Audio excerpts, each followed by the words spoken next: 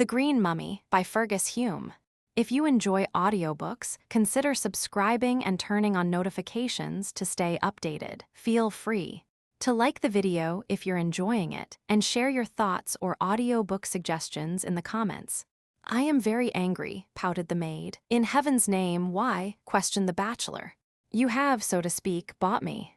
"Pooh. Such as affection, so cold a word when I love you, to the extent of 1,000 pounds.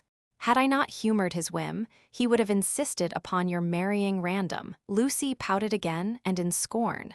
"As if I ever would," said she. "Well, I don't know. Random is a soldier and a baronet, handsome and agreeable, with a certain amount of talent. What objection can you find to such a match?" "One insuperable objection. He isn't you, Archie, darling." "Quite enough for one, you greedy creature. And for two?" he inquired softly. "More than enough. When I am engaged to you, actions speak much louder than remarks, Mr. Archibald Hope. I love you more than I do money." "What do you mean?" The young man smiled and frowned and sighed and laughed in the space of 30 seconds, something of a feat in the way of emotional gymnastics. The freakish feminine nature perplexed him as it had perplexed Adam, and he could not understand this rapid change from poetry to prose. How could it be otherwise, when he was but 25 and engaged for the first time? 70 years is all too short a time to learn what woman really is, and every student leaves this world with the conviction that of the 1,000 sides which the female of man presents to the male of woman, not one reveals the being he desires to know. There is always a deep below a deep, a veil behind a veil, a sphere within a sphere. "It's most remarkable," said the puzzled man in this instance. "What is?" asked the enigma promptly. To avoid an argument which he could not sustain, Archie switched his on to the weather. "This day in September, one could well believe that it is still the month of roses." "What?" "With those wilted hedges and falling leaves and reaped fields and golden haystacks, and it comes into the landscape of this autumn month, as does love into the hearts of an elderly couple who feel too late the supreme passion." Lucy's eyes swept the prospect, and the spring-like sunshine, revealing all too clearly the wrinkles of aging nature, assisted her comprehension.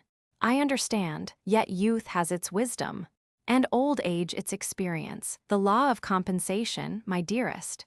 But I don't see," he added reflectively, "what your remark and my answer have to do with the view," whereat Lucy declared that his wits wandered. Within the last 5 minutes they had emerged from a sunken lane where the hedges were white with dust and dry with heat to a vast open space, apparently at the world's end.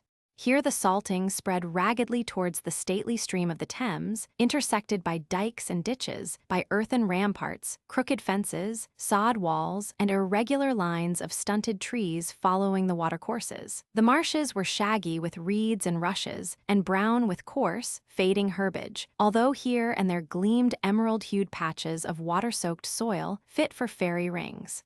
Beyond a moderately high embankment of turf and timber, the lovers could see the broad river, sweeping eastward to the Nore, with homeward-bound and outward-faring ships afloat on its golden tide. Across the gleaming waters, from where they lipped their banks to the foot of low domestic Kentish hills, stretched alluvial lands, sparsely timbered, and in the clear sunshine clusters of houses, great and small, factories with tall, smoky chimneys, clumps of trees, and rigid railway lines could be discerned. The landscape was not beautiful, in spite of the sun's profuse gildings, but to the lovers it appeared a paradise. Cupid, lord of gods and men, had bestowed on them the usual rose-colored spectacles which form an important part of his stock in trade, and they looked abroad on a fairy world. Was not she there? Was not he there? Could Romeo or Juliet desire more? From their feet ran the slim, straight causeway which was the king's highway of the district, a trim, prim line of white above the picturesque disorder of the marshes. It skirted the low-lying fields at the foot of the uplands and slipped through an iron gate to end in the far distance at the gigantic portal of the fort. This was a squat, ungainly pile of rugged gray stone, symmetrically built, but aggressively ugly in its very regularity, since it insulted the graceful curves of nature everywhere discernible. It stood nakedly amidst the bare, bleak meadows glittering with pools of still water, with not even the leaf of a creeper to soften its menacing walls, although above them appeared the full-foliaged tops of trees planted in the barrack-yard. It looked as though the grim walls belted a secret orchard. What with the frowning battlements, the very few windows diminutive and closely barred, the sullen entrance, and the absence of any gracious greenery, Gartley Fort resembled the castle of giant despair. On the hither side, but invisible to the lovers, great cannons scowled on the river they protected, and when they spoke, received answer from smaller guns across the stream. Their less extensive forts were concealed amidst trees and masked by turf embankments to watch and guard the golden argosies of London commerce. Lucy, always impressionable, shivered with her hand in that of Archie's as she stared at the landscape, melancholy even in the brilliant sunshine. "I should hate to live in Gartley Fort," said she abruptly. "One might as well be in jail. If you marry Random you will have to live there, or on a baggage wagon. He is RGA captain, remember, and has to go where glory calls him, like a good soldier." "Glory can call until glory is hoarse for me," retorted the girl candidly. "I prefer an artist's studio to a camp." "Why?" asked Hope, laughing at her vehemence. "The reason is obvious. I love the artist, and if you loved the soldier. But for you, dear, I shall cook and sew and bake and... Every sensible man wants the two in one, but you should be a queen, darling." "Not with my own consent, Archie. The work is much too hard. Existence on £6 a week with you will be more amusing. We can take a cottage, you know, and live the simple life in Gartley Village until you become the PRA, and I can be Lady Hope to walk in silk attire. You shall be queen of the earth, darling, and walk alone." "How dull. I would much rather walk with you. And that reminds me that dinner is waiting. Let us take the shortcut home through the village. On the way you can tell me exactly how you bought me from my stepfather for £1,000. Archie Hope frowned at the incurable obstinacy of the sex. "I didn't buy you, dearest. How many times do you wish me to deny a sale which never took place? I merely obtained your stepfather's consent to our marriage in the near future." As if he had anything to do with my marriage, being only my stepfather, and having, in my eyes, no authority. "In what way did you get his consent, his unnecessary consent?" she repeated with emphasis. Of course, it was waste of breath to argue with a woman who had made up her mind. The two began to walk towards the village along the causeway, and Hope cleared his throat to explain, patiently as to a child. "You know that your stepfather, Professor Braddock, is crazy on the subject of mummies." "Quite so, but less famous and rich than he should be, considering his knowledge of dryas dust antiquities. Well then, to make a long story short, he told me that he greatly desired to examine into the difference between the Egyptians and the Peruvians with regard to the embalming of the dead. I always thought that he was too fond of Egypt to bother about any other country," said Lucy sapiently. "My dear, it isn't the country he cares about, but the civilization of the past. The Incas embalmed their dead, as did the Egyptians, and in some way the professor heard of a royal mummy, swathed in green bandages, so he described it to me." "It should be called an Irish mummy," said Lucy flippantly. "Well, I asked the professor if he would allow me to marry you. When I asked him, he said that he wished you to marry Random, who is rich. I pointed out that you loved me and not Random, and that Random was on a yachting cruise while I was on the spot. He then said that he could not wait for the return of Random and would give me a chance." "What did he mean by that?" "This was 2 months ago, remember, and Professor Braddock wanted the cash at once. Had Random been here he could have supplied it, but as Random was away he told me that if I handed over £1,000 to purchase the mummy, that he would permit our engagement now and our marriage in 6 months. I saw my chance and took it, for your stepfather has always been an obstacle in our path, Lucy, dear. In a week Professor Braddock had the money, as I sold out some of my investments to get it. He then sent Bolton to Malta in a tramp steamer for the sake of cheapness, and now expects him back with the green mummy. Has Sydney bought it?"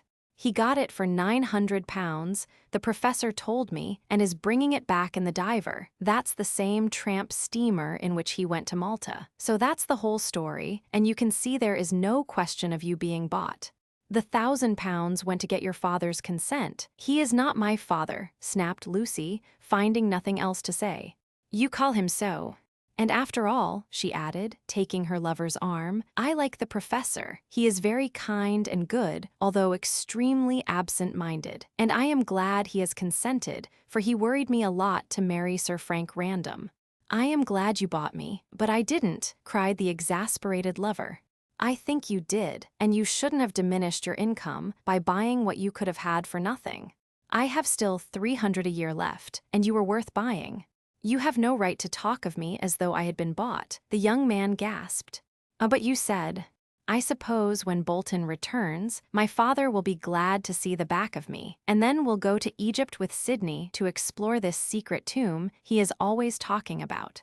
However, his doings have nothing to do with us, darling. Let Professor Braddock fumble amongst the dead if he likes. We live apart, sighed Lucy. Only for the next 6 months, then we can get our cottage and live on love, my dearest.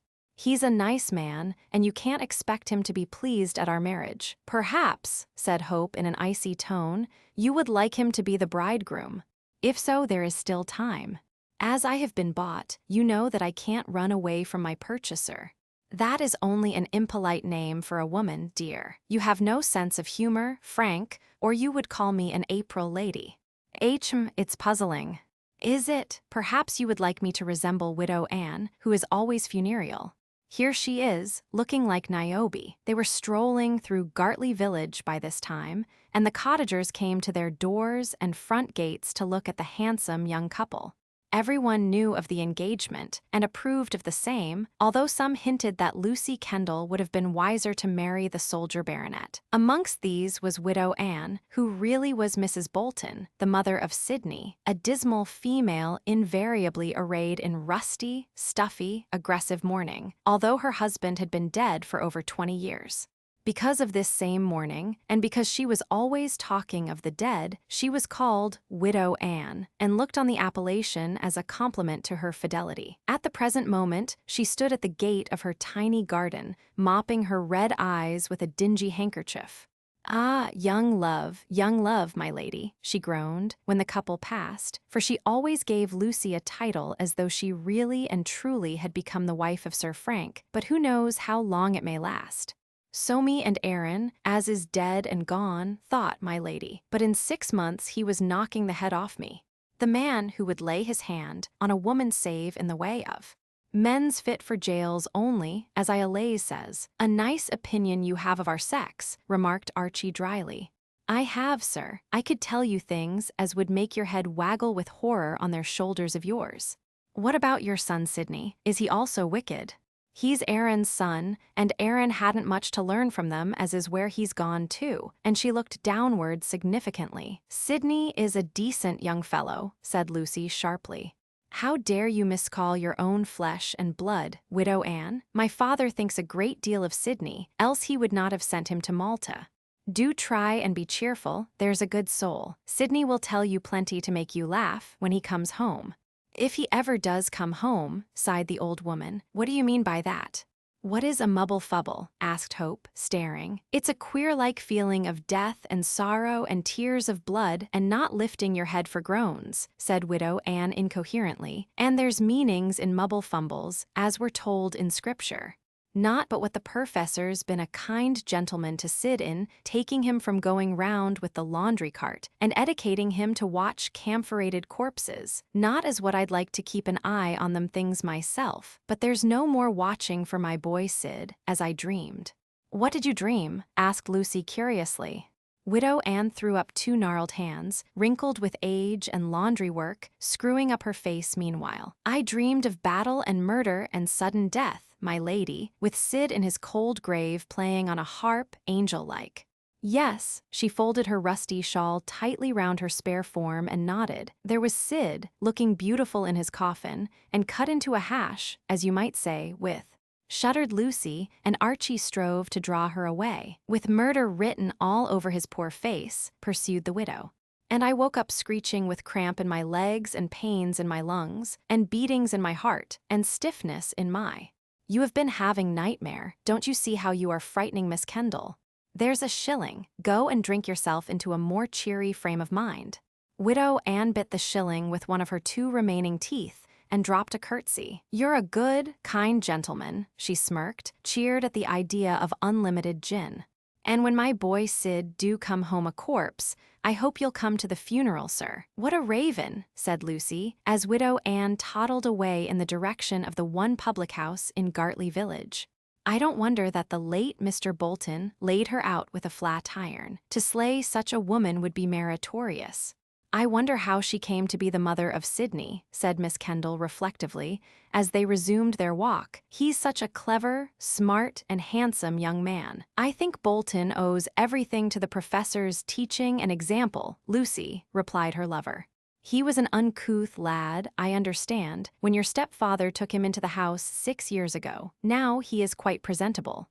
I shouldn't wonder if he married Mrs. Jasher. I rather think Mrs. Jasher admires the professor. Oh, he'll never marry her.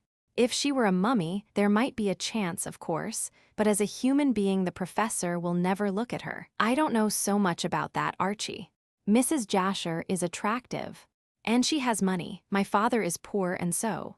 Well, let us get back to the pyramids and see how the flirtation is progressing.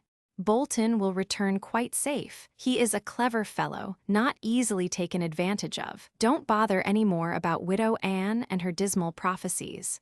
I'll try not to, replied Lucy dutifully. All the same, I wish she had not told me her dream, and she shivered. Chapter 2, Professor Braddock. There was only one really palatial mansion in Gartley, and that was the ancient Georgian house known as the Pyramids. Lucy's stepfather had given the place this eccentric name on taking up his abode there some 10 years previously. Before that time, the dwelling had been occupied by the lord of the manor and his family. But now the old squire was dead, and his impecunious children were scattered to the 4 quarters of the globe in search of money with which to rebuild their ruined fortunes. As the village was somewhat isolated and rather unhealthily situated in a marshy country, the huge, roomy old grange had not been easy to let and had proved quite impossible to sell. Under these disastrous circumstances, Professor Braddock, who described himself humorously as a scientific pauper, had obtained the tenancy at a ridiculously low rental, much to his satisfaction. Many people would have paid money to avoid exile in these damp waste lands, which, as it were, fringed civilization, but their loneliness and desolation suited the professor exactly. He required ample room for his Egyptian collection, with plenty of time to decipher hieroglyphics and study parish dynasties of the Nile Valley. The world of the present day did not interest Braddock in the least. He lived almost continuously on that portion of the mental plane which had to do with the far distant past, and only concerned himself with physical existence when it consisted of mummies and mystic beetles, sepulchral ornaments, pictured documents, hawk-headed deities, and such-like things of almost inconceivable antiquity. He rarely walked abroad and was invariably late for meals, save when he missed any particular one altogether, which happened frequently. Absent-minded in conversation, untidy in dress, unpractical in business, dreamy in manner, Professor Braddock lived solely for archaeology. That such a man should have taken to himself a wife was mystery. Yet he had been married 15 years before to a widow who possessed a limited income and one small child.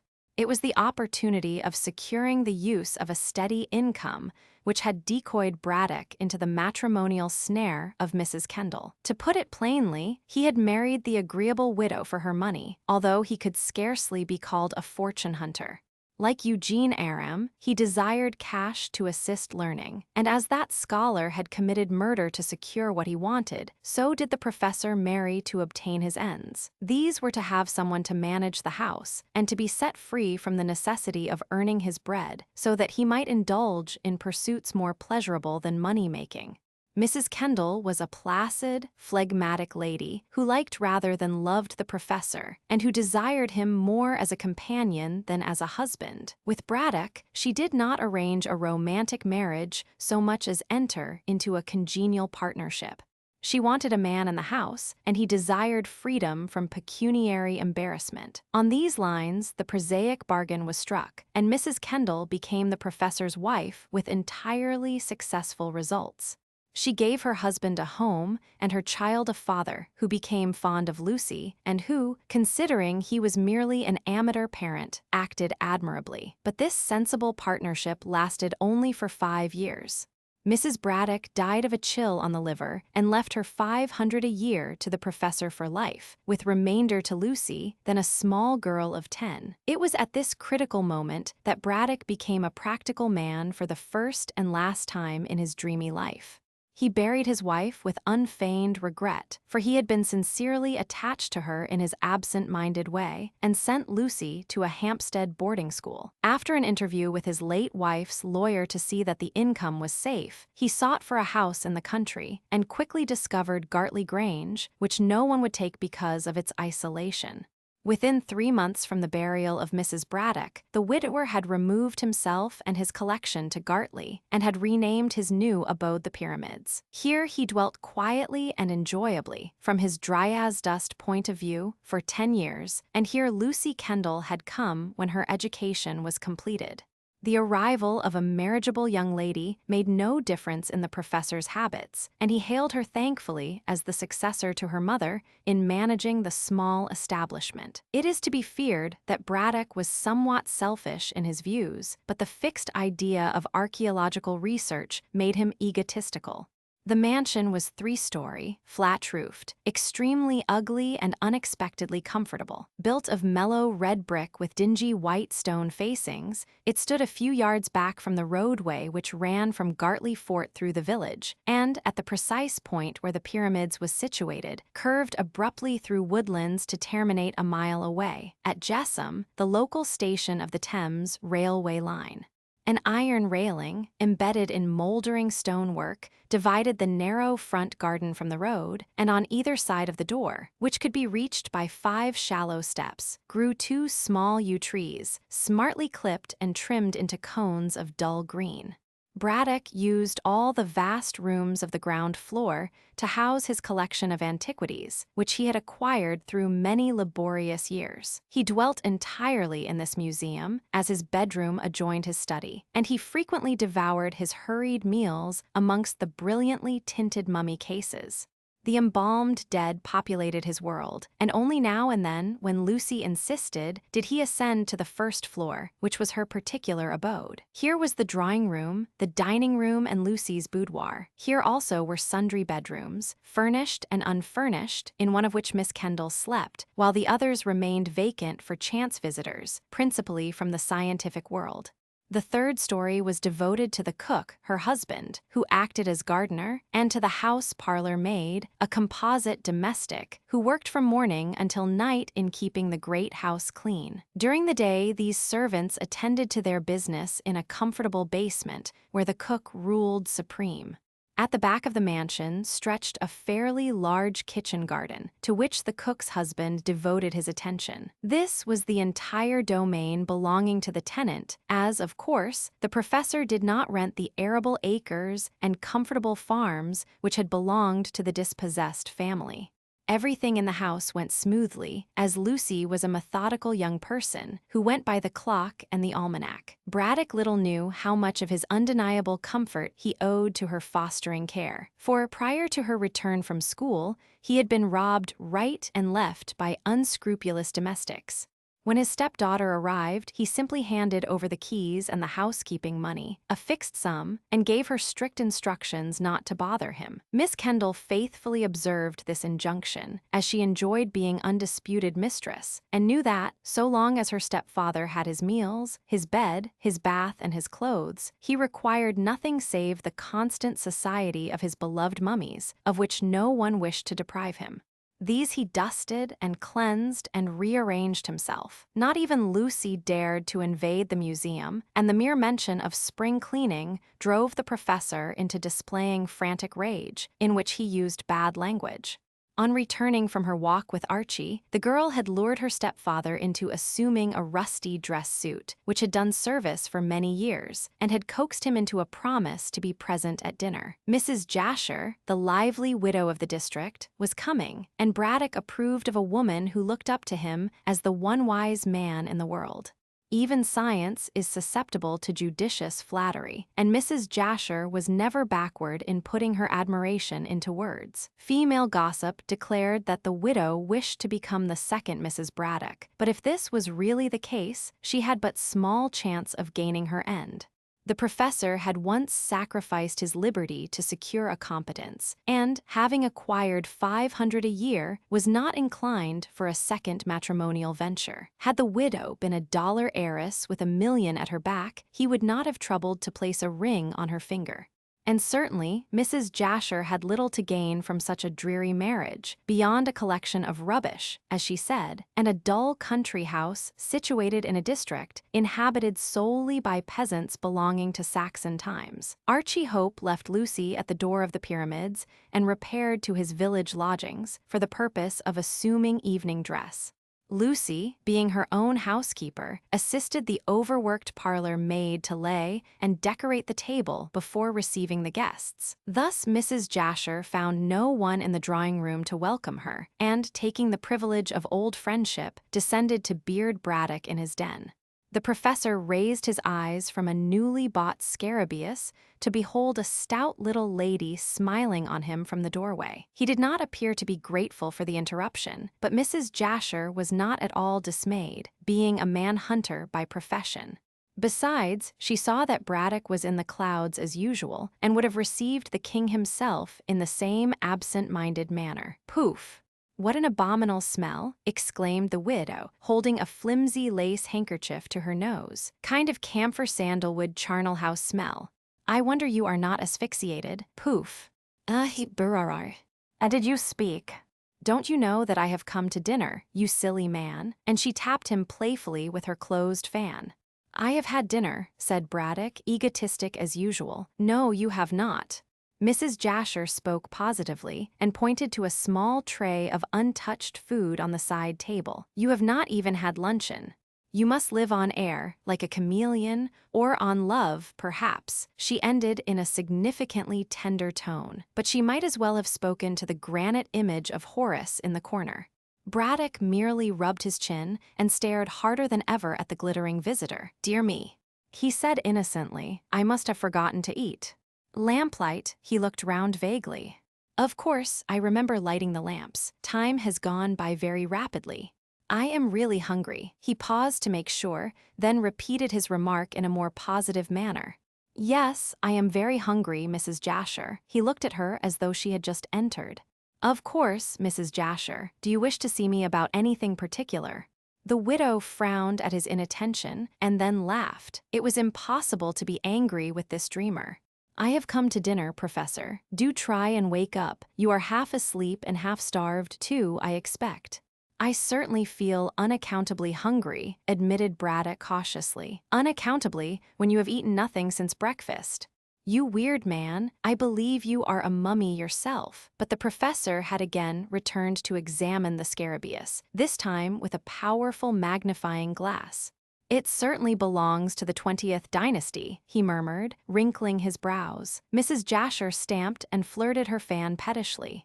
The creature's soul, she decided, was certainly not in his body, and until it came back he would continue to ignore her. With the annoyance of a woman who is not getting her own way, she leaned back in Braddock's one comfortable chair, which she had unerringly selected, and examined him intently.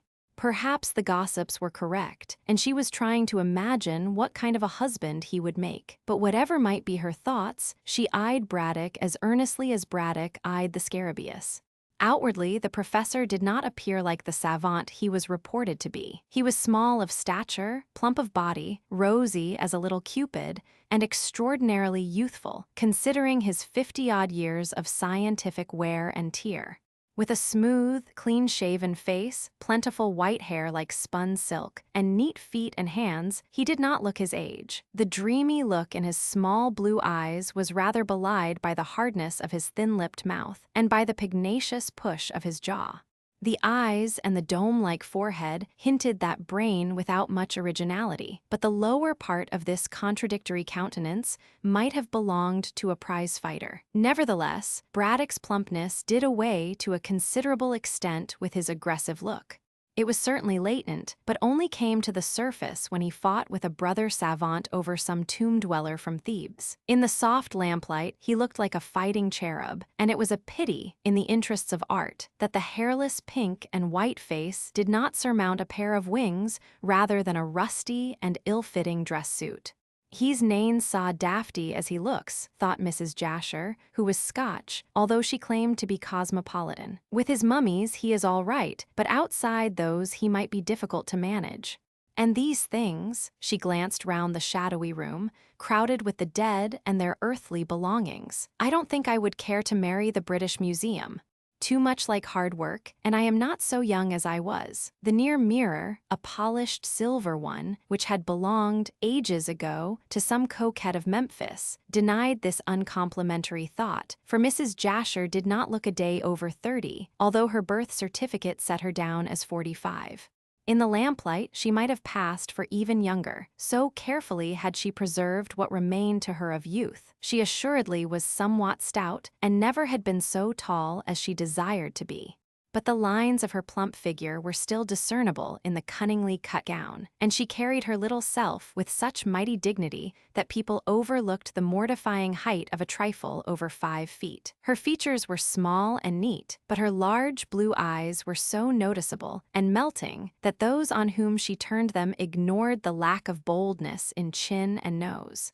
Her hair was brown and arranged in the latest fashion, while her complexion was so fresh and pink that, if she did paint, as jealous women averred, she must have been quite an artist with the hare's foot and the rouge pot and the necessary powder puff. Mrs. Jasher's clothes repaid the thought she expended upon them, and she was artistic in this as in other things.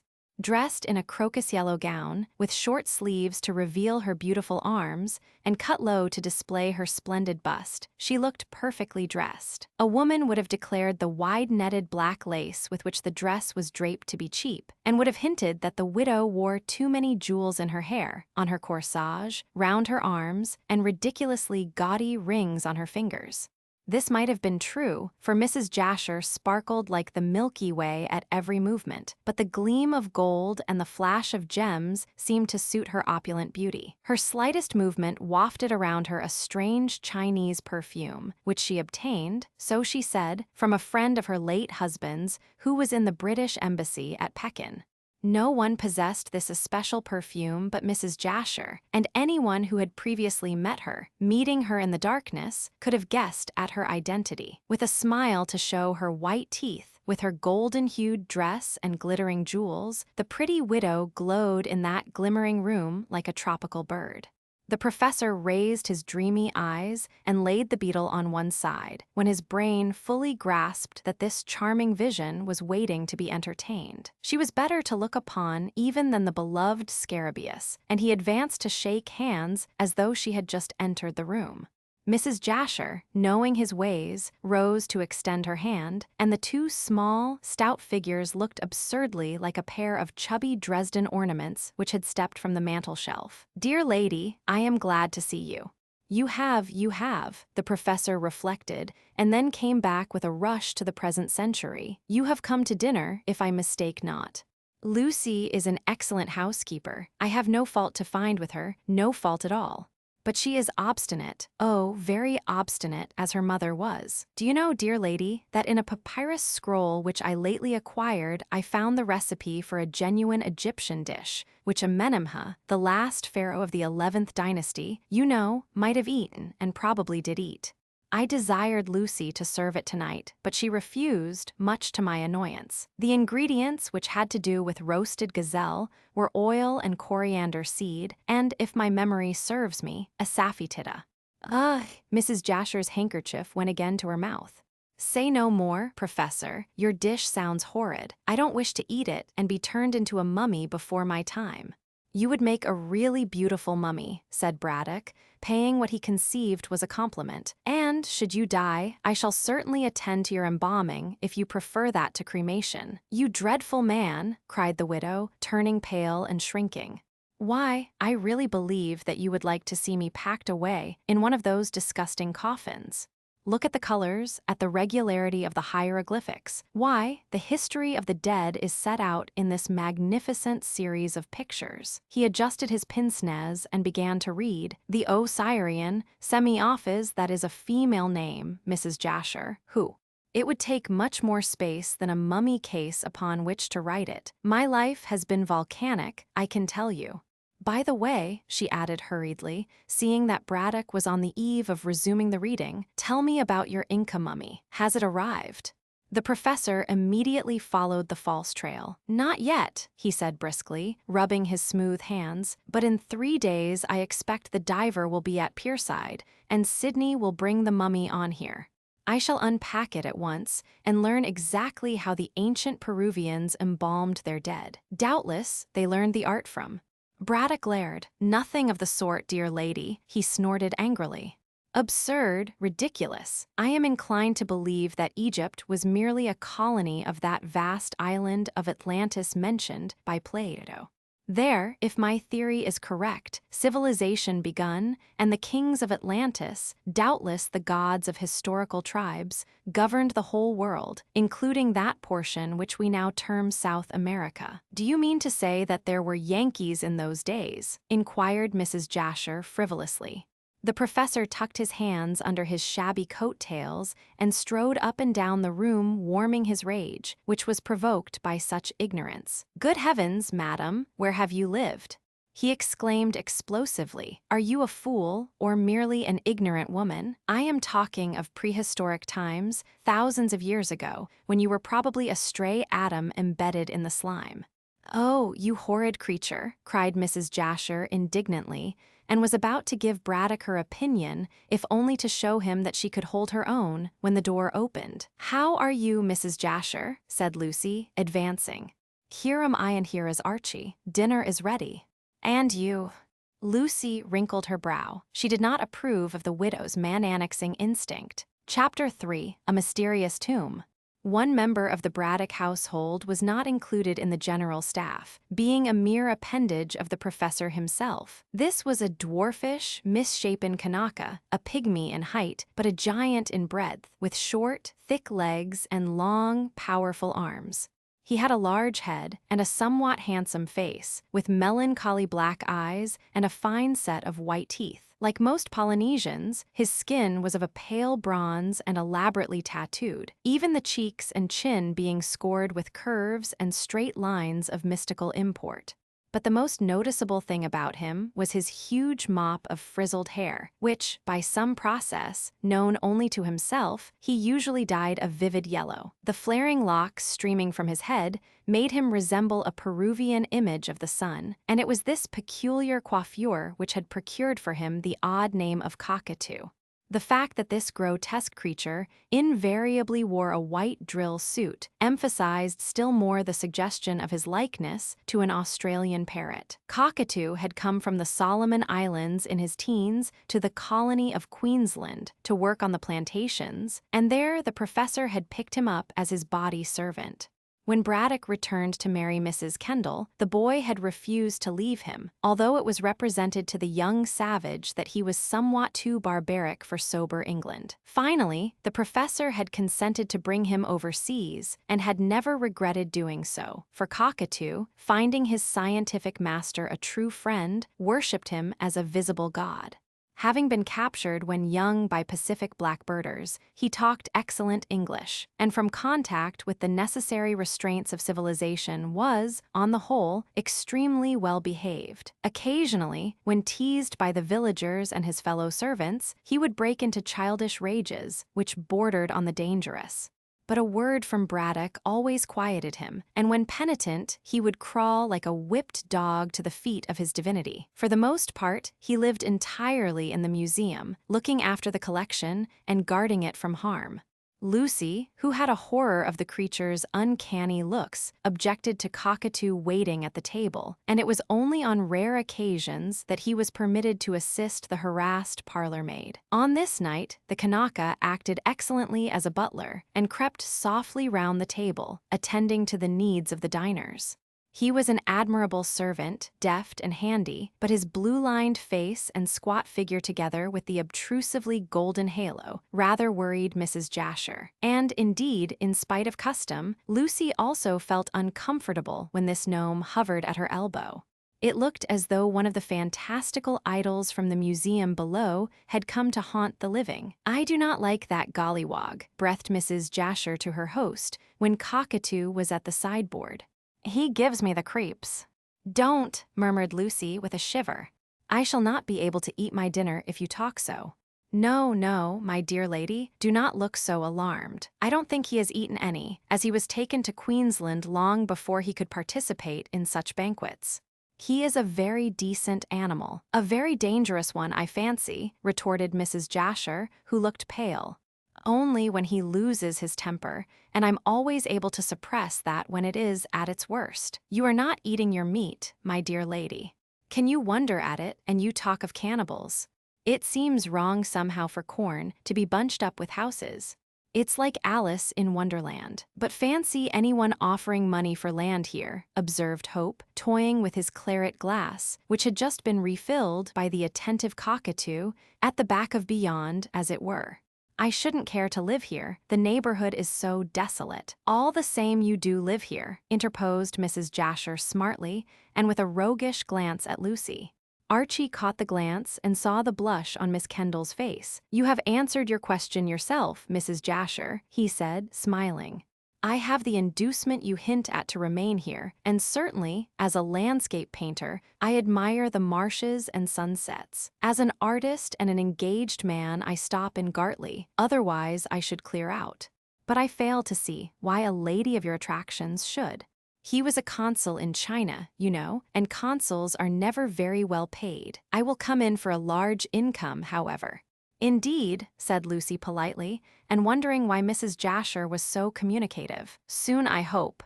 My brother, you know, a merchant in Pekin. He has come home to die and is unmarried. When he does die, I shall go to London. But," added the widow, meditatively and glancing again at the professor, "I shall be sorry to leave dear Gartley. Still, the memory of happy hours spent in this house will always remain with me. Ah me. Ah me," and she put her handkerchief to her eyes. Lucy telegraphed to Archie that the widow was a humbug, and Archie telegraphed back that he quite agreed with her. But the professor, whom the momentary silence had brought back to the present century, looked up and asked Lucy if the dinner was finished. "I have to do some work this evening," said the professor. "Oh, father, when you said that you would take a holiday," said Lucy reproachfully. "I am doing so now. Look at the precious minutes I am wasting in eating, my dear. Life is short, and much remains to be done in the way of Egyptian exploration. There is the sepulchre of Queen Tahoser. If I could only enter that," and he sighed, while helping himself to cream. "Why don't you?" asked Mrs. Jasher, who was beginning to give up her pursuit of Braddock, for it was no use wooing a man whose interests centered entirely in Egyptian tombs. "I have yet to discover it," said the professor simply. Then, warming to the congenial theme, he glanced around and delivered a short historical lecture. Tahoser was the chief wife and queen of a famous pharaoh, the pharaoh of the Exodus, in fact. "The one who was drowned in the Red Sea?" asked Archie idly. "Why, yes, but that happened later. Before pursuing the Hebrews, if the Mosaic account is to be believed, this pharaoh marched far into the interior of Africa, the Libya of the ancients, and conquered the natives of Upper Ethiopia. Being deeply in love with his queen, he took her with him on this expedition, and she died before the pharaoh returned to Memphis. From records which I discovered in the Museum of Cairo, I have reason to believe that the pharaoh buried her with much pomp in Ethiopia, sacrificing, I believe, many prisoners at her gorgeous funeral rites." "And you wish to get the money?" asked Mrs. Jasher, who was rather bored. The professor rose fiercely. "Money? I care nothing for money. I desire to obtain the funeral jewelry and golden masks, the precious images of the gods, so as to place them in the British Museum. And the scrolls of papyrus buried with the mummy of Tahoser may contain an account of Ethiopian civilization, about which we know nothing. Oh, that tomb, that tomb. Braddock began to walk the room, quite forgetting that he had not finished his dinner. I know the mountains whose entrails were pierced to form the sepulchre. Were I able to go to Africa, I am certain that I should discover the tomb. Ah, with what glory would my name be covered, were I so fortunate. Why don't you go to Africa, sir, and try? Asked Hope. Fool, cried the professor politely. To fit out an expedition would take some £5,000, if not more. I would have to penetrate through a hostile country to reach the chain of mountains I speak of, where I know this precious tomb is to be found. I need supplies, an escort, guns, camels, and all the rest of it. A leader must be obtained to manage the fighting men necessary to pass through this dangerous zone. It is no easy task to find the tomb of Tahoser. And yet if I could only get the money, and he walked up and down with his head bent on his breast. Mrs. Jasher was used to Braddock's vagaries by this time, and merely continued to fan herself placidly. I wish I could help you with the expedition, she said quietly. I should like to have some of that lovely Egyptian jewelry myself. But I am quite a pauper, until my brother dies, poor man. Then, she hesitated. What then? Asked Braddock, wheeling. I shall aid you with pleasure. It's a bargain. Braddock stretched out his hand. A bargain, said Mrs. Jasher, accepting the grasp somewhat nervously, for she had not expected to be taken so readily at her word. A glance at Lucy revealed her nervousness. Do sit down, father, and finish your dinner, said that young lady. I am sure you will have more than enough to do when the mummy arrives. The Inca mummy. When I strip that corpse of its green bandages, I shall find the peculiar mode of Peruvian embalming, he replied abruptly, and somehow the way in which he spoke gave Hope the impression that the answer was an excuse. But before he could formulate the thought that Braddock was concealing something, Mrs. Jasher spoke frivolously. I hope your mummy has jewels, she said. It has not, replied Braddock sharply. So far as I know, the Inca race never buried their dead with jewels, but I have read in Prescott's history that they did, said Hope. Prescott, Prescott, cried the professor contemptuously, a most unreliable authority. However, I'll promise you one thing, Hope, that if there are any jewels or jewelry, you shall have the lot. Give me some, Mr. Hope, cried the widow. I cannot, laughed Archie. The green mummy belongs to the professor. I cannot accept such a gift, Hope. Owing to circumstances, I have been obliged to borrow the money from you. Otherwise, the mummy would have been acquired by someone else. But when I find the tomb of Queen Tahoser, I shall repay the loan. You have repaid it already, said Hope, looking at Lucy. Braddock's eyes followed his gaze and his brows contracted. Humph! He muttered, I don't know if I am right in consenting to Lucy's marriage with a pauper. Oh, father, cried the girl, Archie is not a pauper. I have enough for Lucy and me to live on, said Hope, although his face had flushed. And, had I been a pauper, I could not have given you that £1,000. You will be repaid, said Braddock, waving his hand to dismiss the subject. And now, he rose with a yawn, if this tedious feast is at an end, I shall again seek my work. He returns in his yacht to Pierside in 2 or 3 days. In fact, his arrival will coincide with that of the diver. I don't see what his arrival has to do with me, said Lucy tartly. Oh, nothing at all, said Braddock airily. Only I thought, that is, but never mind. Cockatoo, come down with me. Good night. Good night, and he disappeared. Well, said Mrs. Jasher, drawing a long breath, for rudeness and selfishness, commend me to a scientist. We might be all mud for what notice he takes of us. Archie, will you stop here? I shall accompany you and Mrs. Jasher. And Lucy, he stopped her at the door, through which the widow had already passed. What did your father mean by his hints concerning Random? Did you not hear him talk about that tomb? He desires to get money for the expedition. What rubbish! Sooner than that, if our marriage is stopped by the beastly business, I'll sell out and...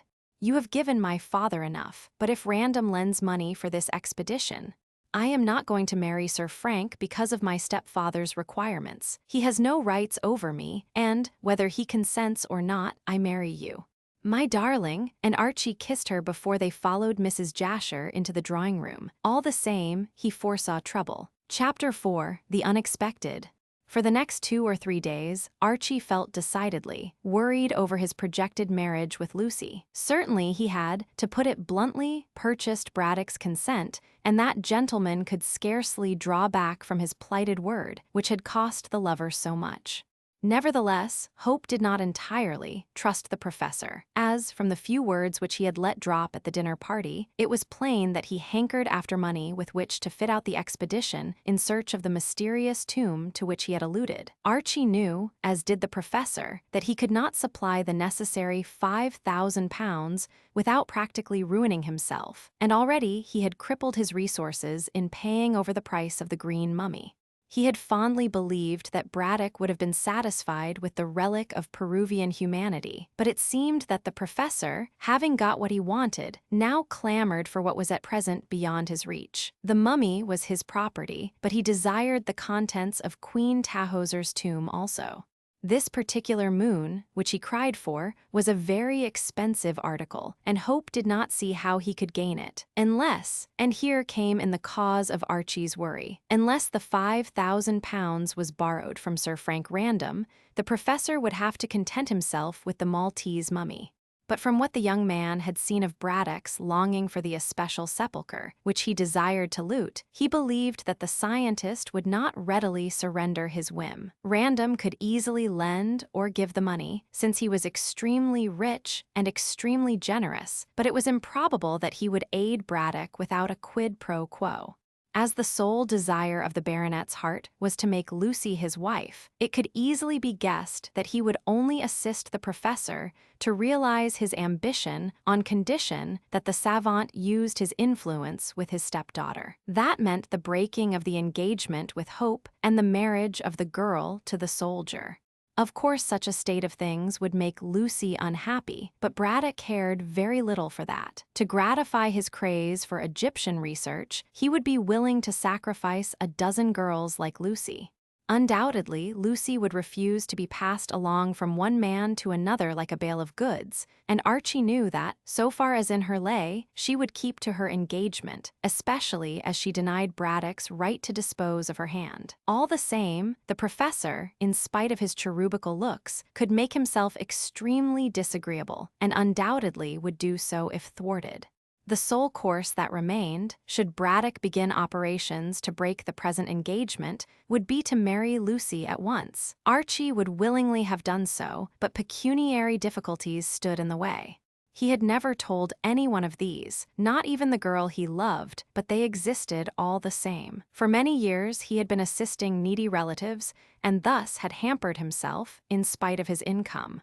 By sheer force of will, so as to force Braddock into giving him Lucy, he had contrived to secure the necessary £1,000 without confusing the arrangements he had made to pay off certain debts connected with his domestic philanthropy, but this brought him to the end of his resources. In 6 months, he hoped to be free to have his income entirely to himself, and then, small as it was, he could support a wife. But until the half-year elapsed, he could see no chance of marrying Lucy with any degree of comfort, and meanwhile she would be exposed to the persecutions of the professor. Perhaps persecutions is too harsh a word, as Braddock was kind enough to the girl.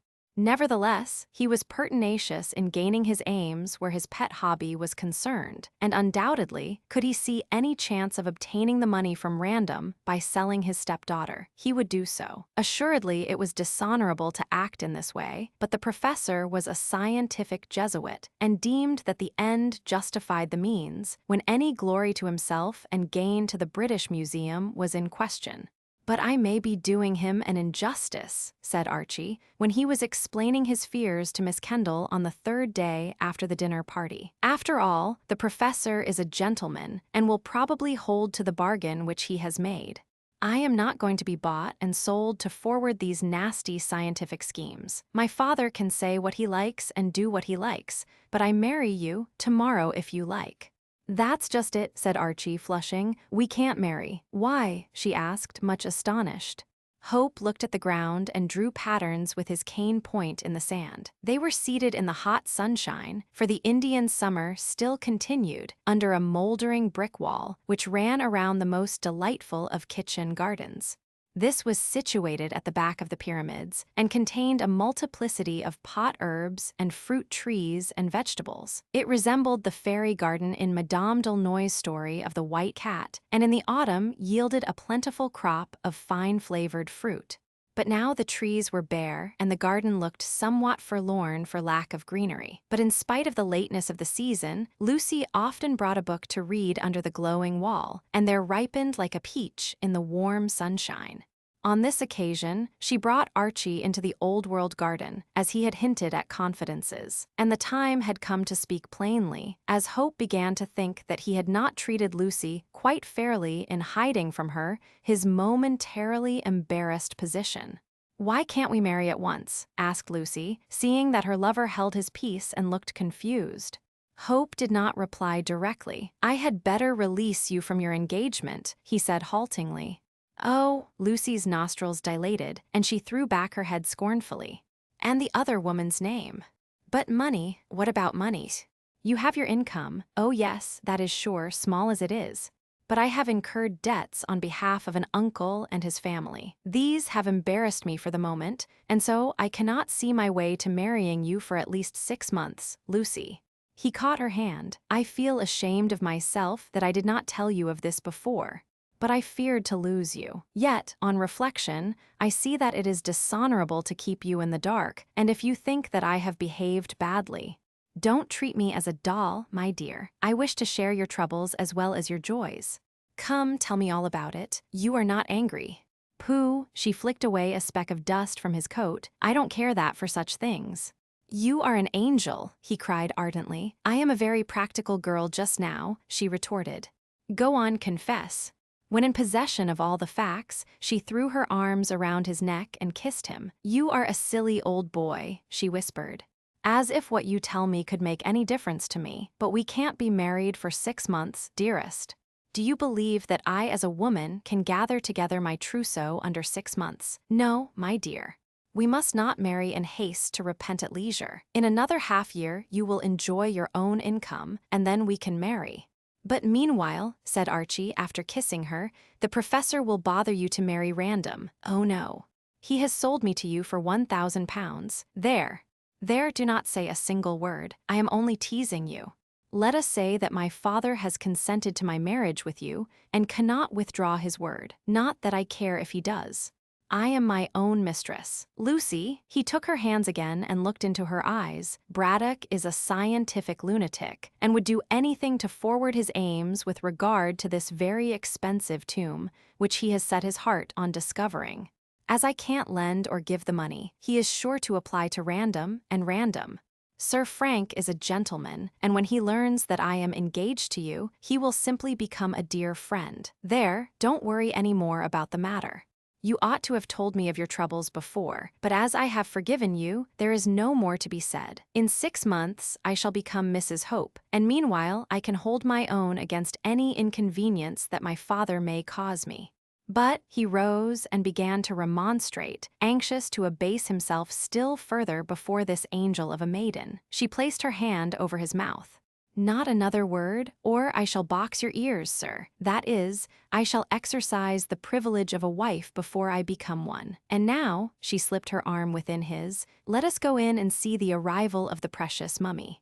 "Oh, it has arrived then. Not here exactly. My father expects it at 3 o'clock. It is now 1:45, said Archie, consulting his watch. "As I have been to London all yesterday, I did not know that the diver had arrived at Pierside. How is Bolton?" "He had not appeared. What do you mean by that?" "The letter was sent on by special messenger and came at 6. Then it arrived in the evening and not in the afternoon." "Well then, Sidney said that he could not bring the mummy to this place last night as it was so late. He intended, so he told my father in the letter, to remove the case containing the mummy ashore to an inn near the wharf at Pierside, and there would remain the night so as to take care of it." "Where's your difficulty?" "Well," she rejoined impatiently, Can't you see show strange it is that Sidney should let the mummy out of his sight, after guarding it so carefully not only from Malta to England, but all the night in Pierside at that hotel? Why doesn't he bring the mummy here himself and come on with the lorry? He wrote yesterday, as I stated, saying that he would keep the case in the hotel and send it on this morning. Did he use the word send or the word bring? But why should he not do so? Why this precious mummy, for which so much has been paid, might have been lost? Well, let us go in and see if Sidney arrives with the case. They passed out of the garden and sauntered round to the front of the house. There, standing in the roadway, they beheld a ponderous lorry with a rough-looking driver standing at the horses' heads. The front door of the house was open, so the mummy case had apparently arrived before its time and had been taken to Braddock's museum while they were chatting in the kitchen garden. "Did Mr. Bolton come with the case?" asked Lucy, leaning over the railings and addressing the driver. "No one came, miss, except myself and my 2 mates, who have taken the case indoor." The driver jerked a coarse thumb over his shoulder. "Was Mr. Bolton at the hotel, where the case remained for the night?"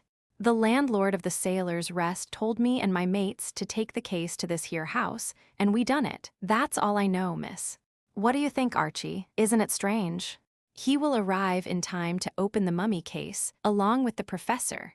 Come in and see my father, Archie." And she passed into the house, followed by the young man, whose curiosity was now aroused. As they entered the door, the 2 men who had taken in the case blundered out and shortly drove away on the lorry towards Jessam railway station.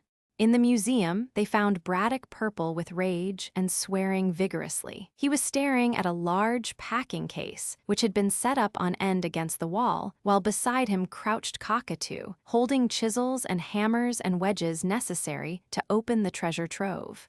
"So the precious mummy has arrived, father," said Lucy, who saw that the professor was furious. "Are you not pleased?" "How can I be pleased when I see how badly the case has been treated? See how it has been bruised and battered and shaken. I'll have an action against Captain Hervey of the Diver if my mummy has been injured. Sidney should have taken better care of so precious an object." "What does he say?" asked Archie, glancing round the museum to see if the delinquent had arrived. "Say!" shouted Braddock again, and snatching a chisel from Cockatoo. "Oh, what can he say when he is not here? I wish I did. I'd have him arrested for neglecting to watch over this case. As it is, when he comes back, I'll dismiss him from my employment. He can go back to his infernal laundry work along with his old witch of a mother." "But why hasn't Bolton come back, sir?" asked Hope sharply. Braddock struck a furious blow at the head of the chisel, which he had inserted into the case. "I want to know that. He brought the case to the Sailor's Rest, and should have come on with it this morning. Instead of doing so, he tells the landlord, a most unreliable man, to send it on. And my precious mummy, the mummy that has cost £900, cried Braddock, working furiously and battering the chisel as though it were Bolton's head, is left to be stolen by any scientific thief that comes along. While the professor, assisted by Cockatoo, loosened the lid of the packing case, a mild voice was heard at the door. Lucy turned, as did Archie, to see Widow Anne curtsying on the threshold of the door. Braddock himself took no notice of her entrance, being occupied with his task, and even while doing it swore scientifically under his breath. He was furious against Bolton for neglect of duty, and Hope rather sympathized with him. It was a serious matter to have left a valuable object like the green mummy to the rough care of laborers. "I beg your pardon, my lady," whimpered Widow Anne, who looked more lean and rusty and dismal than ever. "But has my Sid come? I saw the cart and the coffin." "Where's my boy?" "What do you mean by calling this case a coffin? Have you seen him since he returned?" questioned Lucy, while Braddock and Cockatoo strained at the lid, now nearly off. "Why, I ain't set eyes on him," moaned the widow dismally, "and Summat tells me as I never will." "Woman indeed, sir, I'd have you know. Oh." The widow jumped and quavered as the lid of the packing case fell on the floor with a bang. "Oh, lor, sir, the start you did give me." But Braddock had no eyes for her and no ears for anyone. He pulled lustily at the straw packing, and soon the floor was littered with rubbish. But no green case appeared, and no mummy. Suddenly Widow Anne shrieked again. "There's my Sid, dead, oh my son dead, dead." She spoke truly. The body of Sidney Bolton was before them. Chapter 5. The terrible contents of the packing case startled and terrified all present. Faint and white, Lucy clung to the arm of her lover to keep herself from sinking to the ground, as Mrs. Bolton had done. Archie stared at the grotesque rigidity of the body, as though he had been changed into stone, while Professor Braddock stared likewise, scarcely able to credit the evidence of his eyes. Only the Kanaka was unmoved and squatted on his hams, indifferently surveying the living and the dead. As a savage, he could not be expected to have the nerves of civilized man. Braddock, who had dropped chisel and hammer in the first movement of surprise, was the quickest to recover his powers of speech. The sole question he asked revealed the marvelous egotism of a scientist, nominated by one idea. "Where is the mummy of Inca Caxus?" he murmured with a bewildered air. Widow Anne, groveling on the floor, pulled her gray locks into wild confusion and uttered a cry of mingled rage and grief. "He asks that. He asks that," she cried, stammering and choking, "when he has murdered my poor boy Sid." "What's that?" demanded Braddock sharply, and recovering from a veritable stupor, which the disappearance of the mummy and the sight of his dead assistant had thrown him into. "Kill your son? How could I kill your son? What advantage would it have been to me had I killed your son?" sobbed the old woman. "But you... And you go, Lucy. This sight is too terrible for your eyes." Lucy, inarticulate with nervous fear, nodded and tottered towards the door of the museum, but Widow Anne refused to be lifted to her feet. "My boy is dead," she wailed. "My boy Sid is a corpse as I saw him in my dream. In the coffin, too, cut to pieces." Interrupted Braddock, peering into the depths of the packing case. "I can see no wound."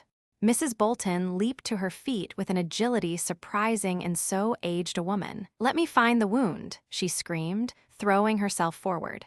Hope caught her back and forced her towards the door. "No. The body must not be disturbed until the police see it," he said firmly. "The police? Ah, yes, the police," remarked Braddock quickly. "We must send for the police to Pierside and tell them my mummy has been stolen." "That my boy has been murdered," screeched Widow Anne, waving her skinny arms and striving to break from Archie. "You wicked old devil to kill my darling Sid. If he hadn't gone to them furrin parts he wouldn't be a corp now, but I'll have the lower. You'll be hanged, you. In less time than it takes to tell, he had swept both Archie and the widow out into the hall, where Lucy was trembling, and Cockatoo, by his master's order, was locking the door. "Not a thing shall be touched until the police come. Hope, you are a witness that I have not meddled with the dead. You were present when I opened the packing case. You have seen that a useless body has been substituted for a valuable mummy. And yet this old witch dares. Braddock stamped and grew incoherent from sheer rage. Archie soothed him, leaving go of Widow Anne's arm to do so. "Hush, hush," said the young man quietly. "The poor woman does not know what she is saying. I'll go for the police and... Meanwhile, you keep the key of the museum," he dropped it into Hope's breast pocket, "so that you and the police may be sure the body has not been touched. Widow Anne, go home." He turned angrily on the old creature, who was now trembling after her burst of rage, "and don't dare to come here again until you ask pardon for what you have said." "I want to be near my poor boy's corpse," wailed Widow Anne, "and I'm very sorry, Professor. I didn't mean to. Go away," and he stamped. But by this time, Lucy had recovered her self-possession, which had been sorely shaken by the sight of the dead. "Leave her to me," she observed, taking Mrs. Bolton's arm and leading her towards the stairs. "I shall take her to my room and give her some brandy. Father, you must make some allowance for her natural grief, and... Take her away, he cried testily, "and keep her out of my sight. Is it not enough to have lost an invaluable assistant and a costly mummy of infinite historical and archaeological value, without my being accused of... The professor choked with rage and shook his hand in the air. Seeing that he was unable to speak, Lucy seized the opportunity of the lull in the storm and hurried the old woman, sobbing and moaning, up the stairs. By this time, the shrieks of Mrs. Bolton and the wordy wrath of Braddock had drawn the cook and her husband, along with the housemaid, from the basement to the ground floor. The sight of their surprised faces only added to their master's anger, and he advanced furiously. Go downstairs again. Go down, I tell you. But if there's anything wrong, sir, ventured the gardener timidly. Everything is wrong. My mummy has been lost. Mr. Bolton has been murdered. The police are coming, and he choked again, but the servants waited to hear no more. The mere mention of the words murder and police sent them, pale-faced and startled, down to the basement, where they huddled like a flock of sheep. Braddock looked around for Hope, but found that he had opened the front door and had vanished. But he was too distracted to think why Archie had gone, and there was much to do in putting things straight. Beckoning to Cockatoo, he stalked into a side room and scribbled a pencil note to the inspector of police at Pierside, telling him of what had happened and asking him to come at once to the pyramids with his underlings. This communication he dispatched by Cockatoo, who flew to get his bicycle. In a short time he was riding at top speed to Brefort, which was on this side of the river, facing Pierside. There he could ferry across to the town and deliver his terrible message. Having done all that he could until the police came, Braddock walked out of the front door and into the roadway to see if Archie was in sight. He could not see the young man, but, as luck would have it, and by one of those coincidences which are much more common than is suspected, he saw the Gartley doctor walking briskly past. "Hi!" shouted the professor, who was purple in the face and perspiring profusely. "Hi there, Dr. Robinson. I want you. Come, come. Hurry, man, hurry." He ended in a testy rage, and the doctor, knowing Braddock's eccentricities, advanced with a smile.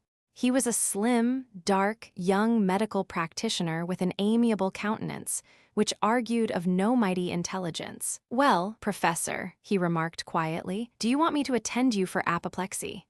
Take your time, my dear sir, take your time." He patted the scientist on the shoulder to soothe his clamorous rage.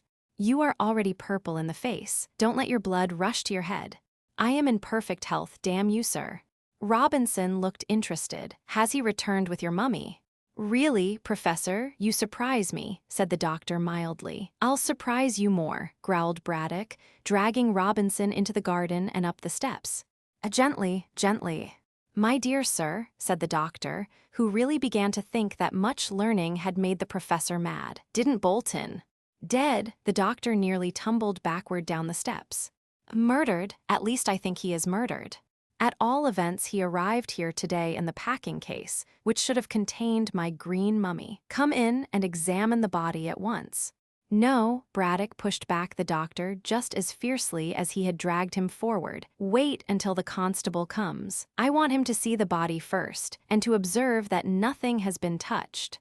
I have sent for the Pierside inspector to come. There will be all sorts of trouble," cried Braddock despairingly, "and my work, most important work, will be delayed just because this silly young ass Sidney Bolton chose to be murdered." And the professor stormed up and down the hall, shaking impotent arms in the air. "Good heavens," stammered Robinson, who was young in years and somewhat new to his profession. You must be mistaken.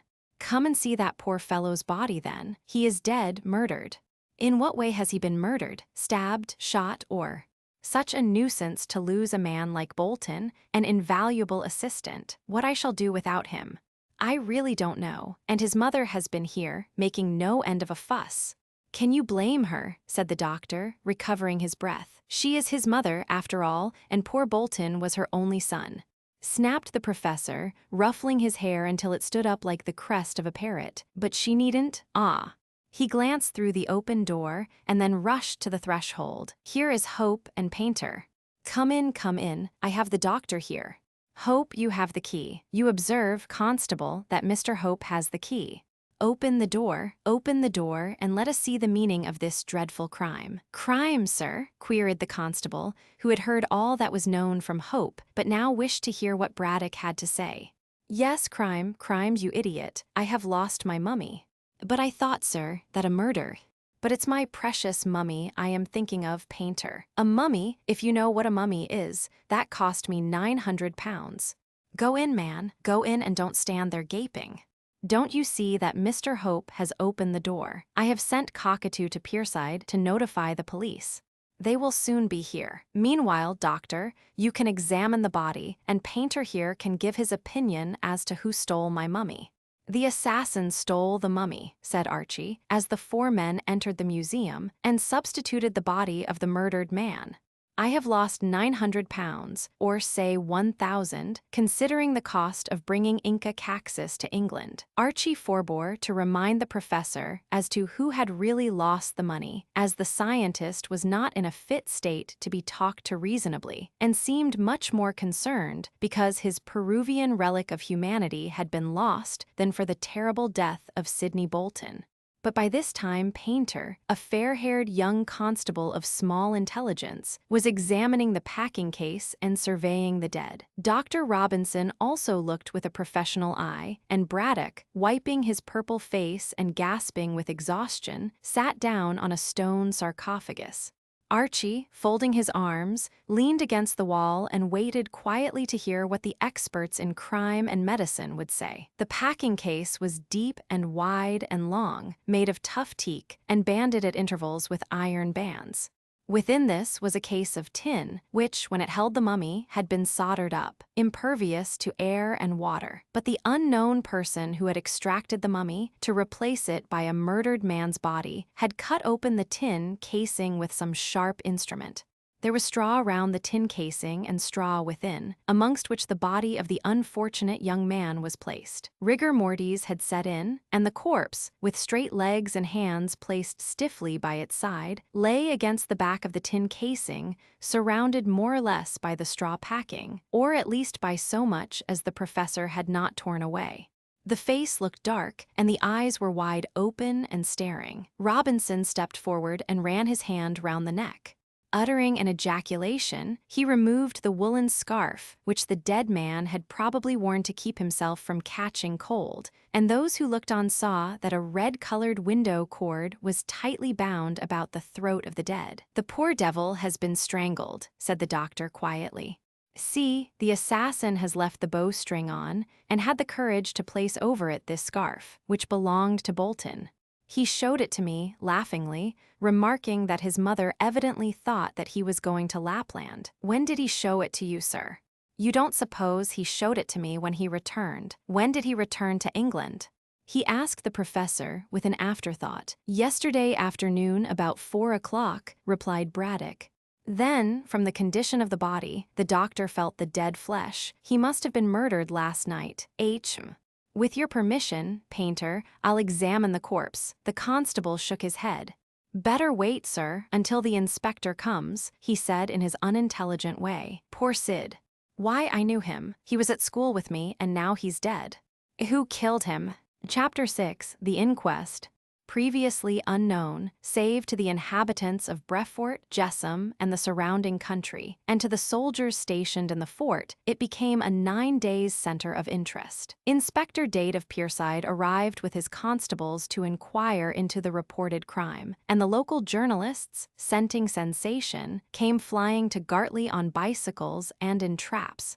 Next morning, London was duly advised that a valuable mummy was missing, and that the assistant of Professor Braddock, who had been sent to fetch it from Malta, was murdered by strangulation. In a couple of days, the three kingdoms were ringing with the news of the mystery. And a mystery it proved to be, for, in spite of Inspector Date's efforts and the enterprise of Scotland Yard detectives summoned by the professor, no clue could be found to the identity of the assassin. Briefly, the story told by the newspapers ran as follows. As it was impossible to carry the case to the pyramids on that night, Bolton had placed it in his bedroom at the Sailor's Rest, a mean little public house of no very savory reputation near the water's edge. He was last seen alive by the landlord and the barmaid, when, after a drink of harmless ginger beer, he retired to bed at 8, leaving instructions to the landlord, overheard by the barmaid, that the case was to be sent on next day to Professor Braddock of Gartley. Bolton hinted that he might leave the hotel early and would probably proceed the case to its destination, so as to advise Professor Braddock, necessarily anxious, of its safe arrival. Before retiring, he paid his bill and deposited in the landlord's hand a small sum of money, so that the case might be sent across stream to Brefort, thence to be taken in a lorry to the pyramids. There was no sign, said the barmaid and the landlord, that Bolton contemplated suicide or that he feared sudden death. His whole demeanor was cheerful, and he expressed himself exceedingly glad to be in England once more. At 11 on the ensuing morning, a persistent knocking and a subsequent opening of the door of Bolton's bedroom proved that he was not in the room, although the tumbled condition of the bedclothes proved that he had taken some rest. No one in the hotel thought anything of Bolton's absence, since he had hinted at an early departure, although the chambermaid considered it strange that no one had seen him leave the hotel. The landlord obeyed Bolton's instructions and sent the case, in charge of a trustworthy man, to Brefort across the river. There a lorry was procured, and the case was taken to Gartley, where it arrived at 3 in the afternoon. It was then that Professor Braddock, in opening the case, discovered the body of his ill-fated assistant, rigid in death, and with a red window cord tightly bound round the throat of the corpse. At once, said the newspapers, the professor sent for the police, and later insisted that the smartest Scotland Yard detectives should come down to elucidate the mystery. At present, both police and detectives were engaged in searching for a needle in a haystack, and so far had met with no success. Such was the tale set forth in the local and London and provincial journals. Widely as it was discussed, and many as were the theories offered, no one could fathom the mystery, but all agreed that the failure of the police to find a clue was inexplicable. It was difficult enough to understand how the assassin could have murdered Bolton and opened the packing case, and removed the mummy to replace it by the body of his victim in a house filled with at least half a dozen people. But it was yet more difficult to guess how the criminal had escaped with so noticeable an object as the mummy, bandaged with emerald-hued woolen stuff woven from the hair of Peruvian llamas. Meanwhile, the thief and his plunder had vanished as completely as if the earth had swallowed both. Great was the wonder at the cleverness of the criminal, and many were the solutions offered to account for the disappearance. One enterprising weekly paper, improving on the Limerick craze, offered a furnished house and £3 a week for life to the fortunate person who could solve the mystery. As yet no one had won the prize, but it was early days yet, and at least 5,000 amateur detectives tried to work out the problem. Naturally, Hope was sorry for the untimely death of Bolton, whom he had known as an amiable and clever young man. But he was also annoyed that his loan of the money to Braddock should have been, so to speak, nullified by the loss of the mummy. The professor was perfectly furious at his double loss of assistant and embalmed corpse, and was only prevented from offering a reward for the discovery of the thief and assassin by the painful fact that he had no money. He hinted to Archie that a reward should be offered, but that young man, backed by Lucy, declined to throw away good money after bad. Braddock took this refusal so ill that Hope felt perfectly convinced he would try and wriggle out of his promise to permit the marriage and persuade Lucy to engage herself to Sir Frank Random, should the baronet be willing to offer a reward. And Hope was also certain that Braddock, a singularly obstinate man, would never rest until he once more had the mummy in his possession. That the murderer of Sidney Bolton should be hanged was quite a minor consideration with the professor. Meanwhile, widow Anne had insisted on the dead body being taken to her cottage, and Braddock, with the consent of Inspector Date, willingly agreed, as he did not wish a newly dead corpse to remain under his roof. Therefore, the remains of the unfortunate young man were taken to his humble home, and here the body was inspected by the jury when the inquest took place in the coffee room of the Warrior Inn, immediately opposite Mrs. Bolton's abode. There was a large crowd round the inn, as people had come from far and wide to hear the verdict of the jury, and Gartley, for the first and only time in its existence, presented the aspect of an August bank holiday. The coroner, an elderly doctor with a short temper, caused by the unrealized ambition of a country practitioner, opened the proceedings by a snappy speech, in which he set forth the details of the crime in the same bold fashion in which they had been published by the newspapers. "So you will see, gentlemen," said the coroner, "that the difficulty of the assassin in leaving the hotel with his plunder was not so great as has been imagined. He had merely to open the window in the quiet hours of the night, when no one was about, and pass the mummy through to his accomplice, who probably waited without. It is also probable that a boat was waiting by the bank of the river, and the mummy having been placed in this, the assassin and his friend could row away into the unknown without the slightest chance of discovery. Inspector Date, a tall, thin, upright man with an iron jaw and a severe expression, drew the coroner's attention to the fact that there was no evidence to show that the assassin had an accomplice. "What you have stated, sir, may have occurred," rasped Date in a military voice, "but we cannot prove the truth of your assumption, since the evidence at our disposal is merely circumstantial. Say what you have to say, Mr. Inspector, and produce your witnesses, if you have any. We wish to learn the reason why the murderer strangled the deceased. And I would point out to you, Mr. Inspector, that, as yet, we do not even know the sex of the assassin. It might be a woman who murdered the deceased." Professor Braddock, who was seated near the door of the coffee room, being even more irascible than usual, rose to contradict. "There isn't a scrap of evidence to show that the murderer was a woman. And I would point out that, as yet, Inspector Date has produced no witnesses." Date glared.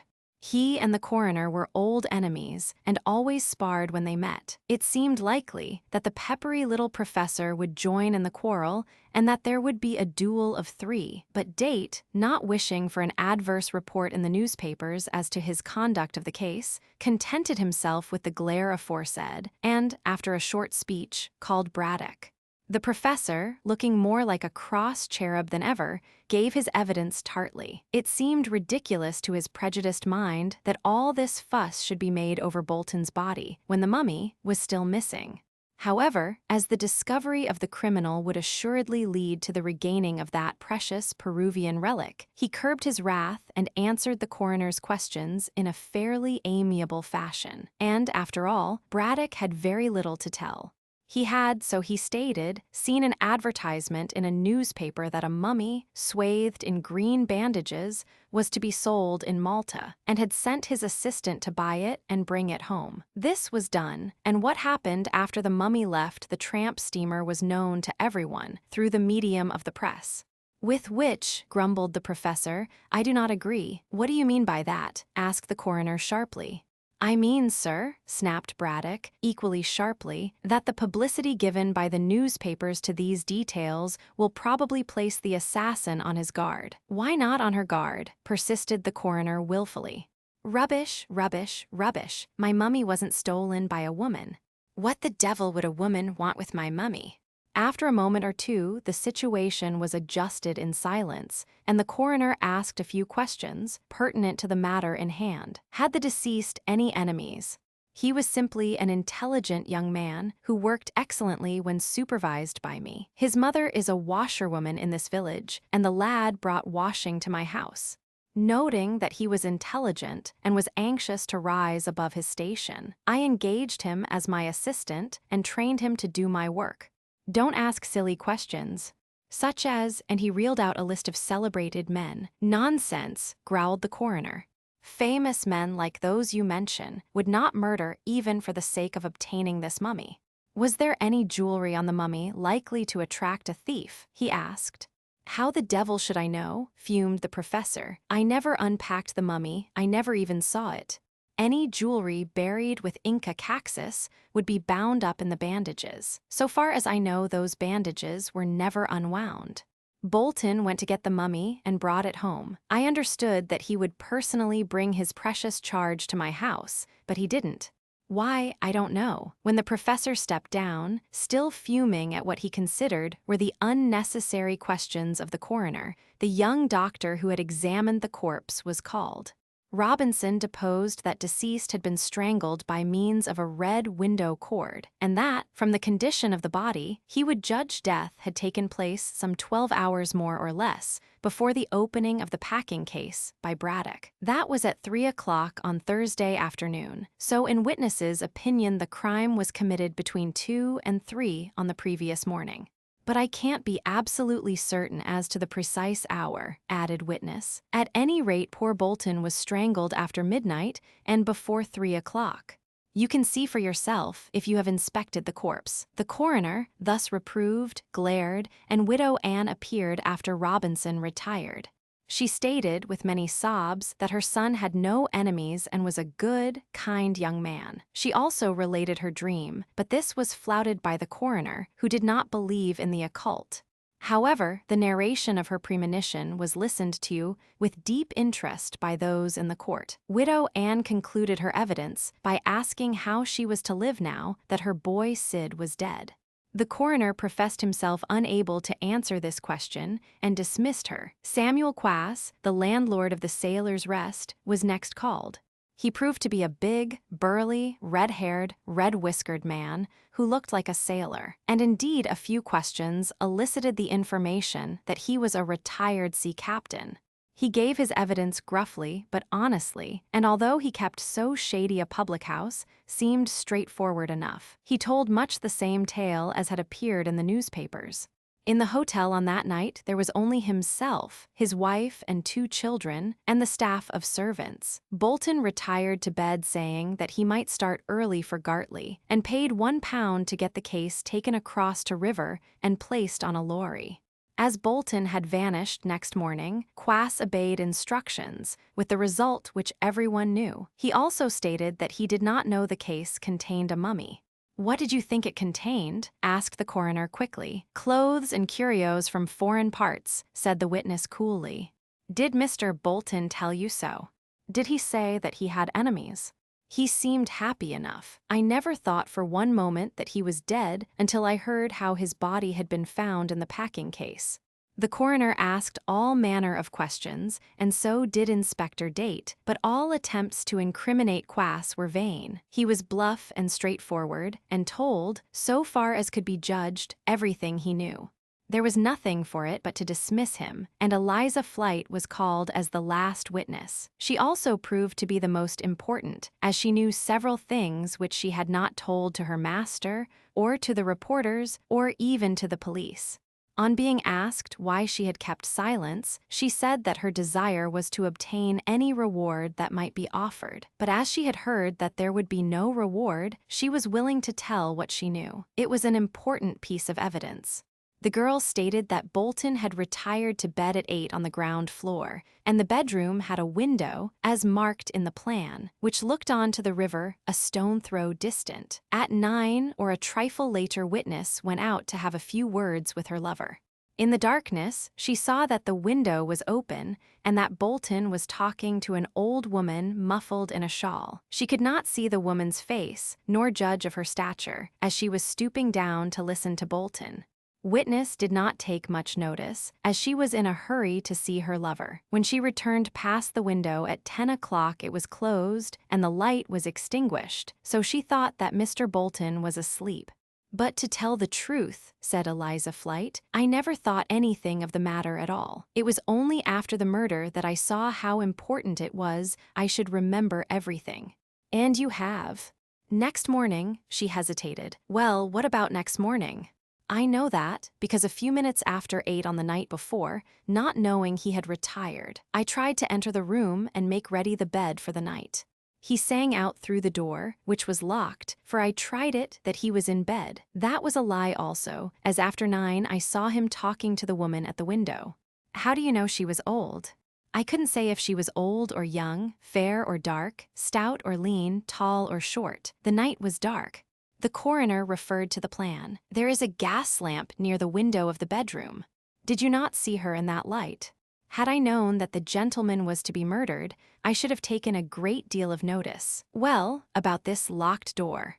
I knocked and knocked, but could get no answer. As it was 11, I thought the gentleman was sleeping very long, so I tried to open the door.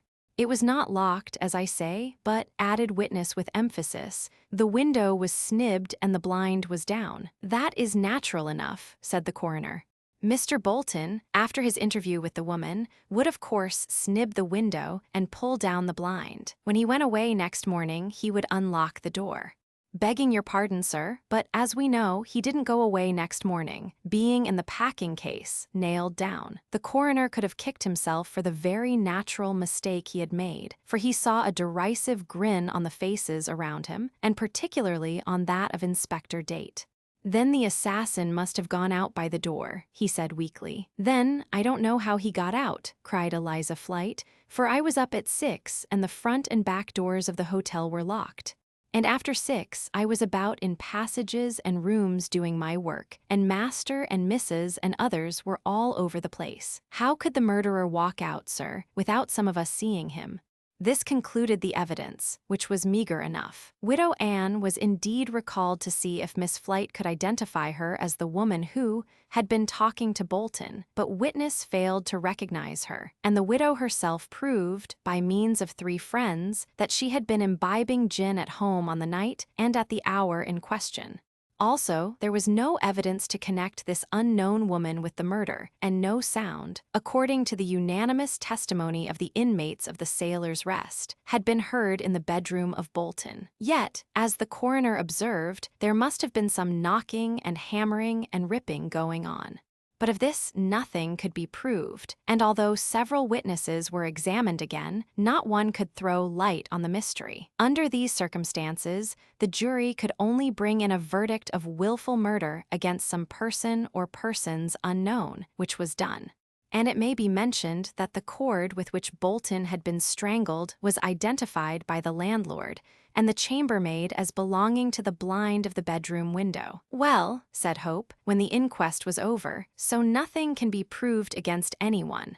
What is to be done next?" Chapter 7: The Captain of the Diver. The day after the inquest, Sidney Bolton's body was buried in Gartley churchyard. Owing to the nature of the death and the publicity given to the murder by the press, a great concourse of people assembled to witness the interment, and there was an impressive silence when the corpse was committed to the grave. Afterwards, as was natural, much discussion followed on the verdict at the inquest. It was the common opinion that the jury could have brought in no other verdict, considering the nature of the evidence supplied, but many people declared that Captain Hervey of the Diver should have been called. If the deceased had enemies, said these wiseacres, it was probable that he would have talked about them to the skipper. But they forgot that the witnesses called at the inquest, including the mother of the dead man, had insisted that Bolton had no enemies, so it is difficult to see what they expected Captain Hervey to say. After the funeral, the journals made but few remarks about the mystery, every now and then it was hinted that a clue had been found and that the police would sooner or later track down the criminal. But all this loose chatter came to nothing, and as the days went by, the public in London, at all events, lost interest in the case. The enterprising weekly paper that had offered the furnished house and the life income to the person who found the assassin received an intimation from the government that such a lottery could not be allowed. The paper, therefore, returned to limericks, and the amateur detectives, like so many Othellos, found their occupation gone. Then a political crisis took place in the Far East, and the fickle public relegated the murder of Bolton to the list of undiscovered crimes. Even the Scotland Yard detectives, failing to find a clue, lost interest in the matter, and it seemed as though the mystery of Bolton's death would not be solved until the day of judgment.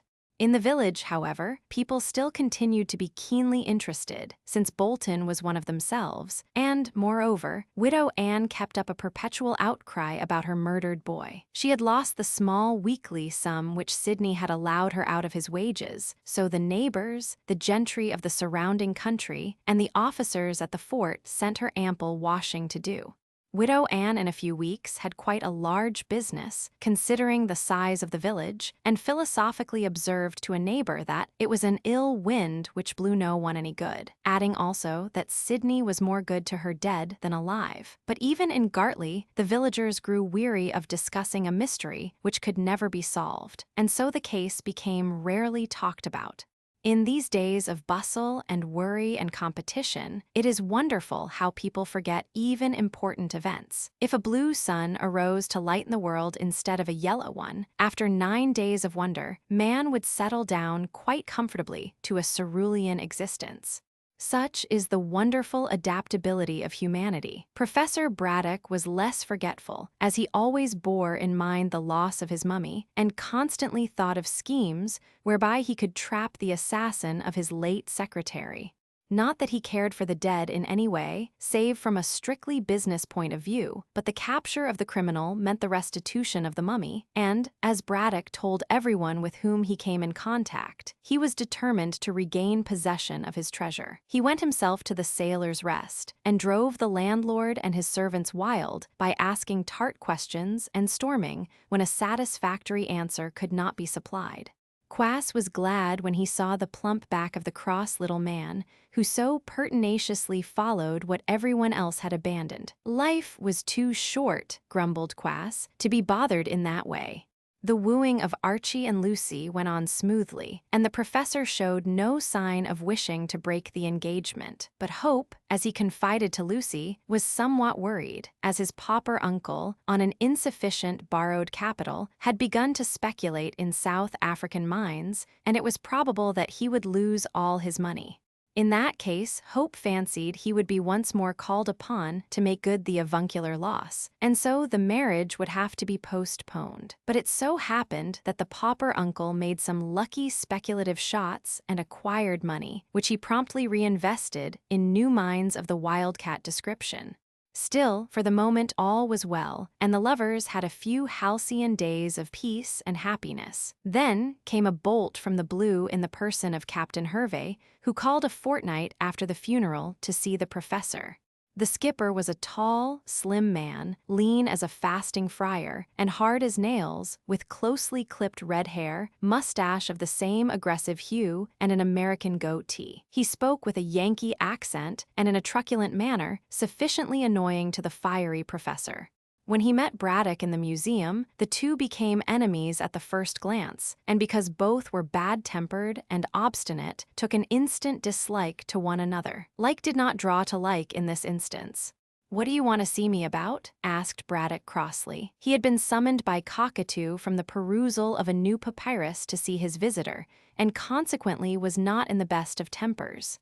"I've just blew in fur a trifle of chin music," replied Hervey with an emphatic USA accent. "I'm busy, get out," was the uncomplimentary reply.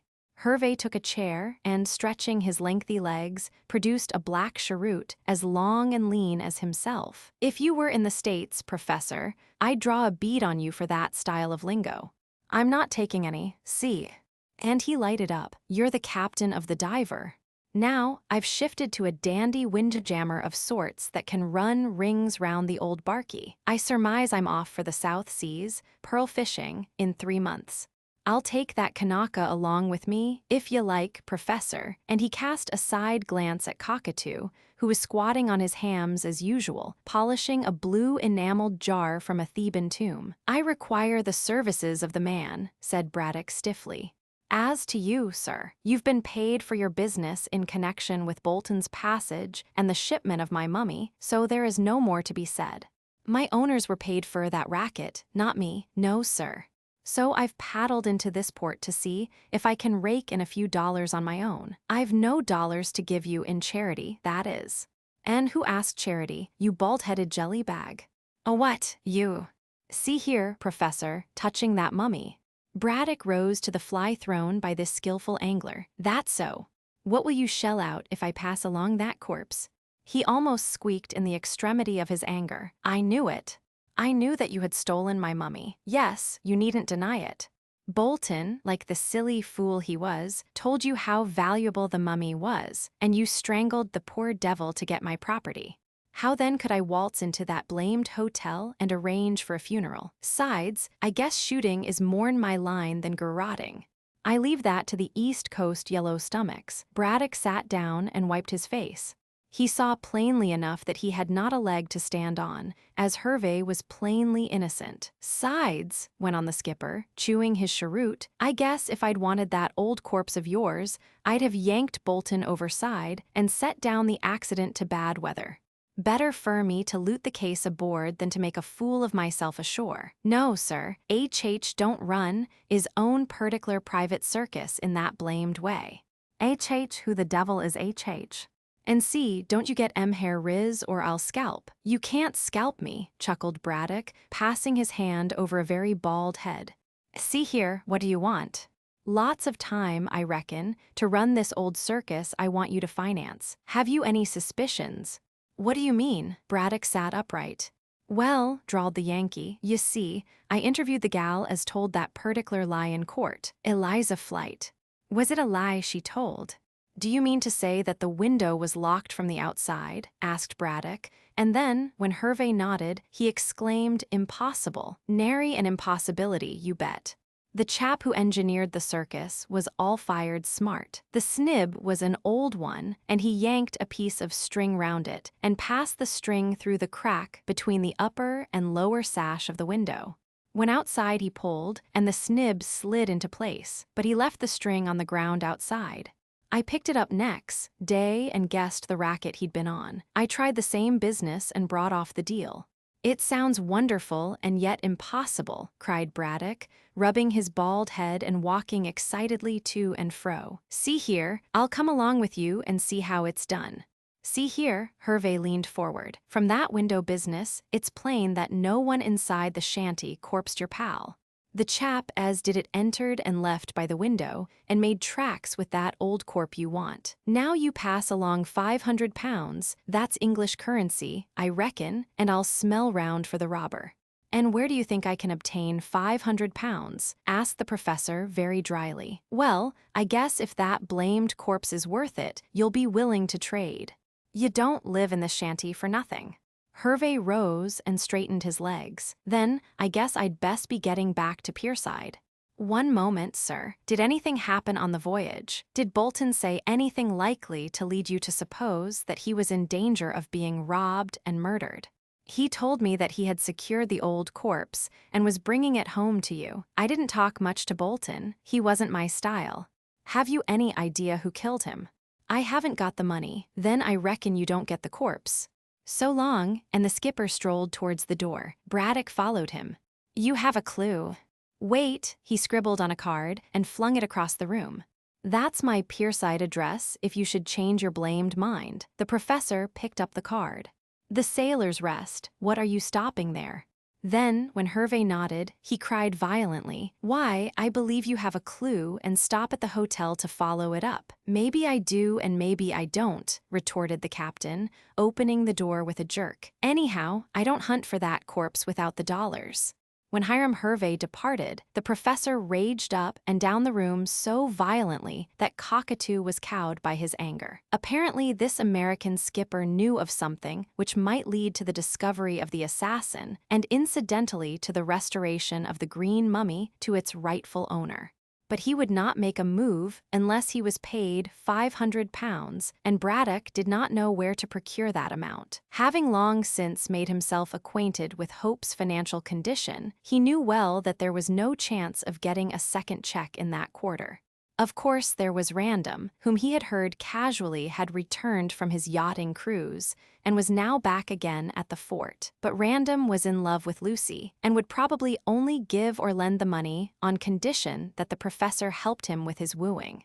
In that case, since Lucy was engaged to Hope, there would be some difficulty in altering present conditions. But having arrived at this point of his somewhat angry meditations, Braddock sent Cockatoo with a message to his stepdaughter, saying that he wished to see her. I'll see if she really loves Hope, thought the professor, rubbing his plump hands. If she doesn't, there may be a chance of her throwing him over to become Lady Random. Then I can get the money. And indeed, soliloquized the professor virtuously, I must point out to her that it is wrong of her to make a poor marriage when she can gain a wealthy husband.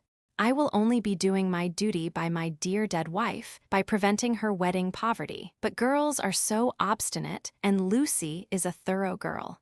His amiable anxiety on behalf of Miss Kendall was only cut short by the entrance of the young lady herself. Professor Braddock then showed his hand too plainly by evincing a strong wish to conciliate her in every way. He procured her a seat. He asked after her health. He told her that she was growing prettier every day and in all ways behaved so unlike his usual self that Lucy became alarmed and thought that he had been drinking. Why have you sent for me? She asked, anxious to come to the point. Aha! Braddock put his venerable head on one side like a roguish bird and smiled in an infantine manner. I have good news for you. She demanded innocently. No, about flesh and blood, which you prefer. Sir Frank Random has arrived back at the fort. There. His yacht came to Pierside on the same afternoon as the diver arrived. Oh, indeed, said the professor, struck by the coincidence and with a stare. How do you know? Braddock struck a tragic attitude. Do you mean to say that those two young men speak to one another? Why not? They are friends. Oh, Braddock became roguish again. I fancied they were lovers of a certain young lady who is in this room. By this time, Lucy was beginning to guess what her stepfather was aiming at and grew correspondingly angry. Archie is my sole lover now, she remarked stiffly. Sir Frank knows that we are engaged and is quite ready to be the friend of us both. And he calls that love. Idiot, cried the professor, much disgusted. But I would point out to you, Lucy, and I do so because of my deep affection for you, dear child, that Sir Frank is wealthy. So is Archie in my love. Nonsense, nonsense. That is mere foolish romance. He has no money. You should not say that. Archie had money to the extent of £1,000, which he gave you. £1,000, a mere nothing. Consider, Lucy, that if you marry Random you will have a title. Miss Kendall, whose patience was getting exhausted, stamped a very neat boot. I don't know why you talk in this way, father. Then your wish is granted. You do see me happy, but I won't be happy long if you keep bothering me to marry a man I don't care two straws about. I am going to be Mrs. Hope, so there. My dear child, said the professor, who always became paternal when most obstinate, I have reason to believe that the green mummy can be discovered and poor Sidney's death avenged if a reward of £500 is offered. If Hope can give me that money. In that case, I must apply to Sir Frank Random. Well, apply, she snapped, being decidedly angry. It's none of my business. I don't want to hear anything about it. It is your business, miss, cried Braddock, growing angry in his turn and becoming very pink. You know that only by getting you to marry Random can I procure the money. So this is why you sent for me. Now, father, I have had enough of this. You gave your consent to Archie being engaged to me in exchange for £1,000. As I love him, I shall abide by the word you gave. If I had not loved him, I should have refused to marry him. You understand? You shall marry as I choose. I shall do nothing of the sort. You have no right to dictate my choice of a husband. No right when I am your father. I am of age. I can do as I like and intend to. But Lucy, implored Braddock, changing his tune, think. I have thought. I marry Archie, but he is poor and Random is rich. I love Archie and I don't love Frank. Would you have me lose the mummy forever? Now I am going. Lucy walked to the door. I shan't listen to another word, and if you bother me again, I shall marry Archie at once and leave the house. I can make you leave it in any case, you ungrateful girl, bellowed Braddock, who was purple with rage, never having a very good temper at the best of times. Look what I have done for you. Miss Kendall could have pointed out that her stepfather had done nothing save attend to himself, but she disdained such an argument, and without another word opened the door and walked out. Almost immediately afterwards Cockatoo entered, much to the relief of the professor, who relieved his feelings by kicking the unfortunate Kanaka. Then he sat down again to consider ways and means of obtaining the necessary mummy and still more necessary money. Chapter 8. The Baronet. Sir Frank Random was an amiable young gentleman with, as the saying goes, all his goods in the shop window. Fair-haired and tall, with a well-knit, athletic figure, a polished manner, and a man-of-the-world air, he strictly resembled the romantic officer of Beau Bell's Family Herald, Young Ladies' Journal fiction.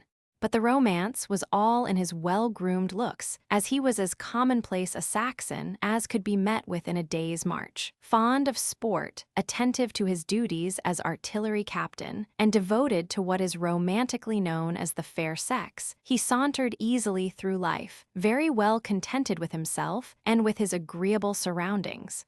He read fiction when he did read, and those weekly papers devoted to sport troubled his head very little about politics, save when they had to do with a possible German invasion, and was always ready to do anyone a good turn. His brother officers declared that he was not half a bad sort, which was high praise from the usually reticent service man.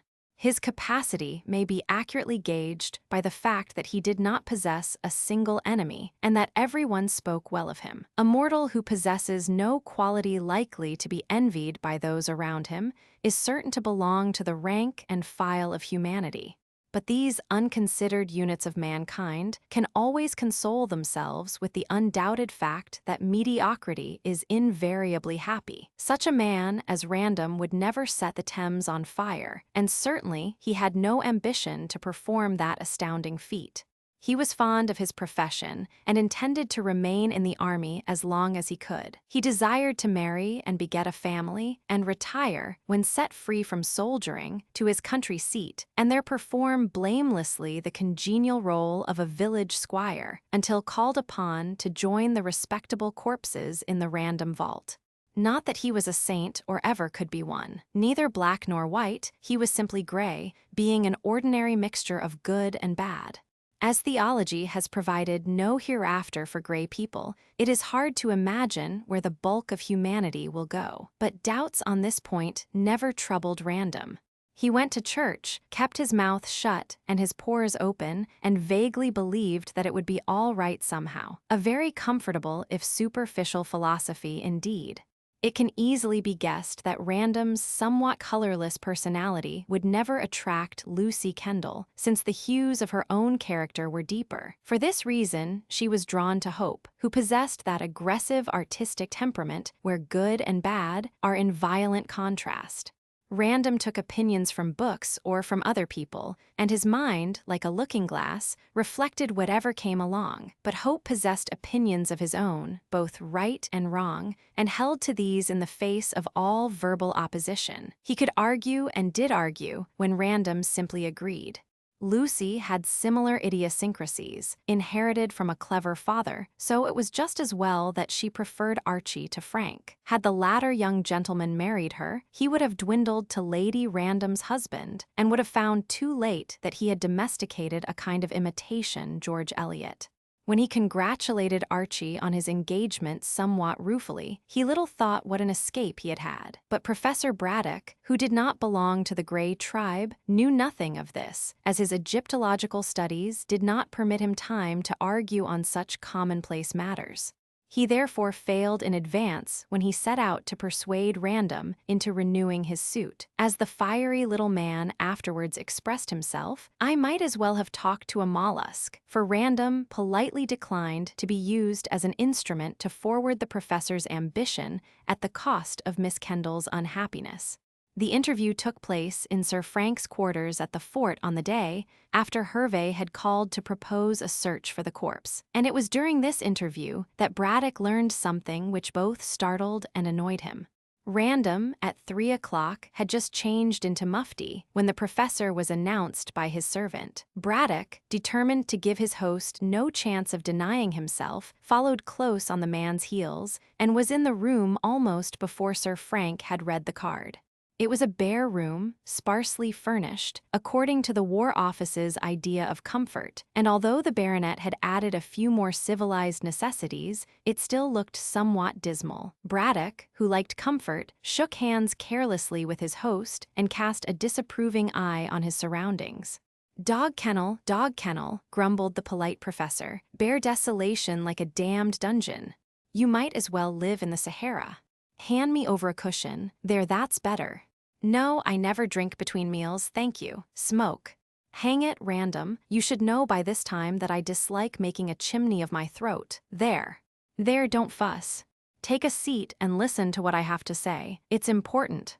Poke the fire, please. It's cold. Random placidly did as he was told, and then lighted a cigar as he sat down quietly. I am sorry to hear of your trouble, sir. Oh yes, silly young ass to get killed. Lost my mummy, too. There's trouble if you like. The green mummy. Random looked into the fire. Yes, I have heard of the green mummy. I should think you have, snapped Braddock, warming his plump hands. Every penny a liner has been talking about it. When did you return? I don't see why you should date your movements by my mummy, he retorted. Well, I had a reason in doing so. What reason? No, I wish I did. How much did you pay for it, Professor? What's that to you? Snapped the other, resuming his seat. Nothing at all. but it is a great deal to Don Pedro de Gallegos. And who the deuce is he? Some Spanish Egyptologist. You forget, Professor, that the green mummy comes from Peru. The little man rose and straddled on the hearthrug, with his back to the fire and his hands under his coat tails. Now, sir, he said, glaring at the young man like a school-master, what the deuce are you talking about? Out with it, no evasion. Oh, hang it, Professor, don't jump down my throat, spurs and all, said Random, rather annoyed by this dictatorial tone. I never wear spurs. Go on, sir, and don't argue. Sir Frank could not help laughing, although he knew that it was useless to induce Braddock to be civil. Not that the professor meant to be rude, especially as he desired to conciliate Random, but long years of fighting with other scientists and of having his own scientific way had turned him into a kind of schoolmaster, and everyone knows that they are the most domineering of the human race. It's a long story, said the baronet with a shrug and a smile. Story. What story? I was at Genoa with my yacht, and there stopped on shore at the Casa Bianca. What place is that? I there met with a certain Don Pedro de Gallegos and his daughter, Donna Inez. He was a gentleman from Lima, and had come to Europe in search of the green mummy. Braddock stared. And what did this confounded Spaniard want with my green mummy? He demanded indignantly. How did he know of its existence? What reason had he to try and obtain it? Answer, sir. He arrives in a couple of days, and intends to take rooms at the Warrior Inn along with his daughter. Then you can question him, Professor. I question you, snapped Braddock angrily, and I am answering to the best of my ability. Don Pedro told me nothing beyond the fact that he wanted the mummy and had come to Europe to get it. In some way he learned that it was in Malta and was for sale. Quite so, rasped the professor. He saw the advertisement in the newspapers, as I did, and wanted to buy it over my head. Oh, he wanted to buy it right enough, and wired to Malta, said Random, but in reply he received a letter stating that it had been sold to you, and was being taken to England on the diver. I followed the diver in my yacht, and arrived at Pierside an hour after she did. Braddock glared. I begin to see light. This infernal Spaniard was on board and wanted my mummy. He knew that Bolton had taken it to the Sailor's Rest and went there to kill the poor lad and get my. I wrote and told him of the murder of your assistant and related all that had happened. He wired to me that he was coming to England at once, as I told you. He will be in Gartley in a couple of days. That is the whole story. What does he want with my mummy? Sell, vociferated Braddock furiously. Don Pedro will give you a good price, finished Random calmly. I haven't got the mummy, said the professor, sitting down and wiping his pink head, and if I had, I certainly would not sell. However, I'll hear what this gentleman has to say when he arrives. Perhaps he can throw some light on the mystery of this crime. Don Pedro, as I said, was left behind in Genoa. Random rose, looking and feeling annoyed. I assure you that Don Pedro is a gentleman and a man of honor. He would not stoop to. Braddock waved his hands. Sit down. You shouldn't say such things, Professor. She is ill, very ill, said the professor solemnly. Ill. Why, Hope, whom I met the other day, said that she was feeling very well and very happy. So Hope thinks, because he has forced her into an engagement. Random started to his feet. Forced her. Nonsense. The young man stared and then broke into a hearty laugh. Pardon me, sir, but that is impossible. It isn't, confound you, said Braddock, who did not like being laughed at. I know women. You are quite wrong. I was in love with Miss Kendall and asked her to be my wife before I went on leave. She refused me, saying that she loved Hope, and because of her refusal I took my broken heart to Monte Carlo, where I lost much more money than I had any right to lose. Your broken heart seems to have mended quickly, said Braddock, who was trying to suppress his wrath at this instance of Lucy's duplicity, for so he considered it. Oh, pooh, it's only my way of speaking, laughed the young man. If my heart had been really broken, I should not have mentioned the fact. Then you did not love Lucy, and you dared to play fast and loose with her affections, raged Braddock, stamping. You are quite wrong, said Sir Frank sharply. I did love Miss Kendall, or I should certainly not have asked her to be my wife. But when she told me that she loved another man, I stood aside as any fellow would. You should have insisted on. I am not the man to force a woman to give me a heart which belongs to another person. I am very glad that Miss Kendall is engaged to Hope, as he is a capital fellow, and will make her a better husband than I ever could have made her. Besides, Random shrugged his shoulders, one nail drives another out. I don't know what you are talking about, sir, said Random stiffly. Braddock chuckled, having read the truth in the flush which had crept over Random's tanned face. I ask your pardon, he said elaborately. I am an old man, and I was your father's friend. You must not mind if I have been a trifle inquisitive. Say no more, sir. That is all right. Things are not all right, and never will be until my mummy is discovered. Now you can help me. In what way? Asked the other uneasily. With money. Understand, my boy, added the professor in a genial way which he knew well how to assume, I should have preferred Lucy becoming your wife. However, since she prefers Hope, there's no more to be said on that score. I therefore will not make the offer I came here to make. An offer, sir? I fancied that you loved Lucy and were broken-hearted by the news of her engagement to Hope. I therefore intended to ask you to give me, or rather lend me, £500 on condition that I helped you too. Of course, and as I say, there is no more to be said.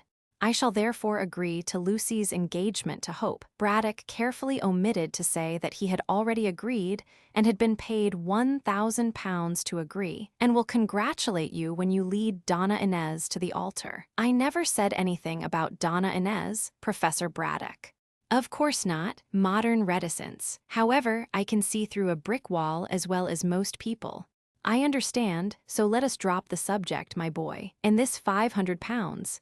The fact is, I lost heaps of coin at Monte Carlo, and am not in a position to. How can the 500 do that? Asked Random with interest. Well, drawled the professor with his eyes on the young man's attentive face, Captain Hervey of the Diver came to me yesterday and proposed to search for the assassin and his plunder on condition that I paid him £500. I am, as you know, very poor for a scientist, and so I wish to borrow the 500 from you on condition that Lucy. From what I have seen of the man, I should think that he had all the capacities of a good bloodhound and would certainly succeed, but he will not move a step without money. £500, murmured Random thoughtfully, while the professor watched him closely. I can tell you how to obtain it. How, in what ways? So when he comes here, ask him too. If this Don Pedro offers the reward and Hervey finds the mummy, he will simply hand it over to your friend. He can scarcely do that, since you have bought the mummy. But Don Pedro is willing to purchase it from you. I shall reserve my decision until this man arrives. Good day, and he departed. Random did not attempt to detain him, as he was somewhat weary of the professor's vagaries. He knew very well that Braddock would call on Don Pedro when he came to the Warrior Inn, and join forces with him in searching for the lost goods. And the train of thought initiated by the professor's visit led Random to a certain drawer, whence he took the photograph of a splendid-looking beauty. To this he pressed his lips. I wonder if your father will give you to me in exchange for that mummy, he thought, and kissed the pictured face again. Chapter 9. Mrs. Jasher's Luck. Some weeks had now elapsed since the death and burial of Sidney Bolton, and the excitement had simmered down to a gentle speculation as to who had killed him. This question was discussed in a half-hearted manner round the winter fires of Gartley, but gradually people were ceasing to interest themselves in a crime, the mystery of which would apparently never be solved. Life went on in the village and at the pyramids much in the same way, save that the professor attended along with Cockatoo to his museum and did not engage another assistant. Archie and Lucy were perfectly happy, as they looked forward to being married in the spring, and Braddock showed no desire to interfere with their engagement. They knew, of course, that he had called upon Sir Frank, but were ignorant of what had taken place. Random himself called at the pyramids to congratulate Miss Kendall on her engagement, and seemed so very pleased that she was going to marry the man of her choice that, womanlike, she grew rather annoyed. As the baronet had been her lover, she thought that he should wear the willow for her sake, but Random showed no disposition to do so. Therefore Lucy shrewdly guessed that his broken heart had been mended by another woman.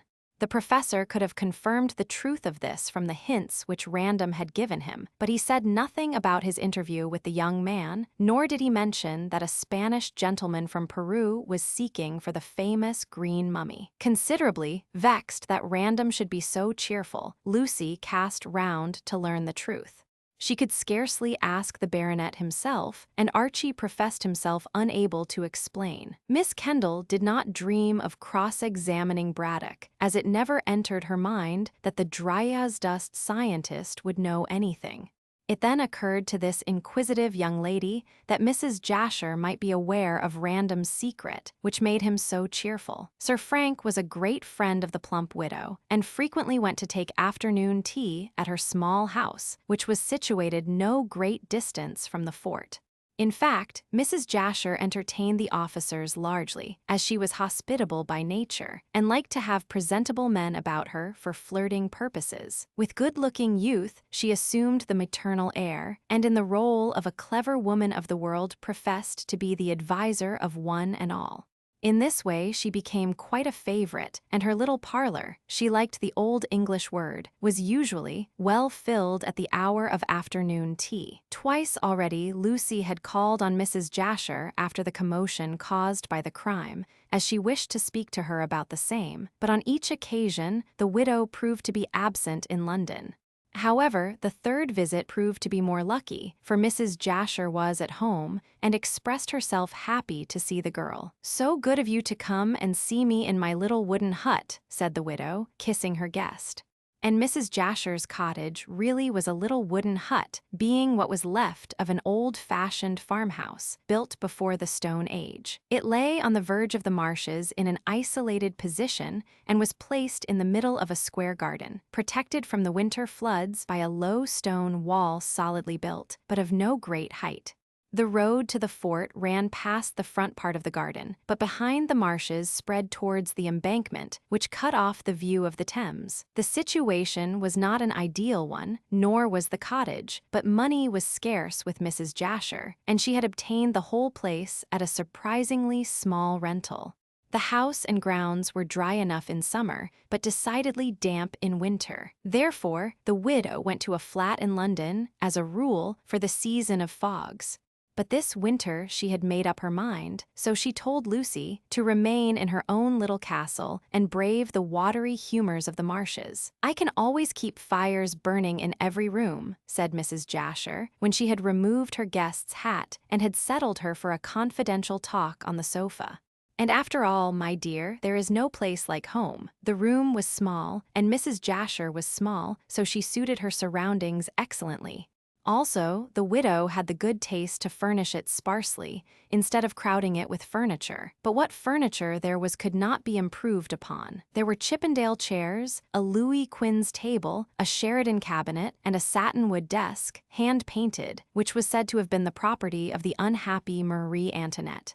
Oil paintings adorned the rose-tinted walls, chiefly landscapes, although one or two were portraits. Also, there were watercolored pictures, framed and signed caricatures, many plates of old china, and rice paper adornments from Canton. The room was essentially feminine, being filled with Indian stuffs, with silver oddments, with flowers, and with other trifles. The walls, the carpet, the hangings, and the upholstery of the armchairs were all of a rosy hue, so that Mrs. Jasher looked as young as Dame Holda in the Venusberg. "A very pretty room and a very charming hostess," was the verdict of the young gentlemen from the fort, who came here to flirt when they were not serving their country. Mrs. Jasher, in a tea-rose tea-gown for afternoon tea, she always liked to be in keeping, rang for that beverage dear to the feminine heart, and lighted a rose-shaded lamp. When a glow as of dawn spread through the dainty room, she settled Lucy on the sofa near the fire and drew up an armchair on the other side of the hearthrug. Outside it was cold and foggy, but the rose-hued curtains shut out all that was disagreeable in the weather, and in the absence of male society, the two women talked more or less confidentially. Lucy did not dislike Mrs. Jasher, even though she fancied that the lively widow was planning to become the mistress of the pyramids. "Well, my dear girl," said Mrs. Jasher, shading her face from the fire with a large fan, "and how is your dear father after his late terrible experiences?" Cross. And poor Sidney Bolton. You see, Mrs. Jasher, father wishes to see the difference between the Peruvian and Egyptian modes of embalming. But has anything been discovered likely to show who killed this poor lad? I have read the papers, she said slowly, and have gathered what I could from what the reporters explained. But I intend to call on the professor and hear all that evidence which did not get into the papers. I think that everything has been made public. The police have no clue to the murderer. Why do you want to know? It's very sweet of you, of course, but were I you, I should not talk about it to my father. Why? Asked Mrs. Jasher quickly.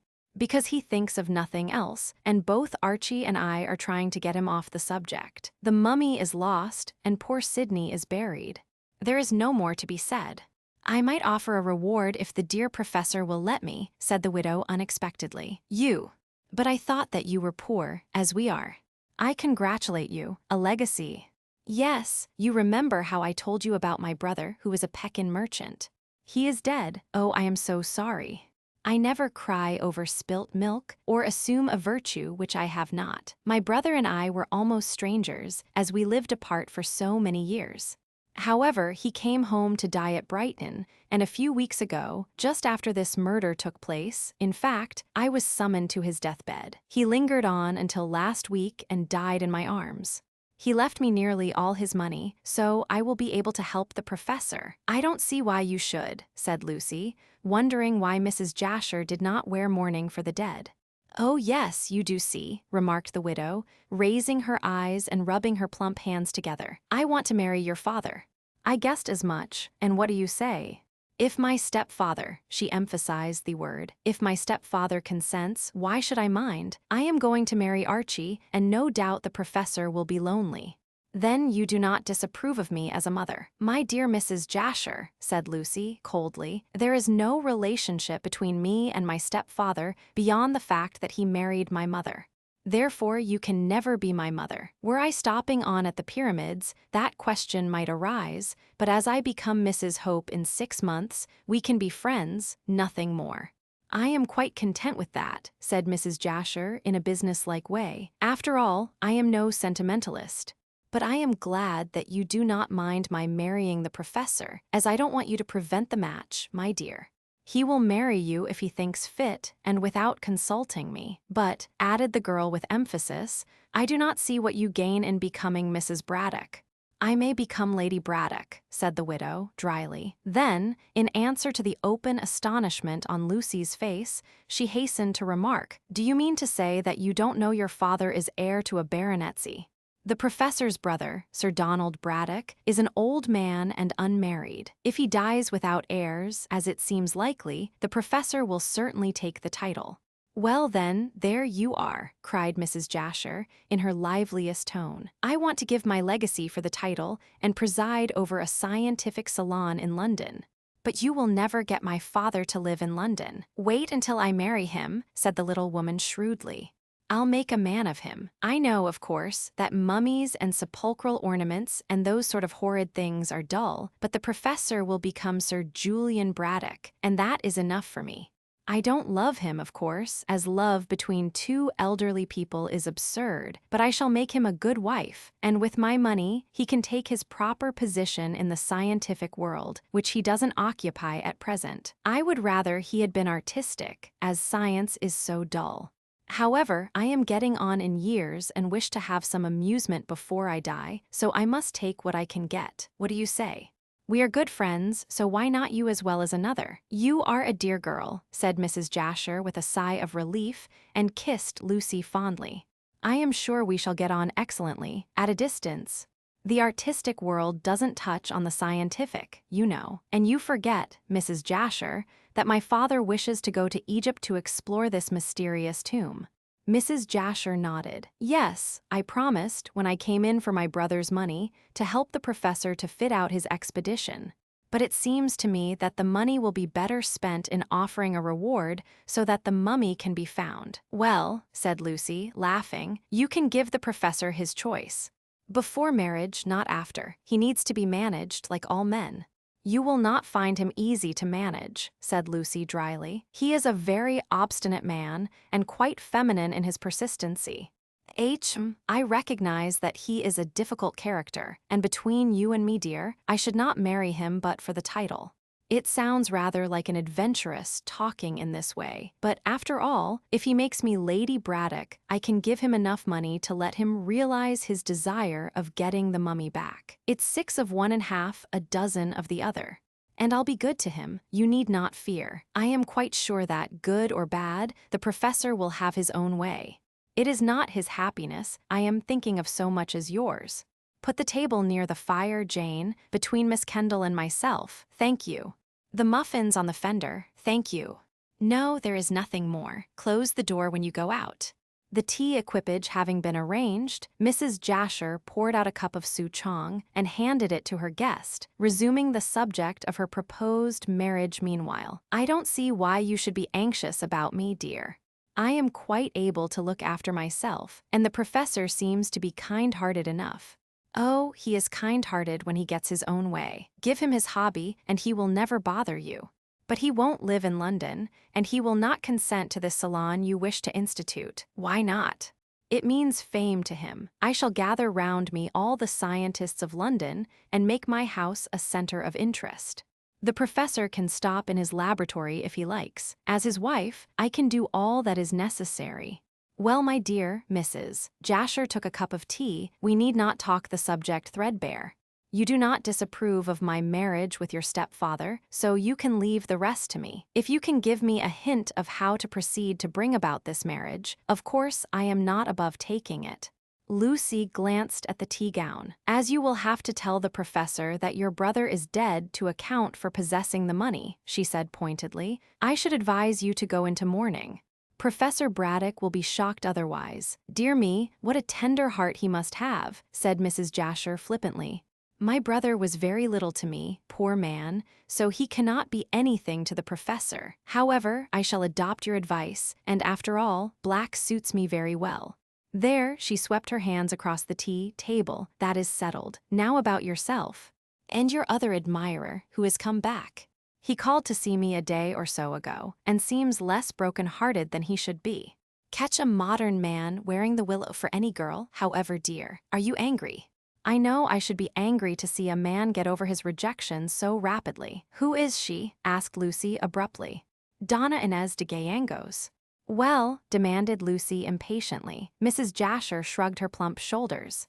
Well, my dear, can't you put 2 and 2 together? Of course Sir Frank fell in love with this dark-hued angel. Dark-hued, and I am light-haired. What a compliment. Perhaps Sir Frank wanted a change. He played on white and lost, and therefore stakes his money on black to win. That's the result of having been at Monte Carlo. Besides, this young lady is rich, I understand, and Sir Frank, so he told me, lost much more money at Monte Carlo than he could afford. Well, you don't look pleased. Lucy roused herself from a fit of abstraction. Oh yes, I am pleased, of course. I suppose, as any woman would, I felt rather hurt for the moment in being forgotten so soon. But after all, I can't blame Sir Frank for consoling himself. If I am married first, he shall dance at my wedding. If he is married first, I shall dance at his. And you shall both dance at mine, said Mrs. Jasher. Why, there is quite an epidemic of matrimony. Well, Donna Inez arrives here with her father in a day or so. They stop at the Warrior Inn, I believe. That horrid place. Besides, Sir Frank can hardly ask them to stop in the fort, and I have no room in this bandbox of mine. However, the 2 of them, Donna Inez and Frank, can come here and flirt. So can you and Archie if you like. Well, I hope Sir Frank will marry this lady, and that you will become Mrs. Braddock. Only one thing I should like to know. And that is... However, we shall see. Meanwhile, live every moment of love's golden hours. They never return. That is good advice. I shall take it and my leave, said Lucy, and departed in a very happy frame of mind. Chapter 10. The Don and His Daughter. Professor Braddock was usually the most methodical of men, and timed his life by the clock and the almanac. He rose at 7, summer and winter, to partake of a hearty breakfast, which served him until dinner came at 5:30. Braddock dined at this unusual hour, save when there was company, as he did not eat any luncheon and scorned the very idea of afternoon tea. 2 meals a day, he maintained, was enough for any man who led a sedentary life, as too much food was apt to clog the wheels of the intellect. He usually worked in his museum, if the indulgence of his hobby could be called work, from 9 until 4, after which hour he took a short walk in the garden or through the village. On finishing his dinner, he would glance over some scientific publication, or perhaps, by way of recreation, play a game or two of patience. But at 7, he invariably retired into his own rooms to renew work. Retirement to bed took place at midnight, so it can be guessed that the professor got through an enormous quantity of work during the year. A more methodical man, or a more industrious man, did not exist. But on occasions, even this enthusiast wearied of his hobby and of the year's routine. A longing to see brother scientists of his own way of thinking would seize him, and he would abruptly depart for London to occupy quiet lodgings and indulge in intercourse with his fellowmen. Braddock rarely gave early intimation of his urban nostalgia. At breakfast, he would suddenly announce that the fit took him to go to London, and he would drive to Jessam along with Cockatoo to catch the 10 o'clock train to London. Sometimes he sent the Kanaka back. At other times he would take him to town, but whether Cockatoo remained or departed, the museum was always locked up lest it should be profaned by the servants of the house. As a matter of fact, Braddock need not have been afraid, for Lucy, knowing her stepfather's whims and violent temper, took care that the sanctity of the place should remain inviolate. Sometimes the professor came back in a couple of days. At times his absence would extend to a week, and on 2 or 3 occasions he remained absent for a fortnight. But whenever he returned, he said very little about his doings to Lucy, perhaps deeming that dry scientific details would not appeal to a lively young lady. As soon as he was established in his museum again, life at the pyramids would resume its usual routine, until Braddock again felt the want of a change. The wonder was, considering the nature of his work and the closeness of his application, that he did not more often indulge in these bohemian wanderings. Lucy, therefore, was not astonished when, on the morning after her visit to Mrs. Jasher, the professor announced in his usual abrupt way that he intended to go to London, but would leave Cockatoo in charge of his precious collection. She was somewhat disturbed, however, as, wishing to forward the widow's matrimonial aims, she had invited her to dinner for the ensuing night. This she told her stepfather, and, rather to her surprise, he expressed himself sorry that he could not remain. "Mrs. Jasher," said Braddock hastily, drinking his coffee, "is a very sensible woman who knows when to be silent." "She is also a good housekeeper, I believe," hinted Miss Kendall demurely. What?" "Well, why do you say that?" snapped Braddock sharply. Lucy fenced. "Mrs. Jasher admires you, father."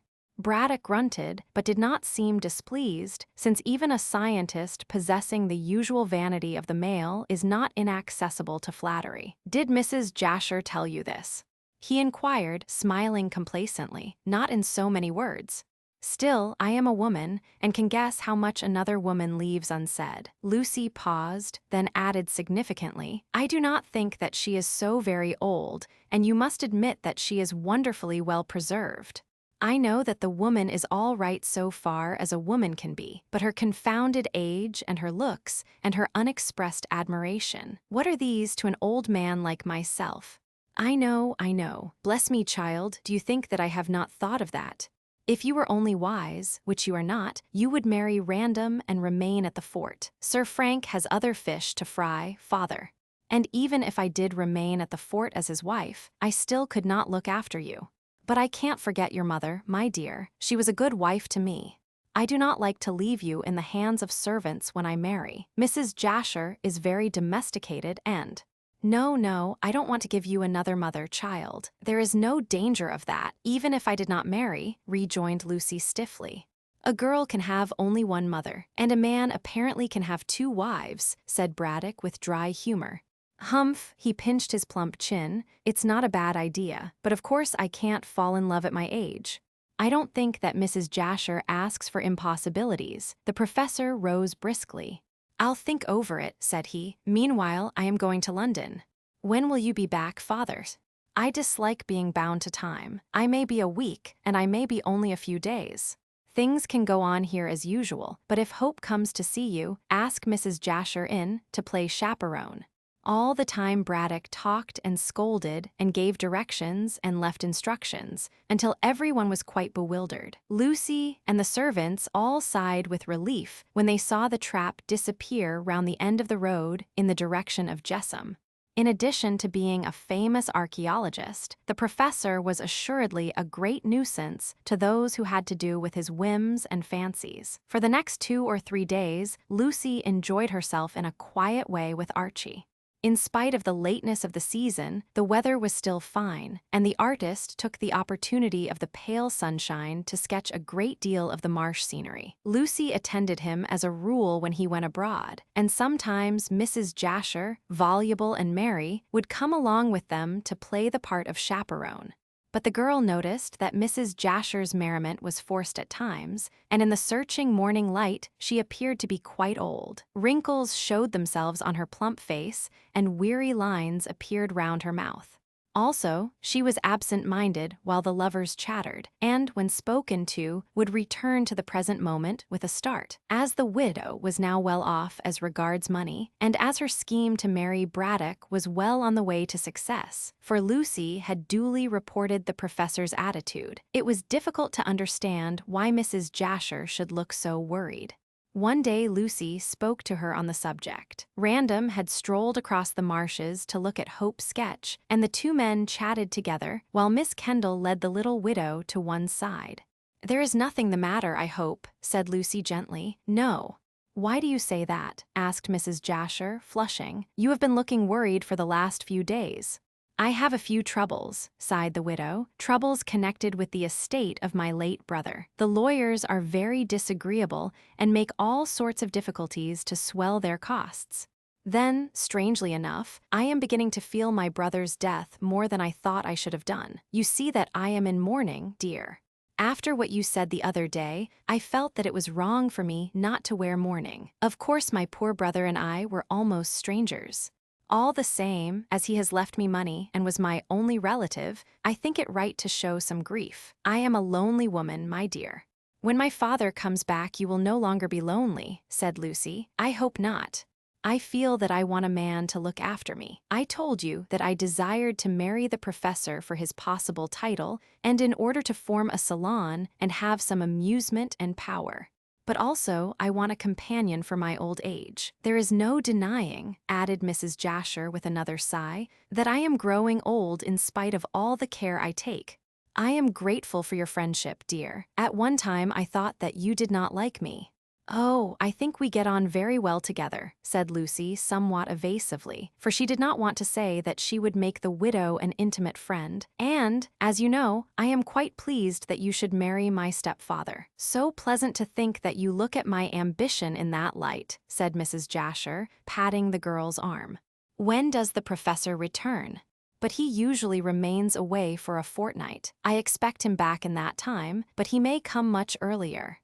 "He will come back when the fancy takes him." "What is that, Sir Frank?" she asked. Random turned toward her with his pleasant smile. "My Spanish friend, whom I met at Genoa, is coming here tomorrow." "Of course," replied the young soldier, coloring. "Donna Inez is quite devoted to her father and never leaves him." "Perhaps he has come along already," tittered Mrs. Jasher significantly. Lucy took pity on Random's confusion. "Where will they stay?" "I fancy they will be comfortable there, as Mrs. Humber, the landlady, is a good housekeeper and an excellent cook, and I don't think Don Pedro is hard to please." "A Spaniard, you say?" remarked Archie idly. "Does he speak English?" "But why does a Spaniard come to so out-of-the-way a place?" asked Mrs. Jasher, after a pause. "I thought I told you the other day, when we spoke of the matter," answered Sir Frank with surprise. "Don Pedro has come here to interview Professor Braddock about that missing mummy." Hope looked up sharply. "What does he know about the mummy?" Murmured Hope to himself. "Don Pedro will be disappointed when he learns that the mummy is missing." Random did not catch the words and was about to ask him what he had said when two tall figures, conducted by a shorter one, were seen moving on the white road which led to the fort. "Strangers," said Mrs. Jasher, putting up her lorgnette, which she used for effect, although she had remarkably keen sight. "How do you know?" asked Lucy carelessly. "My dear, look how oddly the man is dressed." Mrs. Jasher laughed at the compliment to her sight and colored through her rouge at the reproof to her vanity. Meanwhile, the smaller figure, which was that of a village lad leading a tall gentleman and a slender lady, pointed toward the group round Hope's easel. Shortly, the boy ran back up to the village road, and the gentleman came along the pathway with the lady. Random, who had been looking at them intently, suddenly started, having at length recognized them. "Don Pedro and his daughter," he said in an astonished voice, and sprang forward to welcome the unexpected visitors. "Now, my dear," whispered the widow in Lucy's ear, "we shall see the kind of woman Sir Frank prefers to you." "Well, as Sir Frank has seen the kind of man I prefer to him," retorted Lucy, "that makes us quite equal." "I am glad these newcomers talk English," said Hope, who had risen to his feet. "I know nothing of Spanish. Confound it, here is Random bringing them here. I wish he would take them to the fort. There's no more work for the next hour, I suppose," and Hope, rather annoyed, began to pack his artistic traps. On a nearer view, Don Pedro proved to be a tall, lean, dry man, not unlike Dore's conception of Don Quixote. He must have had Indian blood in his veins, judging from his very dark eyes, his stiff, lank hair, worn somewhat long, and his high cheekbones. Also, although he was arrayed in puritanic black, his barbaric love of color betrayed itself in a red tie and in a scarlet handkerchief which was twisted loosely round a soft slouch hat. It was the hat and the brilliant red of tie and handkerchief which had caught Mrs. Jasher's eye at so great a distance, and which had led her to pronounce the man a stranger, for Mrs. Jasher well knew that no Englishman would affect such vivid tints. "Mrs. Jasher, Miss Kendall, permit me to present Don Pedro de Gallegos." No doubt Donna Inez was making an examination on her own account, and with the cleverness of the sex the three women, while chatting affably, learned all that there was to be learned from the outward appearance of each other in 3 minutes. Miss Kendall could not deny but what Donna Inez was very beautiful, and frankly admitted, inwardly, of course, her own inferiority. She was merely pretty, whereas the Peruvian lady was truly handsome and quite majestic in appearance. Yet about Donna Inez there was the same indefinite barbaric look as characterized her father. Her face was lovely, dark and proud in expression, but there was an aloofness about it which puzzled the English girl. Donna Inez might have belonged to a race populating another planet of the solar system. She had large black, melting eyes, a straight Greek nose and perfect mouth, a well-rounded chin and magnificent hair, dark and glossy as the wing of the raven, which was arranged in the latest Parisian style of coiffure. Also, her gown, as the two women guessed in an instant, was from Paris. She was perfectly gloved and booted, and even if she betrayed somehow a barbaric taste for color in the dull, ruddy hue of her dress, which was subdued with black braid, yet she looked quite a well-bred woman. All the same, her whole appearance gave an observant onlooker the idea that she would be more at home in a scanty robe, and glittering with rudely wrought ornaments of gold. Perhaps Peru, where she came from, suggested the comparison, but Lucy's thoughts flew back to an account of the Virgins of the Sun, which the professor had once described. It occurred to her, perhaps wrongly, that in Donna Inez she beheld one who in former days would have been the bride of some gorgeous Inca. "I fear you will find England dull after the sunshine of Lima," said Lucy, having ended a swift examination. Donna Inez shivered a trifle and glanced around at the gray misty air through which the pale sunshine struggled with difficulty. "I certainly prefer the tropics to this," she said in musical English, "but my father has come down here on business, and until it is concluded, we shall remain in this place." "Then we must make things as bright as possible for you," said Mrs. Jasher cheerfully, and desperately anxious to learn more of the newcomers.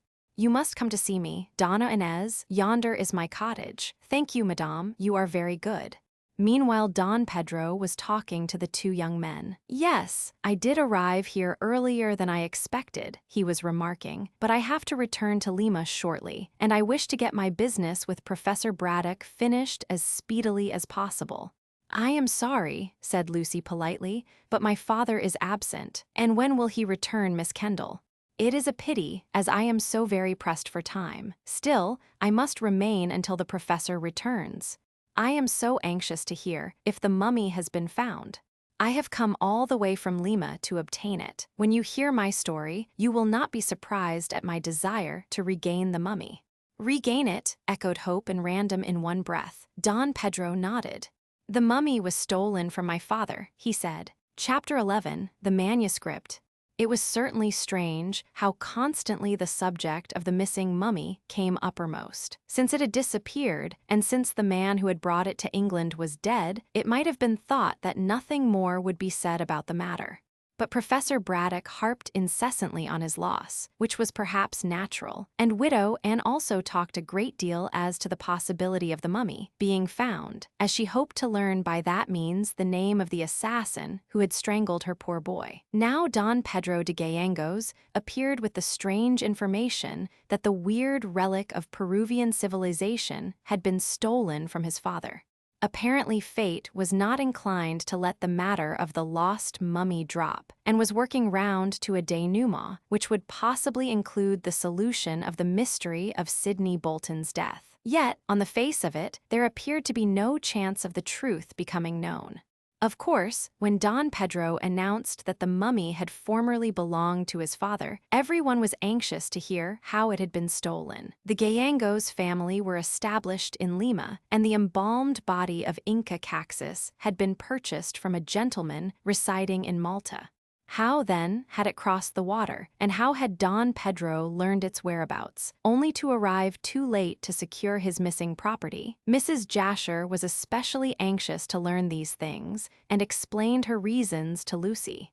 "You see, my dear," she said to the girl on the day after Don Pedro's arrival in Gartley, "if we learn the past of that horrid mummy, we may gain a clue to the person who desired possession of the nasty thing, and so may hunt down this terrible criminal. Once he is found, the mummy may be secured again, and should I be able to return it to your father, out of gratitude he would certainly marry me."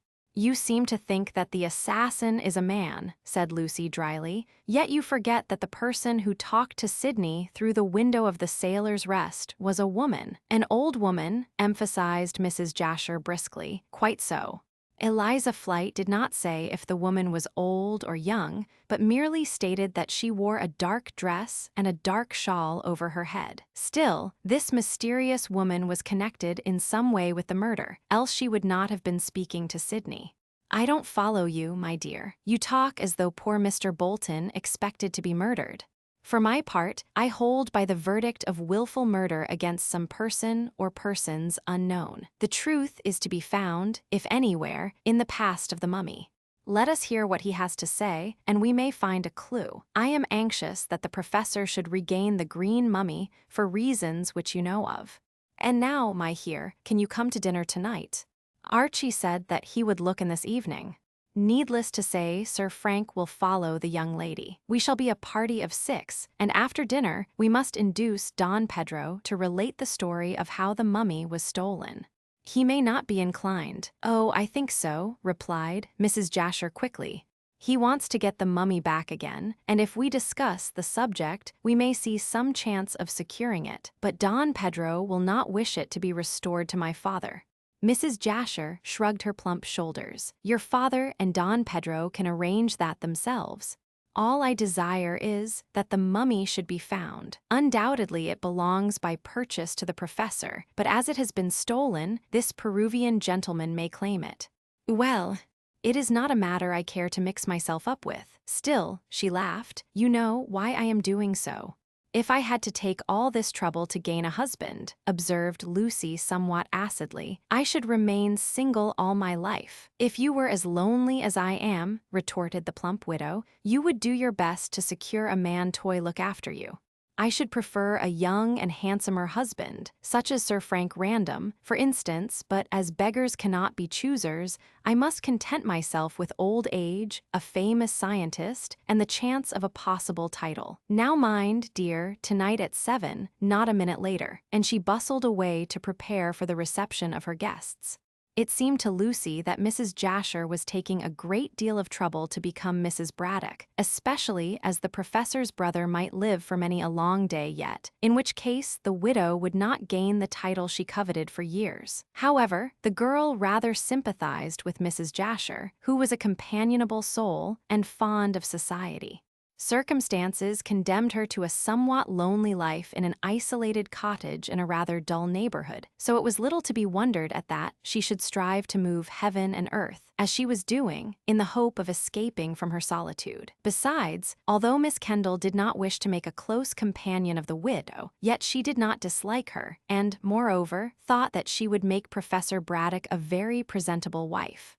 Thinking thus, Lucy was quite willing to forward Mrs. Jasher's plans by inducing Don Pedro to tell all he knew about this missing mummy. Thus, it came about that 6 people assembled in the tiny pink parlor of Mrs. Jasher at the hour of 7 o'clock.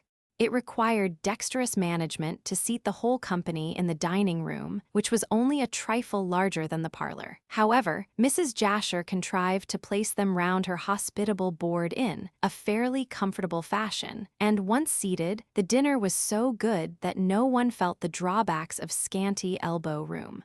The widow, as hostess, was placed at the head of the table, Don Pedro, as the eldest of the men, at the foot, and Sir Frank, with Donna Inez, faced Archie and Lucy Kendall. Jane, who was well instructed in waiting by her mistress, attended to her duties admirably, acting both as footman and butler. Lucy, indeed, had offered Mrs. Jasher the services of cockatoo to hand round the wine, but the widow with a pretty shudder had declined. "That dreadful creature with his yellow mop of hair gives me the shivers," she declared. Considering the isolation of the district and the narrow limits of Mrs. Jasher's income, the meal was truly admirable, being well cooked and well served, while the table was arrayed like an altar for the reception of the various dishes. Whatever Mrs. Jasher might be as an adventuress, she certainly proved herself to be a capital housekeeper, and Lucy foresaw that, if she did become Mrs. Braddock, the professor would fare sumptuously for the rest of his scientific life. When the meal was ended, the widow produced a box of superfine cigars and another of cigarettes, after which she left the gentlemen to sip their wine, and took her 2 young friends to chatter chiffons in the tiny parlor. And it said much for Mrs. Jasher's methodical ways that, considering the limited space, everything went, as the saying goes, like clockwork. Likewise, the widow had proved herself a wonderful hostess, as she kept the ball of conversation rolling briskly and induced a spirit of fraternity, uncommon in an ordinary dinner party. During the meal, Mrs. Jasher had kept off the subject of the mummy, which was the excuse for the entertainment. But when the gentlemen strolled into the parlor, feeling well fed and happy, she hinted at Don Pedro's quest. As the night was cold and the Peruvian gentleman came from the tropics, he was established in a well-padded armchair close to the sea-coal fire, and with her own fair hands Mrs. Jasher gave him a cup of fragrant coffee, which was rendered still more agreeable to the palate by the introduction of a vanilla bean. "It is altogether comfortable, madame," said Don Pedro, rising to make a courtly bow. In fact, so agreeable was the foreigner that Mrs. Jasher dreamed for one swift moment of throwing over the dryas dust scientist to become a Spanish lady of Lima. "You flatter me, Don Pedro," she said, waving a wholly unnecessary fan out of compliment to her guest's Spanish extraction. "Indeed, I am very glad that you are pleased with my poor little house." "Pardon, madame, but no house can be poor when it is a casket to contain such a jewel." "There," said Lucy somewhat satirically to the young men, while Mrs. Jasher blushed and bridled. What Englishman could turn such a compliment? "It reminds one of Georgian times." "We are more sober now than my fathers were then," said Hope, smiling, "and I am sure if Random thought for a few minutes he could produce something pretty." "Go on, Random. My brain is not equal to the strain after dinner," said Sir Frank. As for Donna Inez, she did not speak, but sat smiling quietly in her corner of the room, looking remarkably handsome. As a young girl, Lucy was pretty, and Mrs. Jasher was a comely widow, but neither one had the majestic looks of the Spanish lady. She smiled, a veritable queen amidst the gimcrack ornaments of Mrs. Jasher's parlor, and Sir Frank, who was fathoms deep in love, could not keep his eyes off her face. For a few minutes the conversation was frivolous, quite the Shakespeare and musical glasses kind of speech. Then Mrs. Jasher, who had no idea that her good dinner should be wasted in charming nothings, introduced the subject of the mummy by a reference to Professor Braddock. It was characteristic of her cleverness that she did not address Don Pedro, but pointed her speech at Lucy Kendall. "I do hope your father will return with that mummy," she observed, after a dexterous allusion to the late tragedy. "I don't think he has gone to look for it," replied Miss Kendall indifferently. "But surely he desired to get it back, after paying nearly £1,000 for it," said Mrs. Jasher, with well-feigned astonishment. "Oh, of course, but he would scarcely look for it in London." "No," answered Lucy. "He is visiting the British Museum to make some researches in the Egyptian department." "When do you expect him back, please?" "My father comes and goes as the whim takes him." The Spanish gentleman looked thoughtfully into the fire. "I shall be glad to see the professor when he returns," he said in his excellent, slow-sounding English. "My concern about this mummy is deep." "Dear me," remarked Mrs. Jasher, shielding her fair cheek with the unnecessary fan and venturing on a joke, "is the mummy a relative?" "Yes, madame," replied Don Pedro, gravely and unexpectedly. At this everyone, very naturally, looked astonished. That is, all save Donna Inez, who still preserved her fixed smile. Mrs. Jasher took a mental note of the same, and decided that the young lady was not very intelligent. Meanwhile Don Pedro continued his speech after a glance round the circle. "I have the blood of the royal Inca race in my veins," he said with pride. "Ha," murmured the widow to herself, "then that accounts for your love of color, which is so un-English." Then she raised her voice. "Tell us all about it, Don Pedro," she entreated. "We are usually so dull here that a romantic story excites us dreadfully." "Come, sir, we are all attention." At the conquest by the Spaniards, Inca Atahualpa was murdered by Pizarro, as you probably know. Inca Taparca succeeded him as a puppet king. He died also, and it was suspected that he was slain by a native chief called Chalcachima. Then Manco succeeded, and is looked upon by historians as the last Inca of Peru. But he was not. "This is news indeed," said Random lazily. "And who was the last Inca? How do you come to know the name?" Lucy shook her head. "I cannot say." "But go on with the story," she continued, with the naive curiosity of a child. "Yes, do," pleaded Mrs. Jasher, who was listening with all her ears. The Peruvian meditated for a few minutes, then slipped his hand into the pocket of his coat and brought out a discolored parchment, scrawled and scribbled with odd-looking letters in purple ink, somewhat faded. "Did you ever see this before?" he asked Lucy, "or any manuscript like it?" "What is it?" asked Sir Frank curiously. Don Pedro restored the manuscript to his pocket. "It is an account of the embalming of Inca Caxus, written by his son, who was my ancestor." "Then you are descended from this Inca?" said Mrs. Jasher eagerly. "I am, had I my rights. I should rule Peru. As it is, I am a poor gentleman with very little money." "That," added Don Pedro with emphasis, "is why I wish to recover the mummy of my great ancestor." "Is it then so valuable?" asked Archie suddenly. He was thinking of some reason why the mummy should have been stolen. "Well, in itself it is of no great value, save to an archaeologist," was Don Pedro's reply. "But I had better tell you the story of how it was stolen from my father. This is most interesting. He died and was buried. This manuscript," he touched his pocket, "was written by his son and details the ceremonies, the place of sepulchre, and also gives a list of the jewels with which the mummy was buried. I thought as much. The son of Inca Caxus married a Spanish lady and made peace with the Spaniards. He came to live at Cusco and brought with him, for some purpose which the manuscript does not disclose, the mummy of his father. But the manuscript was lost for years, and although my family, the de Gayengoses, became poor, no member of it knew that, concealed in the corpse of Inca Caxus, were 2 large emeralds of immense value. The mummy of our royal ancestor was treated as a sacred thing and venerated accordingly. Afterwards, my family came to live at Lima, and I still dwell in the old house. But how was the mummy stolen from you? Asked Random curiously. I am coming to that, said Don Pedro, frowning at the interruption. I was not in Lima at the time, but I had met the man who stole the precious mummy. Was he a Spaniard? Vasa is a Swedish name, observed Hope critically. This man said that he was English, and certainly spoke like an Englishman, so far as I, a foreigner, can tell. At that time, when I was a young man, civil war raged in Peru. My father's house was sacked, and this Vasa, who had been received hospitably by my father when he was shipwrecked at Callao, stole the mummy of Inca Caxus. My father died of grief and charged me to get the mummy back. When peace was restored to my unhappy country, I tried to recover the venerated body of my ancestor. But all search proved vain, as Vasa had disappeared, and it was supposed that, for some reason, he had taken the embalmed body out of the country. It was when the mummy was lost that I unexpectedly came across the manuscript, which detailed the funeral ceremonies of Inca Caxus, and on learning about the 2 emeralds, I was naturally more anxious than ever to discover the mummy and retrieve my fallen fortunes by means of the jewels.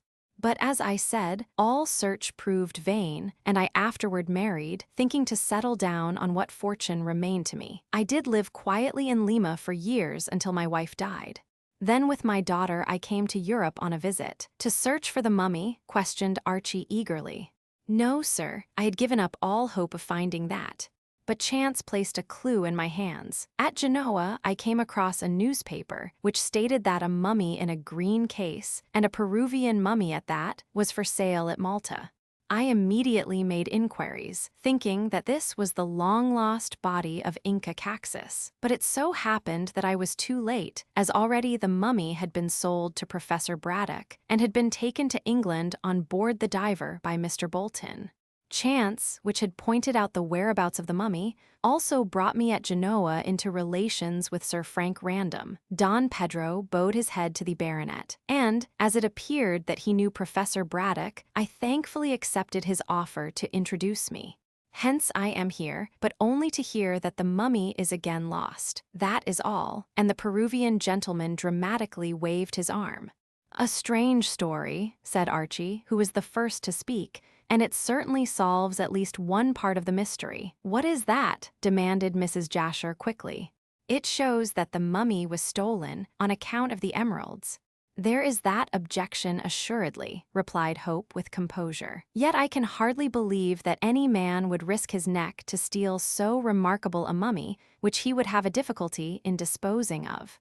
But did this assassin know of the emeralds, he would venture much to gain them, since jewels can be disposed of with comparative ease and cannot easily be traced. All the same, said Random, looking up, I do not see how the assassin could have learned that the jewels were wrapped in the bandages. Not to my knowledge. It is written in Latin, since a Spanish priest taught the son of Inca Caxus, who wrote it that language. I do not think that Vasa knew Latin. Also, if Vasa had copied the manuscript, he would have stripped the mummy to procure the jewels. Now, in the newspaper advertisement, it stated that the bandages of the mummy were intact, as also was the verdant case. No, said Don Pedro decisively, I am quite of opinion that Vasa, and indeed everyone else, was ignorant of this manuscript. It seems to me, suggested Mrs. Jasher, that it would be best to find the sailor. That, remarked de Gayengos, is impossible. It is 20 years since he disappeared with the mummy. Let us drop the subject until Professor Braddock returns to discuss it with me, and this was accordingly done. Chapter 12, A Discovery.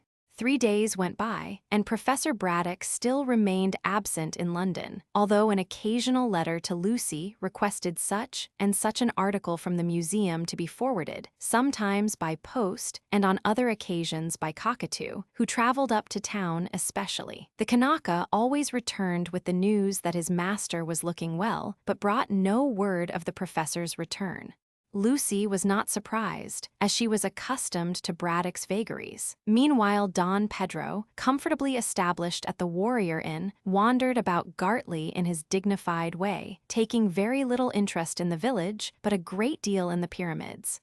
As the professor was absent, Lucy could not ask him to dinner, but she did invite him and Donna Inez to afternoon tea. Don Pedro was anxious to peep into the museum, but Cockatoo absolutely refused to let him enter, saying that his master had forbidden anyone to view the collection during his absence.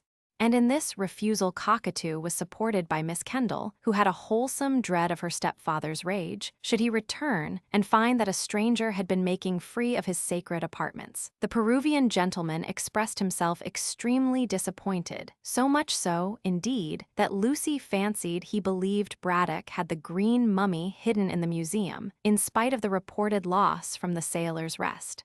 Failing to get permission to range through the rooms of the pyramids, Don Pedro paid occasional visits to Pierside and questioned the police regarding the Bolton murder. From Inspector Date, he learned nothing of any importance, and indeed that officer expressed his belief that not until the day of judgment would the truth become known.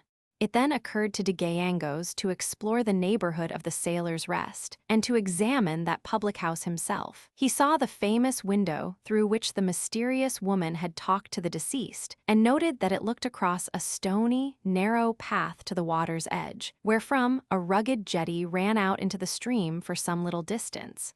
Nothing would have been easier, reflected Don Pedro, than for the assassin to enter by the window and, having accomplished his deed, to leave in the same way, bearing the case containing the mummy. A few steps would carry the man and his burden to a waiting boat, and once the craft slipped into the mists on the river, all trace would be lost, as had truly happened.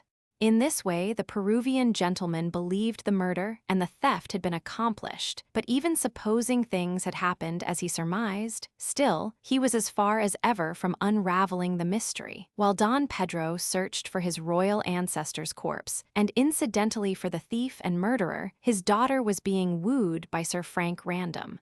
Heaven only knows what he saw in her, as Lucy observed to young Hope, for the girl had not a word to say for herself. She was undeniably handsome, and dressed with great taste, save for stray hints of barbaric delight in color, doubtless inherited from her Inca ancestors. All the same, she appeared to be devoid of small talk or great talk, or any talk whatsoever. She sat and smiled and looked like a handsome picture, but after her appearance had satisfied the eye, she left much to be desired. Yet Sir Frank approved of her stately quietness and seemed anxious to make her his wife. Lucy, in spite of the fact that he had so speedily got over her refusal to marry him, was anxious that he should be happy with Donna Inez, whom he appeared to love, and afforded him every opportunity of meeting the lady so that he might prosecute his wooing. All the same, she wondered that he should desire to marry an iceberg, and Donna Inez, with her silent tongue and cold smiles, was little else. However, as Frank Random was the chief party concerned in the love-making, for Donna Inez was merely passive, there was no more to be said. Sometimes Hope came to dine at the pyramids, and on these occasions Mrs. Jasher was present in her character of chaperone. As Miss Kendall was helping the widow to marry Professor Braddock, she in her turn did her best to speed Archie's wooing. Certainly, the young couple were engaged, and there was no understanding to be brought about. Nevertheless, Mrs. Jasher was a useful article of furniture to be in the room when they were together, for Gartley, like all English villages, was filled with scandalmongers who would have talked had Hope and Lucy not employed Mrs. Jasher as gooseberry. Sometimes Donna Inez came with the widow, while her father was hunting for the mummy in Pierside, and then Sir Frank Random would be sure to put in an appearance to woo his Dulcinea in admiring silence. Mrs. Jasher declared that the two must have made love by telepathy, for they rarely exchanged a word. But this was all the better, as Archie and Lucy chattered a great deal, and 2 pair of magpies, Mrs. Jasher declared, would have been too much for her nerves. She made a very good chaperone, as she allowed the young people to act as they pleased, only sanctioning the meetings by her elderly presence. One evening, Mrs. Jasher was due to dinner, and Hope had already arrived. No one else was expected, as Don Pedro had taken his daughter to the theater at Pierside, and Sir Frank had gone to London in connection with his military duties. It was a bitterly cold night, and already a fall of snow had hinted that there was to be a real English Christmas of the genuine kind. Lucy had prepared an excellent dinner for 3, and Archie had brought a set of new patience cards for Mrs. Jasher, who was fond of the game. While the widow played, the lovers hoped to make love undisturbed and looked forward to a happy evening. But there was one drawback, for although the dinner hour was supposed to be 8 o'clock and it was now 30 minutes past, Mrs. Jasher had not arrived. Lucy was dismayed. What can be keeping her? She asked Archie, to which that young gentleman replied that he did not know, and, what was more, he did not care. Miss Kendall very properly rebuked this sentiment. You ought to care, Archie, for you know that if Mrs. Jasher does not come to dinner, you will have to go away. Why should I? He inquired sulkily. People will talk. Neither do I, you stupid boy. But my father will care, and if people talk he will be very angry. My dear Lucy, and Archie put his arm round her waist to say this, I don't see why you should be afraid of the professor. He is only your stepfather, and you aren't so very fond of him as to mind what he says. Besides, we can marry soon, and then he can go hang. But I don't want him to go hang, she replied, laughing. After all, the professor has always been kind to me, and as a stepfather has behaved very well when he could easily have made himself disagreeable. Another thing is that he can be very bad-tempered when he likes, and if I let people talk about us, which they will do if they get a chance, he will behave so coldly to me that I shall have a disagreeable time. As we can't marry for ever so long, I don't want to be uncomfortable. We can marry whenever you like, said Hope unexpectedly. What with your income so unsettled? You will help that horrid spendthrift uncle of yours, and until he and his family are solvent, I don't see how we can be sure of our money. We are sure of it now, dearest. Uncle Simon has turned up trumps after all, and so have his investments. What do you mean exactly? I went up to London today and had an interview. The result of that is that I am some thousands to the good, that Uncle Simon is well off for the rest of his life and will require no more assistance, and that my 300 a year is quite clear for ever and ever and ever. Then we can marry, cried Miss Kendall with a gasp of delight. Whenever you choose, next week if you like. In January then, just after Christmas, we'll go on a trip to Italy and return to take a flat in London. Oh, Archie, I am sorry I thought so badly of your uncle. He has behaved very well. And what a mercy it is that he will require no more assistance. You are sure he will not. If he does, he won't get it, said Hope candidly. While I was a bachelor, I could assist him, but when I am married, I must look after myself and my wife. He gave Lucy a hug. It's all right now, dear, and Uncle Simon has behaved excellently, far better than I expected. We shall go to Italy for the honeymoon and need not hurry back until until we quarrel. In that case, we shall live in Italy for the rest of our lives, said Lucy with twinkling eyes, but we must come back in a year and take a studio in Chelsea. Why not in Gartley? Remember, the professor will be lonely. No, he won't. Mrs. Jasher, as I told you, intends to marry him. He might not wish to marry her. Besides, I want to break with the old life here and begin quite a new one with you. When I am your wife and Mrs. Jasher is my stepfather's, everything will be capitally arranged. Well, I hope so, said Archie heartily, for I want you all to myself and have no desire to share you with anyone else. But I say, he glanced at his watch, it is getting towards 9 o'clock and I am desperately hungry. Can't we go to dinner? Without doubt, this was Mrs. Jasher arriving at last, and Lucy ran out of the room and down the stairs to welcome her in her eagerness to get Archie seated at the dinner table. The young man lingered by the open door of the drawing-room, ready to welcome the widow, when he heard Lucy utter an exclamation of surprise and became aware that she was ascending the stairs along with Professor Braddock. At once he reflected there would be trouble, since he was in the house with Lucy, and lacked the necessary chaperone which Braddock's primitive Anglo-Saxon instincts insisted upon. "I did not know you were returning tonight," Lucy was saying when she re-entered the drawing room with her stepfather. "I arrived by the 6 o'clock train," explained the professor, unwinding a large red scarf from his neck and struggling out of his overcoat with the assistance of his daughter. "Ha, Hope, good evening," asked Lucy, throwing the professor's coat and wraps onto a chair. "With Mrs. Jasher," said Braddock, warming his plump hands at the fire. "So you must blame me that she is not here to preside at dinner as the chaperone of you young people." Lucy and her lover glanced at one another in surprise. This light and airy tone was a new one for the professor to take. Instead of being angry, he seemed to be unusually gay and looked at them in quite a jocular manner for a dry-as-dust scientist. "We waited dinner for her, father," ventured Lucy timidly. "Then I am ready to eat it," announced Braddock. "I am extremely hungry, my dear. I can't live on love, you know." Lucy stared, and Archie laughed quietly. "Oh yes, you may smile and look astonished," went on the professor good-humoredly, "but science does not destroy the primeval instincts entirely. Lucy, my dear," he took her hand and patted it. "While in London and in lodgings, it was borne in upon me forcibly how lonely I was and how lonely I would be when you married our young friend yonder. I had intended to come down tomorrow, but tonight, such was my feeling of loneliness that I considered favorably your idea that I should find a second helpmate in Mrs. Jasher. I have always had a profound admiration for that lady, and so, on the spur of the moment, as I may say, I decided to come down this evening and propose." "Oh," Lucy clapped her hands, very well satisfied with the unexpected news. "And have you?" "She will become your wife this evening," said Archie, smiling. Braddock, with one of those odd twists of humor which were characteristic of him, became irascible. "Confound it, sir, don't I speak English?" he snapped, with his eyes glaring rebuke. "She promised this evening to become Mrs. Braddock. We shall marry, so we have arranged, in the springtime, which is the natural pairing season for human beings as well as for birds. And I am glad to say that Mrs. Jasher takes a deep interest in archaeology. And what is more, she is a splendid housekeeper," said Lucy. The temporary anger of the professor vanished.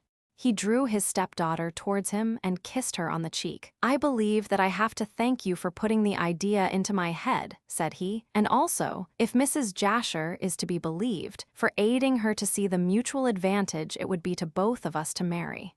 Ha," he released Lucy and rubbed his hands, "let us go to dinner." "I am very glad," said Miss Kendall heartily. So am I," replied Braddock, nodding. "As you very truly observed, my child, the house would have gone to rack and ruin without a woman to look after my interests. Well," he took the arms of the two young people, "I really think that we must have a bottle of champagne on the strength of it." Shortly, the trio were seated at the table, and Braddock explained that Mrs. Jasher, being overcome by his proposal, had not been able to face the ordeal of congratulations. "But she will come tomorrow," said he, as Cockatoo filled 3 glasses. "Indeed, I shall congratulate her tonight," said Lucy obstinately. "As soon as dinner is over, I shall go with Archie to her house and tell her how pleased I am." Strange to say, the professor made no objection to the excursion, although Hope quite expected such a stickler for etiquette to refuse permission to his stepdaughter. But Braddock seemed rather pleased than otherwise. His proposal of marriage seemed to have put him into excellent humor, and he raised his glass with a chuckle. "I drink to your happiness, my dear Lucy, and to that of Mrs. Jasher's." "And I drink to Archie's and to yours, father," she replied. "I am glad that you will not be lonely when we are married. Archie and I wish to become one in January." "Yes," said Hope, finishing his champagne, "my income is now all right, as my uncle has paid up. I will give you a handsome wedding present, Lucy, for you may have heard that my future wife has money left to her by her brother, who was lately a merchant in Pekin. She is heart and hand with me in our proposed expedition to Egypt."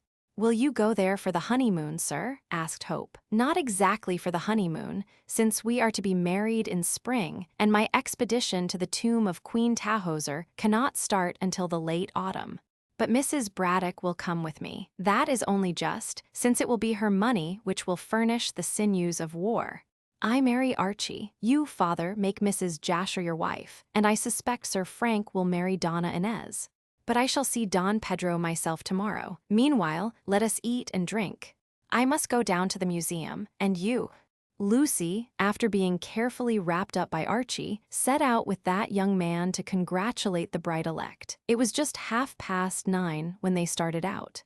The night was frosty, and the stars twinkled like jewels in a cloudless sky of dark blue. The moon shone with hard brilliance on the ground, which was powdered with a light fall of snow. As the young people walked briskly through the village, their footsteps rang on the frosty earth and they scrunched the snow in their quick tread. The Warrior Inn was still open, as it was not late, and lights shone from the windows of the various cottages. When the two, following the road through the marshes, emerged from the village, they saw the great mass of the fort bulking blackly against the clear sky, the glittering stream of the Thames, and the marshes outlined in delicate white. The fairy world of snow and moonlight appealed to Archie's artistic sense, and Lucy approving of the same, they did not hurry to arrive at their destination. But shortly they saw the squarely fenced acre of ground near the embankment, wherein Mrs. Jasher's humble abode was placed. Light shone through the pink curtains of the drawing-room, showing that the widow had not yet retired. In a few minutes the lovers were at the gate and promptly entered. It was then that one of those odd things happened which would argue that some people are possessed of a sixth sense. Archie closed the gate after him and, glancing right and left, walked up the snowy path with Lucy. To the right was a leafless arbor, also powdered with snow, and against the white bulked a dark form something like a coffin. Hope, out of curiosity, went up to it. "What the deuce is this?" he asked himself, then raised his voice in loud surprise. "Lucy! Lucy, come here. What is it?" she asked, running up. "Look," he pointed to the oddly shaped case, the green mummy. Chapter 13, More Mystery. Neither Lucy nor Archie Hope had ever seen the mummy, but they knew the appearance which it would present, as Professor Braddock, with the enthusiasm of an archaeologist, had often described the same to them. It appeared, according to Braddock, that on purchasing the precious corpse in Malta, his dead assistant had written home a full description of the treasure trove. Consequently, being advised beforehand, Hope had no difficulty in recognizing the oddly shaped case, which was made somewhat in the Egyptian form. On the impulse of the moment, he had proclaimed this to be the long-lost mummy, and when a closer examination by the light of a lucifer match revealed the green hue of the coffin wood, he knew that he was right. But what was the mummy in its ancient case doing in Mrs. Jasher's arbor? That was the mute question which the two young people asked themselves and each other as they stood in the chilly moonlight, staring at the grotesque thing. The mummy had disappeared from the Sailor's Rest at Pierside some weeks ago, and now unexpectedly appeared in a lonely garden, surrounded by marshes. How it had been brought there, or why it should have been brought there, or who had brought it to such an unlikely place, were questions hard to answer. However, the most obvious thing to do was to question Mrs. Jasher, since the uncanny object was lying within a stone throw of her home. Lucy, after a rapid word or two, went to ring the bell and summon the lady, while Archie stood by the arbor, wondering how the mummy came to be there. In the same way, George III had wondered how the apples got into the dumplings. Far and wide spread the marshes, flatly towards the shore of the river on one side, but on the other sloping up to Gartley village, which twinkled with many lights on the rising ground.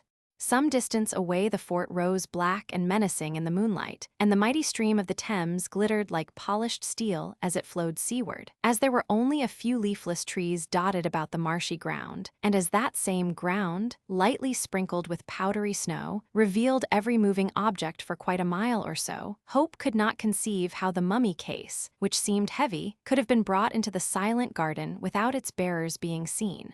It was not late, and soldiers were still returning through Gartley to the fort. Then, again, some noise must have been caused by so bulky an object being thrust through the narrow wicket, and Mrs. Jasher, inhabiting a wooden house, which was a very seashell for sound, might have heard footsteps and voices.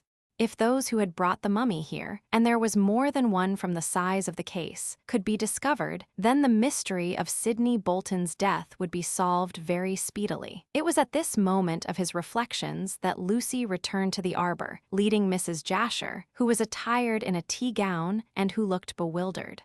"What are you talking about, my dear?" she said, as Lucy led her towards the arbor. "I declare I was ever so much astonished when Jane told me that you wished to speak to me. I was just writing a letter to the lawyer who has my poor brother's property in hand, announcing my engagement to the professor." "Mr. Hope, you here also?" "Well, I'm sure." Lucy grew impatient at all this babble. "Did you not hear what I said, Mrs. Jasher?" she cried irritably. "Can't you use your eyes? Look. The green mummy is in your arbor." "The green mummy in my arbor," repeated Mrs. Jasher, like a child learning words of one syllable and staring at the black object before which the three were standing. "As you see," said Archie abruptly. "How did it come here?" He spoke harshly. Of course, it was absurd to accuse Mrs. Jasher of knowing anything about the matter, since she had been writing letters. Still, the fact remained that a mummy, which had been thieved from a murdered man, was in her arbor, and naturally she was called upon to explain. Some suspicion in his tones struck the little woman, and she turned on him with indignation. "How did it come here?" she repeated. "Now, how can I tell, you silly boy? I have been writing to my lawyer about my engagement to Mr. Braddock." "I dare say he has told you." "Yes," chimed in Miss Kendall, "and we came here to congratulate you, only to find the mummy." Mrs. Jasher stared with all her eyes and timidly touched the hard green-stained wood. "It's the case. The mummy is inside." "But I thought that the professor opened the case to find the body of poor Sidney Bolton," argued Mrs. Jasher. "That was a packing case in which this," Archie struck the old-world coffin, "was stored. But this is the corpse of Inca Caxus, about which Don Pedro told us the other night. How does it come to be hidden in your garden?" Mrs. Jasher repeated the word with a laugh. "There is not much hiding about it. Why, everyone can see it from the path. And from the door of your house," remarked Hope significantly. "Did you not see it when you took leave of Braddock? Also, Professor Braddock, who is so anxious to recover it, would not have allowed it to remain here. Then the case was not here when the professor left you tonight." "He left me at 8 o'clock to go home to dinner." "When did he arrive here?" questioned Hope quickly. "At 7, I am sure of the time, for I was just sitting down to my supper. He was here an hour, but he said nothing, when he entered, of any mummy being in the arbor, nor when he left me at the door. And I came to say good-bye to him. Did either of us see this object?" "To be sure," added Mrs. Jasher meditatively, "we did not look particularly in the direction of this arbor. I scarcely see how anyone entering or leaving the garden could fail to see it, especially as the snow reflects the moonlight so brightly." Mrs. Jasher shivered, and taking the skirt of her tea gown, flung it over her carefully attired head. "Don't you think we had better return to the house and talk there? That mummy represents 1,000 pounds of my money. I understood that the professor bought it himself." "So he did, but I supplied the purchase money. Therefore, I do not intend that this should be lost sight of again. Lucy, my dear, you run home again and tell your father what we have found. He had better bring men to take it to his museum. When it is there, Mrs. Jasher can then explain how it came to be in her garden." Without a word, Lucy set off, walking quickly, anxious to fulfill her mission and gladden the heart of her stepfather with the amazing news. Archie and Mrs. Jasher were left alone, and the former lighted a cigarette while he tapped the mummy case and examined it as closely as the pale gleam of the moonlight permitted. Mrs. Jasher made no move to enter the house, much as she had complained of the cold. But perhaps she found the flimsy skirt of the tea gown sufficient protection. "It seems to me, Mr. Hope," said she very tartly, "that you suspect my having a hand in this," and she tapped the mummy coffin also. "Pardon me," observed Hope very politely, "but I suspect nothing, because I have no grounds upon which to base my suspicions. But certainly it is odd that this missing mummy should be found in your garden. You will admit that much." She tapped the case again. "Moreover, had I found the mummy, I should have taken it to the pyramids at once, so as to give Professor Braddock some pleasure." "Pardon me," said Mrs. Jasher in her turn, "but I have nothing to do with it as a present or otherwise. How the thing came into my arbor I really cannot say. As I told you, Professor Braddock made no remark about it when he came, and when he left, although I was at the door, I did not notice anything in this arbor. Indeed, I cannot say if I ever looked in this direction." Archie mused and glanced at his watch. "The professor told Lucy that he came by the 6 train. You say that he was here at 7. "Yes, and he left at 8. What is the time now? Therefore, since neither you nor Braddock saw the mummy, I take it that the case was brought here by some unknown people between 8 o'clock and 9:45, about which time I arrived here with Lucy." Mrs. Jasher nodded. "You put the matter very clearly," she observed dryly. "You have mistaken your vocation, Mr. Hope, and should have been a criminal lawyer. I should turn detective were I you." A woman muffled in a shawl, in much the same way as my head is now muffled in my skirt, talked to Bolton through the bedroom window of the Sailor's Rest, you know. "I assure you that I would as soon suspect Lucy as you." "Thank you," said the widow very dryly and very tartly. "I merely wish to point out," went on Archie in a conciliatory tone, "that, as the mummy in its case, as appears probable, was brought into your garden between the hours of 8 and 10, less 15 minutes, that you may have heard the voices or footsteps of those who carried it here." "I heard nothing," said Mrs. Jasher, turning towards the path. "I had my supper, and played a game or two of patience, and then wrote letters, as I told you before, and I am not going to stand in the cold, answering silly questions, Mr. Hope. If you wish to talk, you must come inside." Hope shook his head and lighted a fresh cigarette. "I stand guard over this mummy until its rightful owner comes," said he determinedly. "Ho!" rejoined Mrs. Jasher scornfully. She was now at the door. "I understood that you bought the mummy and therefore were its owner. Well, I only hope you'll find those emeralds Don Pedro talked about," and with a light laugh she entered the cottage. Archie looked after her in a puzzled way. There was no reason to suspect Mrs. Jasher, so far as he saw, even though a woman had been seen talking to Bolton on the night of the crime. And yet, why should the widow refer to the emeralds, which were of such immense value, according to Don Pedro? Hope glanced at the case and shook the primitive coffin, anxious for the moment to open it and ascertain if the jewels were still clutched grimly in the mummy's dead hands. But the coffin was fastened tightly down with wooden pegs and could only be opened with extreme care and difficulty. Also, as Hope reflected, even did he manage to open this receptacle of the dead, he still could not ascertain if the emeralds were safe, since they would be hidden under innumerable swathings of green-dyed llama wool. He therefore let the matter rest there, and, staring at the river, wondered how the mummy had been brought to the garden in the marshes. Hope recollected that experts had decided the mode in which the mummy had been removed from the Pierside public house. It had been passed through the window, according to Inspector Date and others, and, when taken across the narrow path which bordered the river, had been placed in a wading boat. After that it had vanished until it had reappeared in this arbor. But if taken by water once, it could have been taken by water again. There was a rude jetty behind the embankment, which Hope could easily see from where he stood. In all probability, the mummy had been landed there and carried to the garden, while Mrs. Jasher was busy with her supper and her game of cards and her letters. Also, the path from the shore to the house was very lonely, and if any care had been exercised, which was probable, no one from the Fort Road or from the village street could have seen the stealthy conspirators bringing their weird burden. So far Hope felt that he could argue excellently, but who had brought the mummy to the garden, and why had it been brought there? These questions he could not answer so easily, and indeed not at all. While thus meditating, he heard, far away in the frosty air, a puffing and blowing and panting like an impatient motor car. Before he could guess what this was, Braddock appeared, simply racing along the marshy causeway, followed closely by Cockatoo, and at some distance away by Lucy. The little scientist rushed through the gate, which he flung open with a noise fit to wake the dead, and lunged forward, to fall with outstretched arms upon the green case.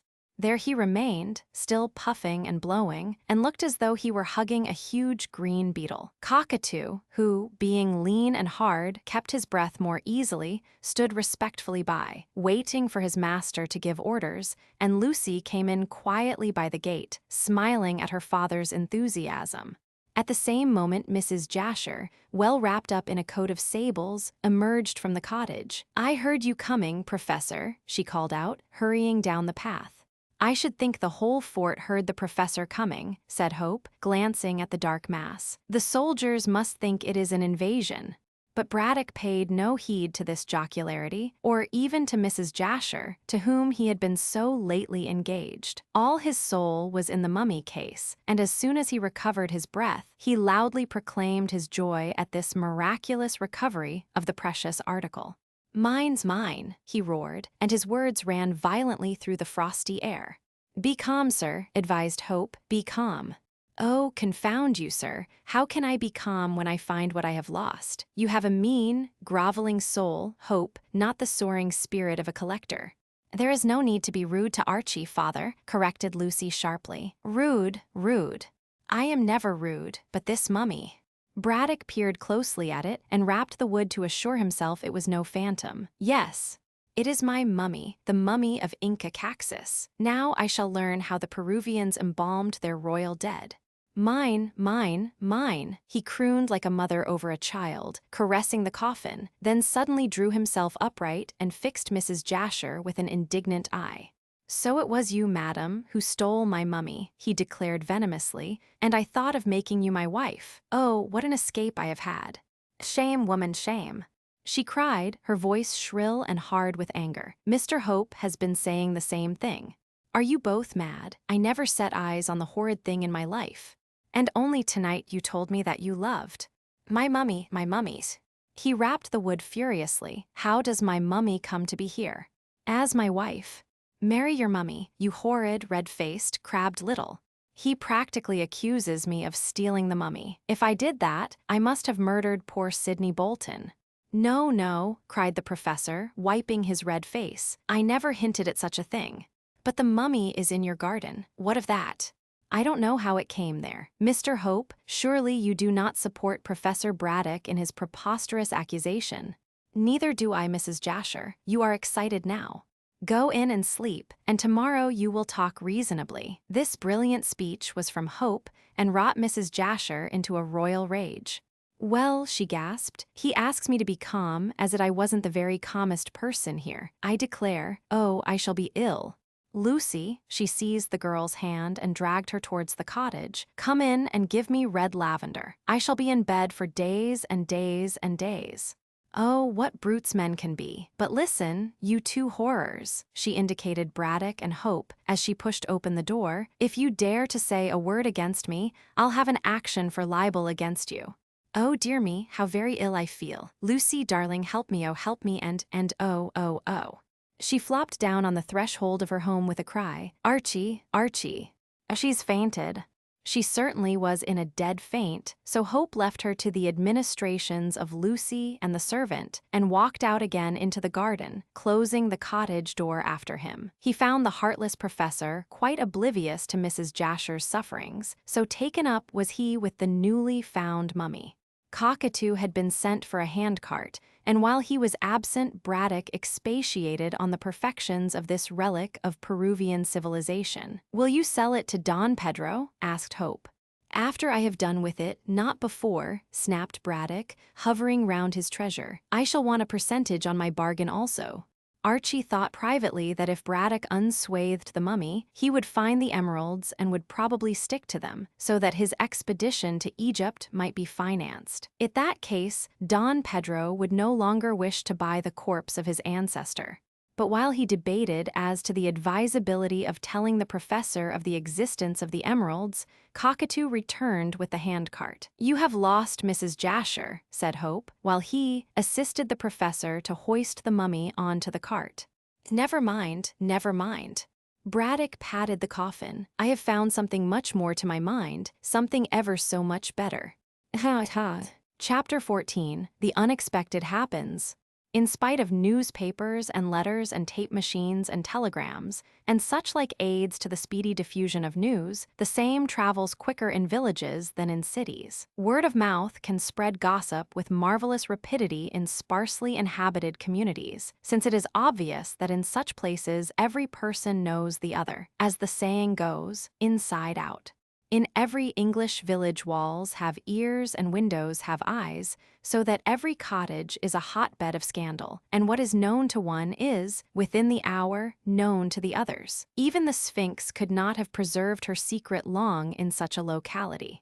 Gartley could keep up its reputation in this respect, along with the best. Therefore, it was little to be wondered at that early next morning everyone knew that Professor Braddock had found his long-lost mummy in Mrs. Jasher's garden, and had removed the same to the pyramids without unnecessary delay. Braddock brusquely rejected these offers, but the oddly shaped mummy case, stained green, having been seen, it needed little wit for those who had caught a sight of it to put two and two together, especially as the weird object had been described at the inquest and had been talked over ever since in every cottage. And as the cart had been seen coming out of the widow's garden, it naturally occurred to the villagers that Mrs. Jasher had been concealing the mummy. Shortly the rumor spread that she had also murdered Bolton, for unless she had done so, she certainly, according to village logic, could not have been possessed of the spoil. Finally, as Mrs. Jasher's doors and windows were small and the mummy was rather bulky, it was natural to presume that she had hidden it in the garden. Report said she had buried it and had dug it up just in time to be pounced upon by its rightful owner, from which it can be seen that gossip is not invariably accurate. However this may be, the news of Professor Braddock's good fortune shortly came to Don Pedro's ears through the medium of the landlady. As she revealed what she had heard in the morning, the Peruvian gentleman was spared a sleepless night. But as soon as he learned the truth, which was surprising enough in its unexpectedness, he hastily finished his breakfast and hurried to the pyramids. As yet, he had not intended to see Braddock so promptly, or at least not until he had made further inquiries at Pierside. But the news that Braddock possessed the royal ancestor of the de Gayengoses brought him immediately into the museum. He greeted the professor in his usual grave and dignified manner, and no one would have guessed from his inherent calmness that the unexpected news of Braddock's arrival and the still more unexpected information about the green mummy had surprised him beyond measure. Being somewhat superstitious, it also occurred to Don Pedro that the coincidence meant good fortune to him in the recovery of his long-lost ancestor. Braddock, already knowing a great deal about Don Pedro from Lucy and Archie Hope, was only too pleased to see the Peruvian, hoping to find in him a kindred spirit. As yet the professor was not aware of the contents of the ancient Latin manuscript, which revealed the fact of the hidden emeralds, since Hope had decided to leave it to the Peruvian to impart the information. Archie knew very well that Don Pedro, as he had plainly stated, wished to purchase the mummy, and it was only right that Braddock should know what he was selling. But Hope forgot one important fact, perhaps from the careless way in which Don Pedro had told his story, namely, that the professor in a second degree was a receiver of stolen goods. Therefore, it was more than probable that the Peruvian would claim the mummy as his own property. Still, in that event, he would have to prove his claim, and that would not be easy. The plump little professor had not yet unsealed the case, and when Don Pedro entered, he was standing before it rubbing his fat hands with a gloating expression in his face. However, as Cockatoo had brought in the Peruvian's card, Braddock expected his visitor and wheeled to face him. "How are you, sir?" said he, extending his hand. "I am glad to see you, as I hear that you know all about this mummy of Inca Caxus." "Well, I do," answered de Gayengos, sitting down in the chair which his host pushed forward. "But may I ask who told you that this mummy was that of the last Inca?"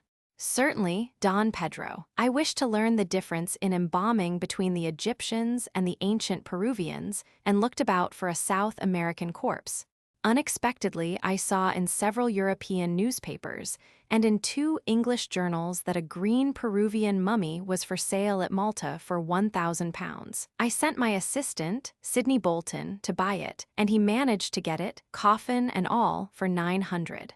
While in Malta, and before he started back in the diver with the mummy, he wrote me an account of the transaction. The seller, who was the son of a Maltese collector, told Bolton that his father had picked up the mummy in Paris some 20 and more years ago.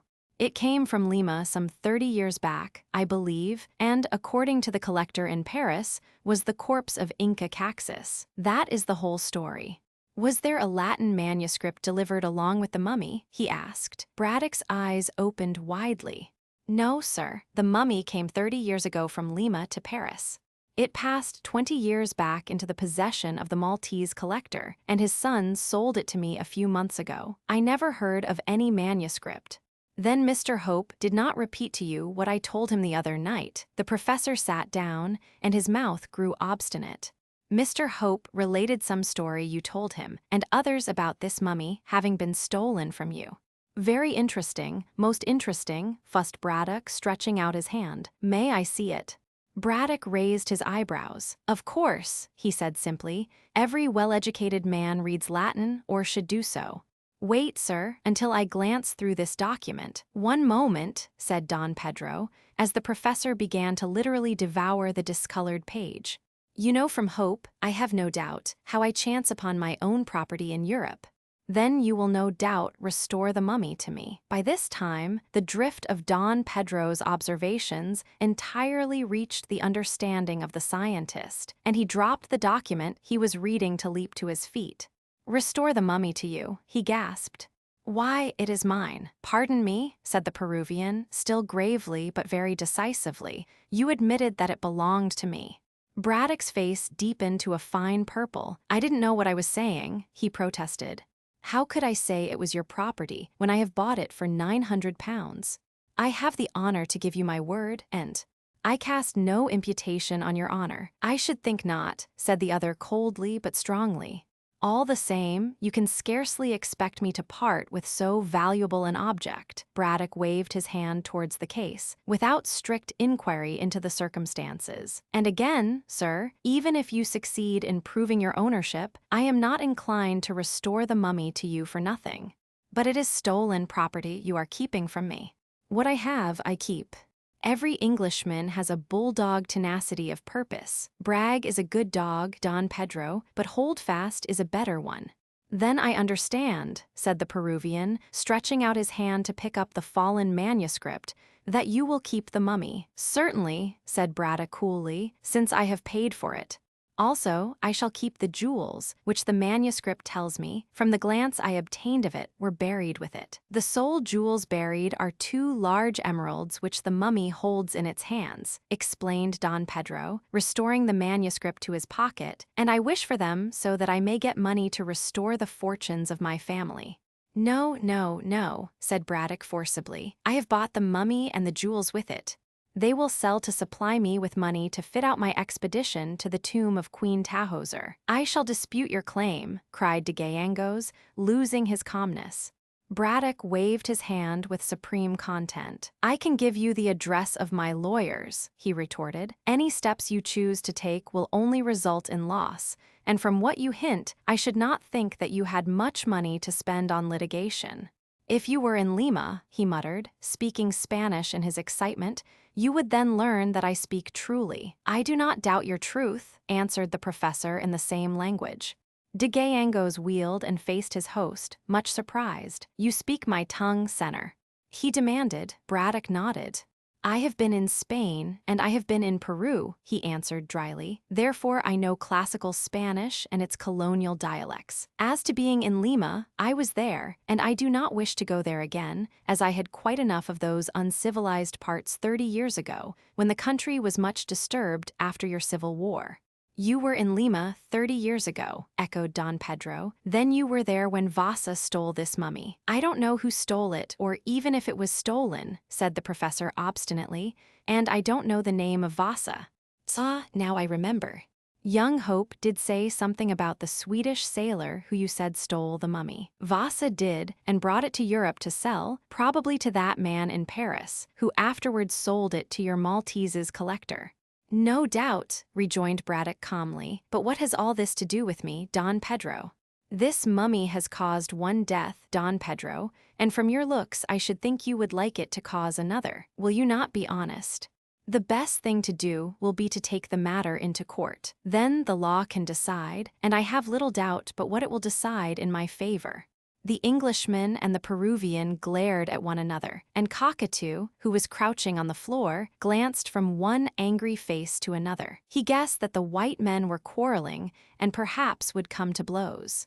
It was at this moment that a knock came to the door, and a minute later Archie entered. Braddock glanced at him and took a sudden resolution as he stepped forward. "Hope you are just in time," he declared. "Don Pedro states that the mummy belongs to him, and I assert that I have bought it. We shall make you umpire. He wants it, I want it.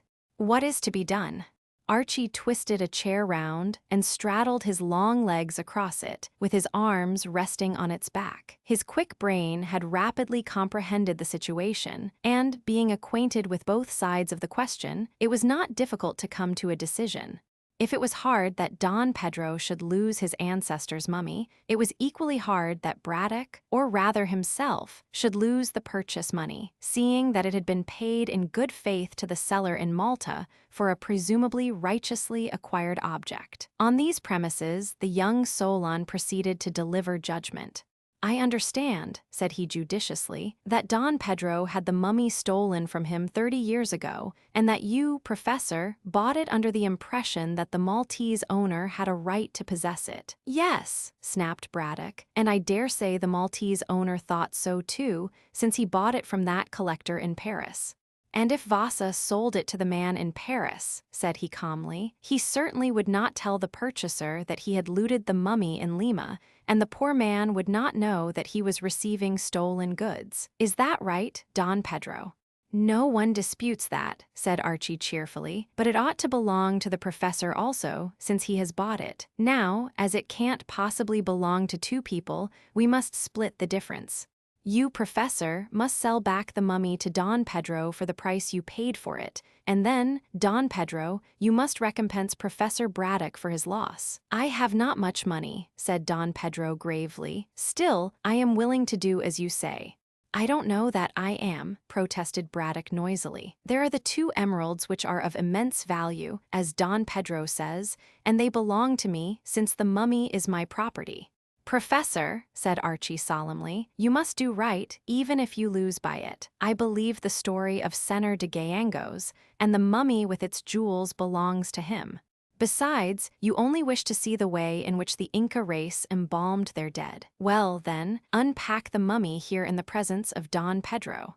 When you have satisfied your curiosity, and when Senor de Gallegos signs a check for £1,000, he can take away the corpse. You have had so much trouble over it that I wonder you are not anxious to see the last of it. But the emeralds would sell for much money and would defray the expenses of my expedition into Egypt to search for that queen's tomb. I said a few foolish things to her last night when I was heated up. She may not forgive me, Hope." "A woman will forgive anything to the man she loves," said Archie. Braddock was no fool and could not help casting a glance at his tubby figure, which was reflected in a near mirror. It seemed incredible that Mrs. Jasher could love him for his looks, and the fact that he might someday be a baronet did not strike him at the moment as a consideration. However, he foresaw trouble and expense should Don Pedro go to law, as he seemed determined to do. Taking all things into consideration, Braddock thought that Archie's judgment was a good one and yielded. "Well," he said after reflection, "let us agree. I shall open the case and examine the mummy, which after all is the reason why I bought it. When I have satisfied myself as to the difference between the modes of embalming, Don Pedro can give me a check and take away the mummy. I only hope that he will have less trouble with it than I have had." And, so speaking, Braddock, signing to Cockatoo to bring all the necessary tools, laid hands on the case. "I am content," said Don Pedro briefly, and seated himself in a chair beside the young Daniel who had delivered judgment. Hope offered to assist the professor to open the case, but was dismissed with an abrupt refusal. "Though I am glad you are present to see the mummy unpacked," said Braddock, laboring at the lid of the case, "for if the emeralds are missing, Don Pedro might accuse me of stealing them." Why should the emeralds be missing? Asked Hope quickly. Braddock shrugged his shoulders. Sidney Bolton was killed, said he in a low voice, and it was not likely that anyone would commit a murder for the sake of this mummy and then leave it stranded in Mrs. Jasher's garden. I have my doubts about the safety of the emeralds, else I would not have consented to sell the thing back again. The lid was closed with wooden pegs in an antique but perfectly safe manner, and apparently had not been opened since the dead Inca had been laid to rest therein hundreds of years ago among the Andean mountains. Don Pedro winced at this desecration of the dead, but as he had given his consent, there was nothing left to do but to grin and bear it. In a wonderfully short space of time, considering the neatness of the workmanship and the holding power of the wooden pegs, the lid was removed. Then the 4 onlookers saw that the mummy had been tampered with. Swathed in green-stained llama wool, it lay rigid in its case. But the swathings had been cut, the hands protruded, and the emeralds were gone, torn rudely from the hard grip of the dead. Chapter 15. An Accusation. Both Don Pedro and Professor Braddock were amazed and angry at the disappearance of the jewels, but Hope did not express much surprise. Considering the facts of the murder, it was just what he expected, although it must be confessed that he was wise after the event. I refer you to your own words immediately before the case was opened, Professor, he remarked, after the first surprise had subsided. Words, words, snapped Braddock, who was anything but pleased. What words of mine do you mean, Hope? The professor nodded. Quite so, quite so. And what I say I hold to, he retorted, especially as I have proved myself a true prophet. You can both see for yourselves. He waved his hand towards the rifled case. That poor Sidney must have been killed for the sake of the emeralds. The question is, who killed him? I was ignorant until you told me about the manuscript. And you, Hope. He searched Archie's face. Do you intend to accuse me? Questioned the young man with a slight laugh. I assure you, Professor, that I was ignorant of what had been buried with the corpse until Don Pedro related his story the other night to myself and Random and the ladies. Braddock turned impatiently to de Gayangos, as he did not approve of Archie's apparent flippancy. Does anyone else know of the contents of this manuscript? He demanded irritably. Don Pedro nursed his chin and looked musingly on the ground. It is just possible that Vasa may. Vasa. Oh yes, the sailor who stole the mummy 30 years ago from your father in Lima. Pooh. You tell me that this manuscript is written in Latin, and evidently in monkish Latin at that, which is of the worst. Your sailor could not read it and would not know the value of the manuscript. If he had, he would have carried it off. Senor, said the Peruvian politely, I have an idea that my father made a translation of this manuscript, or at all events a copy. But I understood, put in Hope, still astride of his chair, that you did not find the original manuscript until your father died. My father it was who found the manuscript at Cusco, and although I cannot state authoritatively, yet I believe I am correct in saying that he had a copy made.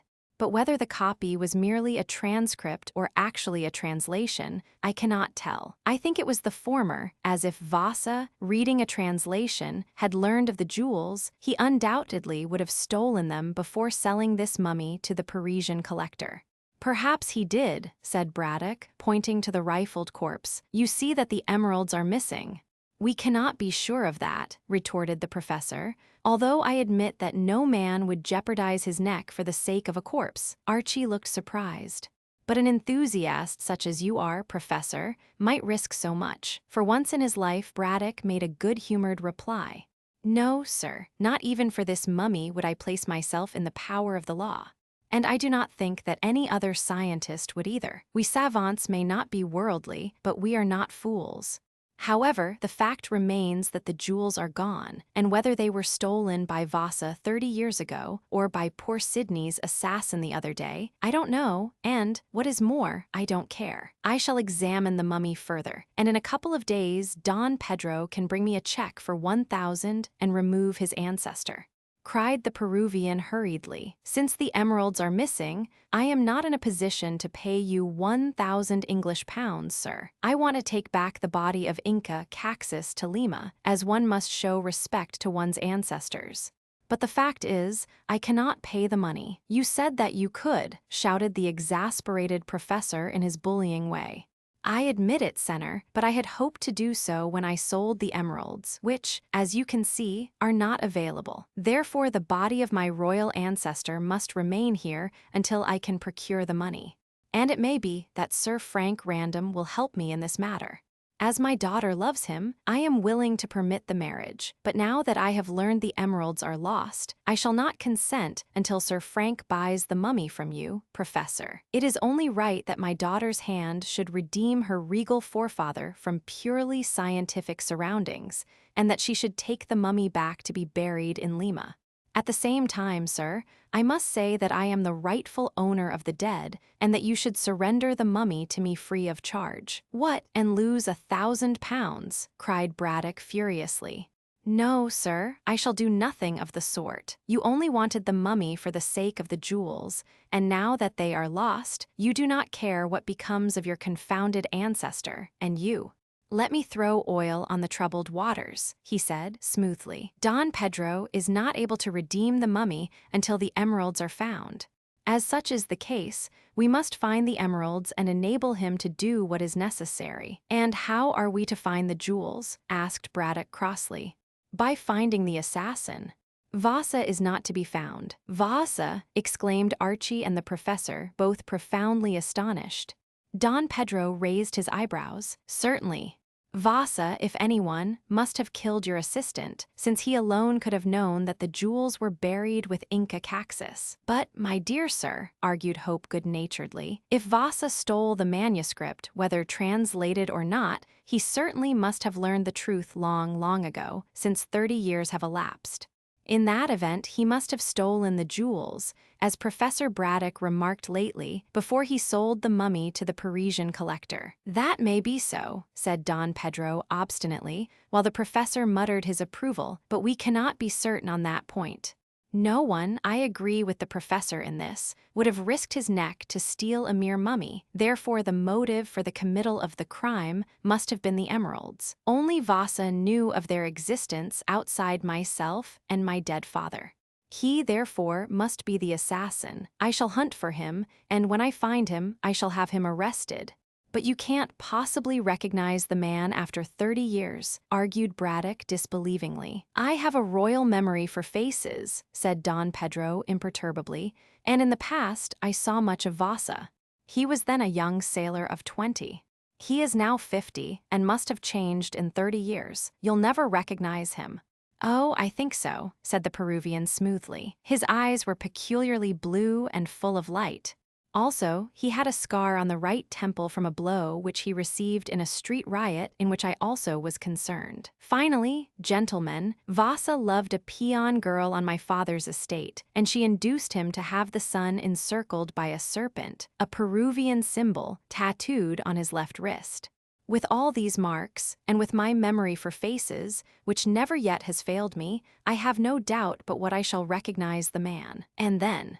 He had not much belief in Don Pedro's boasted royal memory, and did not think that he would recognize a young sailor of 20 in what would certainly be a grizzled old salt of 50 years. However, it was possible that the man might be right in his surmise, since Vasa alone could have known about the emeralds. The only doubt was whether he would have waited for 30 years before looting the mummy. Archie said nothing of these thoughts, as they would only serve to prolong an unprofitable discussion. But he made one suggestion. Your best plan, he said suggestively, is to write a description of Vasa, who, by the way, has probably changed his name, and hand it to the police with the promise of a reward if he is found. I am very poor, Senor. Surely the professor here.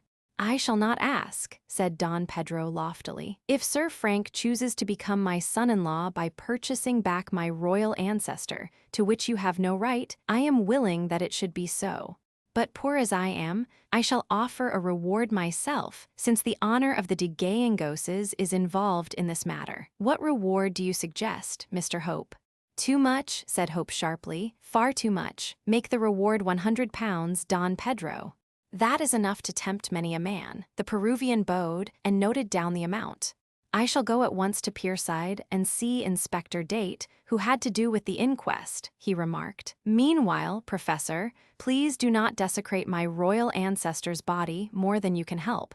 I shall certainly not search for any more emeralds, retorted Braddock dryly. Now, clear out, both of you, and leave me to examine the mummy. Cockatoo, show these gentlemen out, and let no one else in. Hope also sought Lucy and related the latest development of the case. The girl was not surprised, as she likewise believed that the assassin had desired more than the mummy when he murdered Sidney Bolton. Mrs. Jasher did not know about the emeralds, she asked suddenly. No, replied Archie, much surprised. Surely you do not suspect her of having a hand in the devilment. Only I cannot understand how the mummy came to be in her garden. I cannot tell that. The whole thing is a mystery and seems likely to remain so. Then he can marry Mrs. Jasher and go to Egypt on her fortune to seek for this tomb. I doubt very much if Mrs. Jasher will marry the professor now, after what he said last night. Nonsense, my father was in a rage and said what first came into his mind. I dare say she is angry. However, I shall see her this afternoon and put matters right. You are very anxious that the professor should marry the lady. The sooner he makes Mrs. Jasher his wife, the readier will he be to let me go, and I want to marry you as soon as I possibly can. I am tired of Gartley and of this present life. Of course, to this speech Archie could make only one answer, and as that took the form of kissing, it was entirely satisfactory to Miss Kendall. Then they discussed the future and also the proposed engagement of Sir Frank Random to the Peruvian lady. But both left the subject of the mummy alone, as they were quite weary of the matter, and neither could suggest a solution of the mystery. Meanwhile, Professor Braddock had passed a very pleasant hour in examining the swathings of the mummy. But his pleasure was destined to be cut short sooner than he desired, as Captain Hiram Hervey unexpectedly arrived. Although Cockatoo, as he had been instructed, did his best to keep him out, the sailor forced his way in and heralded his appearance by throwing the Kanaka head foremost into the museum. What does this mean? Demanded the fiery professor, while Cockatoo, with an angry expression, struggled to his feet, and Hervey, smoking his inevitable cheroot, stood on the threshold. How dare you treat my property in this careless way? Guess your property should behave itself then, said the captain in careless tones, and sauntered into the room. I think I'm going to be chucked out by a measly nigger and great Scott. This latter exclamation was extorted by the sight of the mummy. Braddock motioned to the still angry Cockatoo to move aside, and then nodded triumphantly. You didn't expect to see that, did you? He asked. Hervey came to anchor on a chair and turned the cheroot in his mouth with an odd look at the mummy. When will he be hanged? When will who be hanged? The professor sat down and explained. The lean, long mariner listened quietly, only nodding at intervals. He did not seem to be surprised when he heard that the corpse of the head Inca had been found in Mrs. Jasher's garden, especially when Braddock explained the whereabouts of the property. Well, he drawled, that don't make my hair stand on end. I guess the garden was on his way, and he used it for a cemetery. What are you talking about? Demanded the perplexed scientist.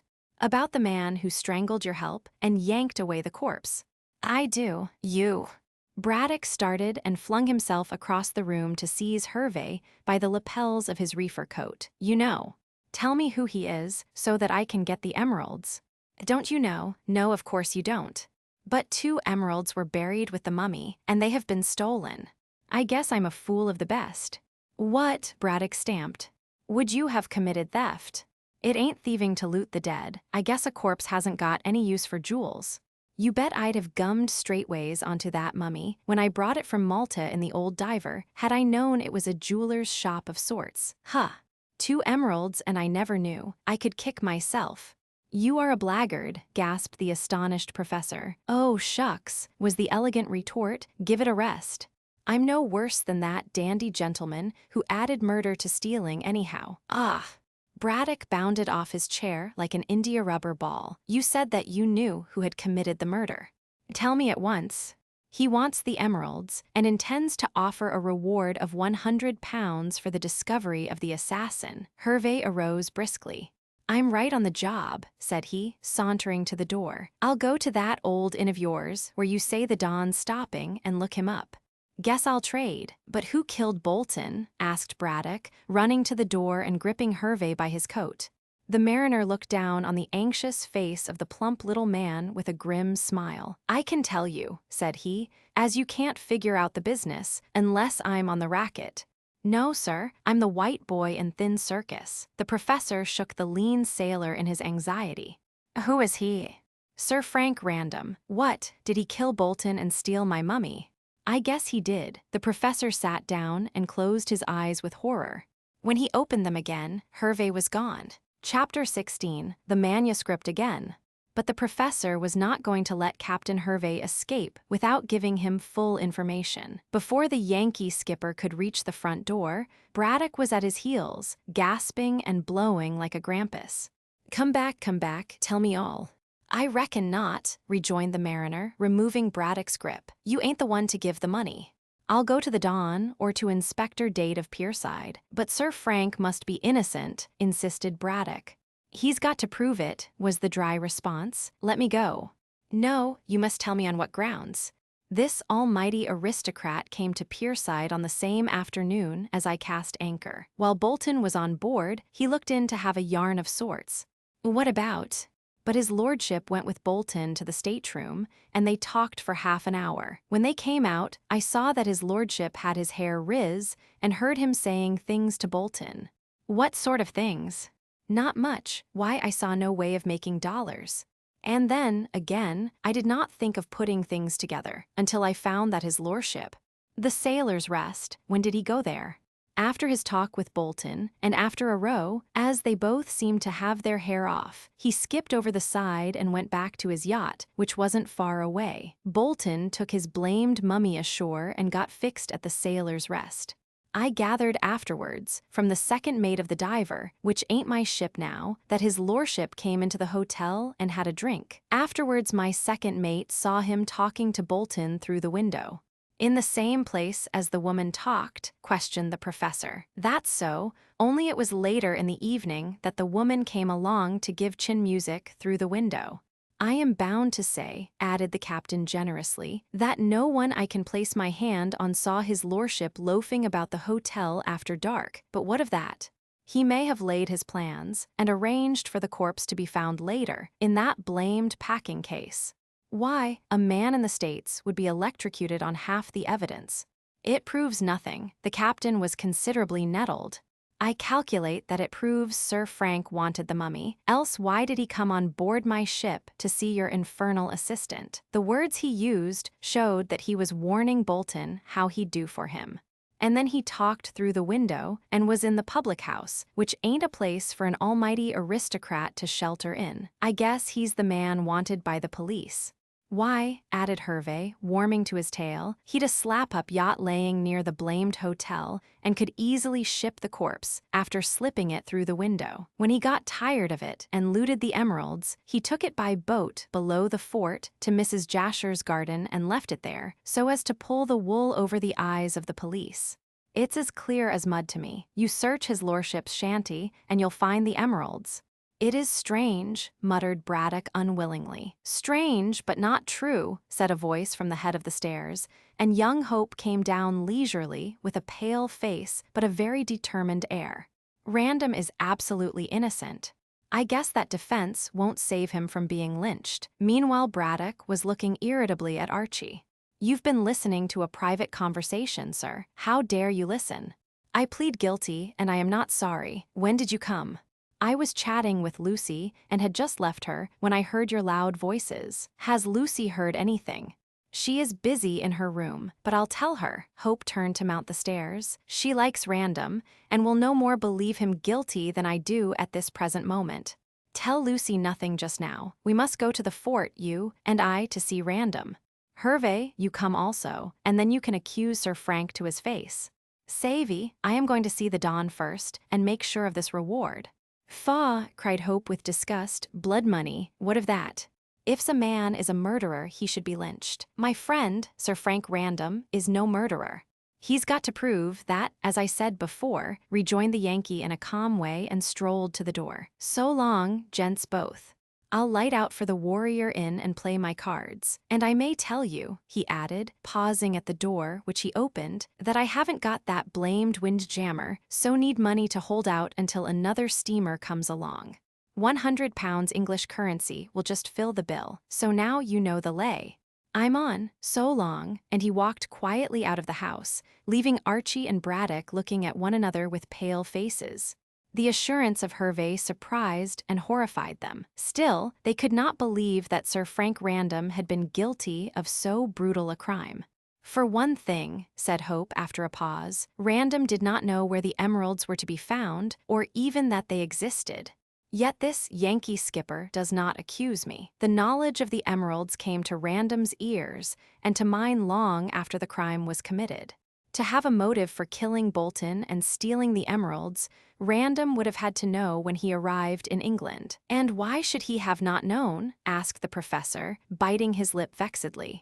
I don't want to accuse Random, or even to doubt him, as he is a very good fellow, even though he refused to assist me with money when I desired a reward to be offered. All the same, he met Don Pedro in Genoa, and it is just possible that the man told him of the jewels buried with the mummy.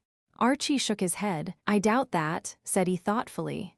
Random was as astonished as the rest of us when Don Pedro told his Arabian Night story. However, the point can be easily settled by sending for Random. I dare say he is at the fort. It was incredible that an English gentleman with a stainless name and such a well-known soldier should commit so terrible a crime. And the matter of Hervey's accusation was complicated by the fact, of which Hervey was ignorant, that Don Pedro was willing that Random should become his son-in-law. Hope wondered what the fiery, proud Peruvian would say when he heard his friend denounced. His reflections on this point were cut short by the return of the professor, who appeared at the door of the museum, dismissing Cockatoo. When the Kanaka took his departure, Braddock beckoned to the young man. There is no reason why we should talk in the hall, and let the whole house know of this new difficulty, he said in a testy manner. Come in here. The face was invisible and covered with a mask of dull beaten gold. Formerly, the eyes had been jeweled, but these last were now absent. He pointed out the mask to the professor, who was hovering over the weird dead with a large magnifying glass. It is strange, said Hope earnestly, that the mask of gold was not stolen also, since it is so valuable. Unless melted down, the mask could be traced, said Braddock after a pause. The jewels, according to Don Pedro, are of immense value, and so could have been got rid of easily. Random was satisfied with those. Don't talk of him in that way, as though his guilt was certain, said Hope, wincing. Well, you must admit that the evidence against him is strong, but purely circumstantial. Humph, said Braddock uneasily. I hope it won't hang our friend. However, we shall hear what he has to say. I have sent Cockatoo to the fort to bring him here at once. If Random is absent, Cockatoo is to leave a note in his room, on the writing table. Would it not have been better to have told Cockatoo to give the note to Random's servant? He would probably forget to give him the note, and as it is important that we should see Random at once, it is better that he should find it placed personally on his writing table by Cockatoo, upon whom I can depend. Archie abandoned the argument, as it really mattered very little. He took up another line of conversation. I expect if the criminal tries to dispose of the emeralds he will be caught, said he. Such large jewels are too noticeable to escape comment. It depends upon the cleverness of the thief, said the professor, who was more taken up with the mummy than with the conversation. He might have the jewels cut into smaller stones, or he might go to India and dispose of them to some Raja, who would certainly say nothing. I don't know how criminals act myself, as I have never studied their methods. But I hope that the clue you mention will be hit upon, if only for Random's sake. Look, Hope, at the wonderful color of this wool. There are some arts we have lost completely. Dyeing of this surprising beauty is one. Humph, mused the archaeologist. I wonder why this particular mummy is dyed green, or rather why it is wrapped in green bandages. Yellow was the royal color of the ancient Peruvian monarchs. Vicuna wool dyed yellow. What do you think, Hope? It is strange. Archie shrugged his shoulders. I can say nothing, because I know nothing, he said sharply. All I do know is that I wish this precious mummy had never been brought here. It has caused trouble ever since its arrival. Well, said Braddock, surveying the dead with some disfavor, I must say that I shall be glad to see the last of it myself. I know now all that I wanted to know. Humph. I wonder if Don Pedro will allow me to strip the mummy. Of course. It is mine, not his. I shall unswat it entirely. And Braddock was about to lay sacrilegious hands on the dead when Cockatoo entered breathlessly. He had been so quick that he must have run to the fort and back again. I knock at door, said the Kanaka, delivering his message, and I hear no voice. I go in and find no one, so I put the letter on the table. I come down and ask, and a soldier tells me, sir, his master is coming back in half an hour. You should have waited, said Braddock, waving Cockatoo aside. Come along with me to the fort, Hope. But Random will come here as soon as he returns. Come, Cockatoo, my coat, my hat, my gloves. Stir yourself, you scoundrel.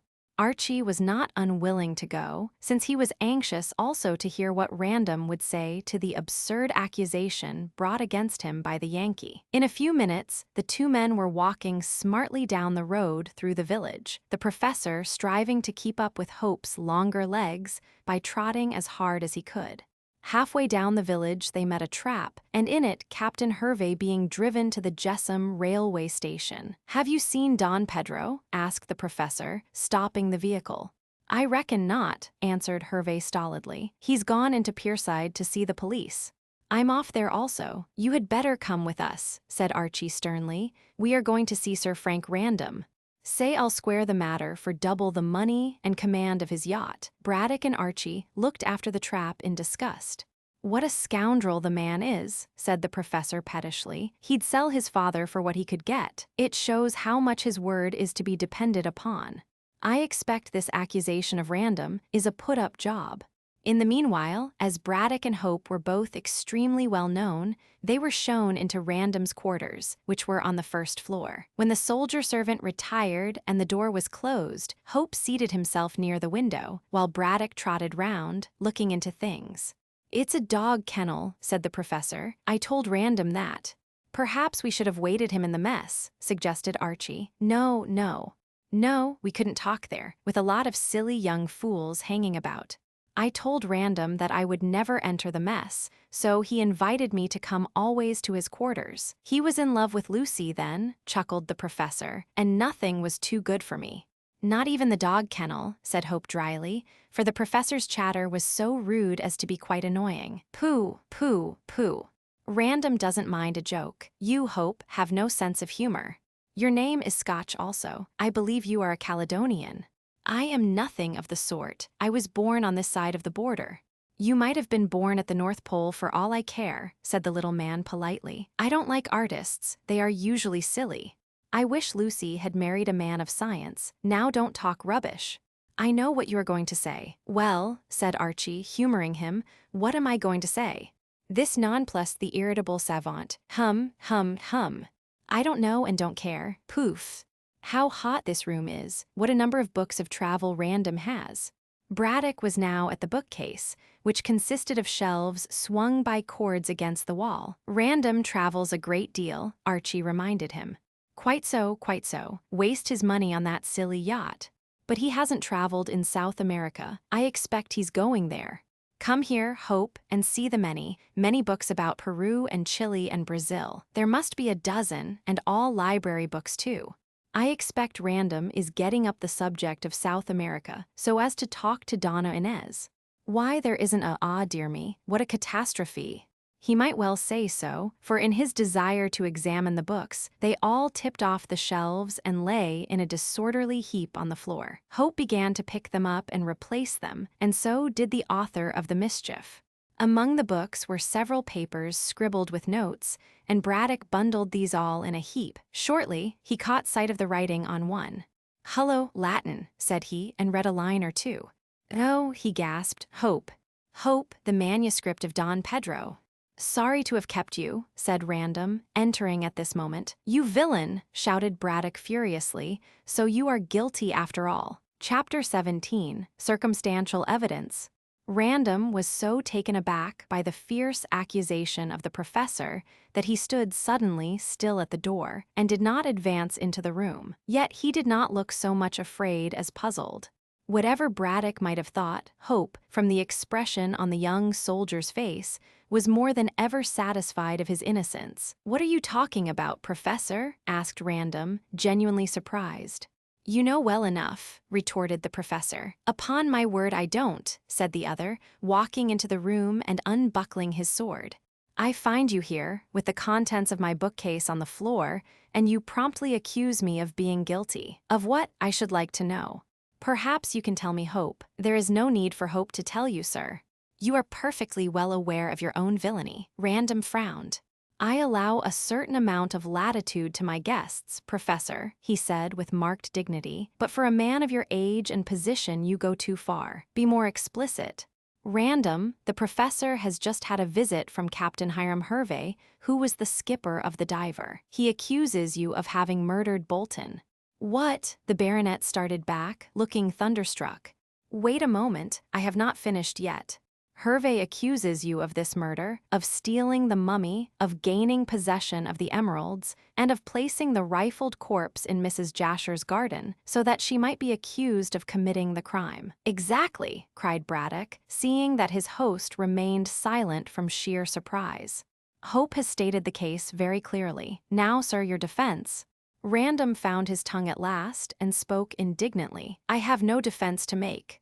"Then you acknowledge your guilt. Do you believe this of me?" He looked from one to the other. "I don't," said Archie quickly. "There is some mistake. Thank you, Hope. And you, Professor." Hervey spoke very decisively. "Oh, indeed," returned Random dryly, and walking to the door, he locked it. "In that case, I must ask you for an explanation, and neither of you shall leave this room until one is given. Your proofs. Where did you get this?" "What is it?" "So you say that I knew of the emeralds from this, and so murdered Bolton to obtain them." "Pardon me," said Braddock with elaborate politeness. "Hervey says that you murdered my poor assistant, and although my discovery of this manuscript proves that you must have known about the jewels, I say nothing. I wait to hear your defense." "That's very good of you," remarked Sir Frank ironically. "So it seems that I am in the dock. Perhaps the counsel for the prosecution will state the evidence against me," and he looked again from one to the other. Archie shook the baronet by the hand very warmly. "My dear fellow," he declared decidedly, "I don't believe one word of the evidence." "In that case, there must be a flaw in it," retorted Random, but did not seem to be unmoved by Hope's generous action. "Sit down, Professor. It appears that you are against me." "Go on, I am waiting," and Sir Frank flung himself into a chair, where he sat calmly, his eyes steadily fixed on the professor's face. "Where did you get that manuscript?" asked Braddock sharply. "I got it nowhere. This is the first time I have seen it." "Yet it was hidden amongst your books. Then I can't say how it got there." "Were you looking for it?"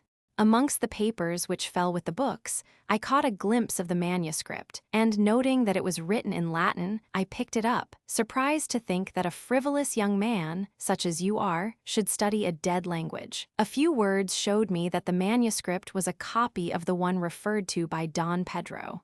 "One moment," said Archie, who had been thinking. "Perhaps this is the original manuscript, which de Gayangos has given to you Random. I saw the manuscript in his hands when he showed it to us all at Mrs. Jasher's, but whether this is the original or a copy I can't say. Don Pedro certainly did not give it to me." "Has Don Pedro been in your quarters?" asked Hope thoughtfully. "No, he has only visited me in the mess. And even if Don Pedro did come in here, for I guess what is in your mind, I really do not see why he should slip a manuscript which he values highly amongst my books." "Then you really never saw this before?" said Braddock, indicating the paper on the table and impressed by Random's earnestness. "How often do you want me to deny it?" retorted the young man impatiently. "Perhaps you will state on what grounds I am accused."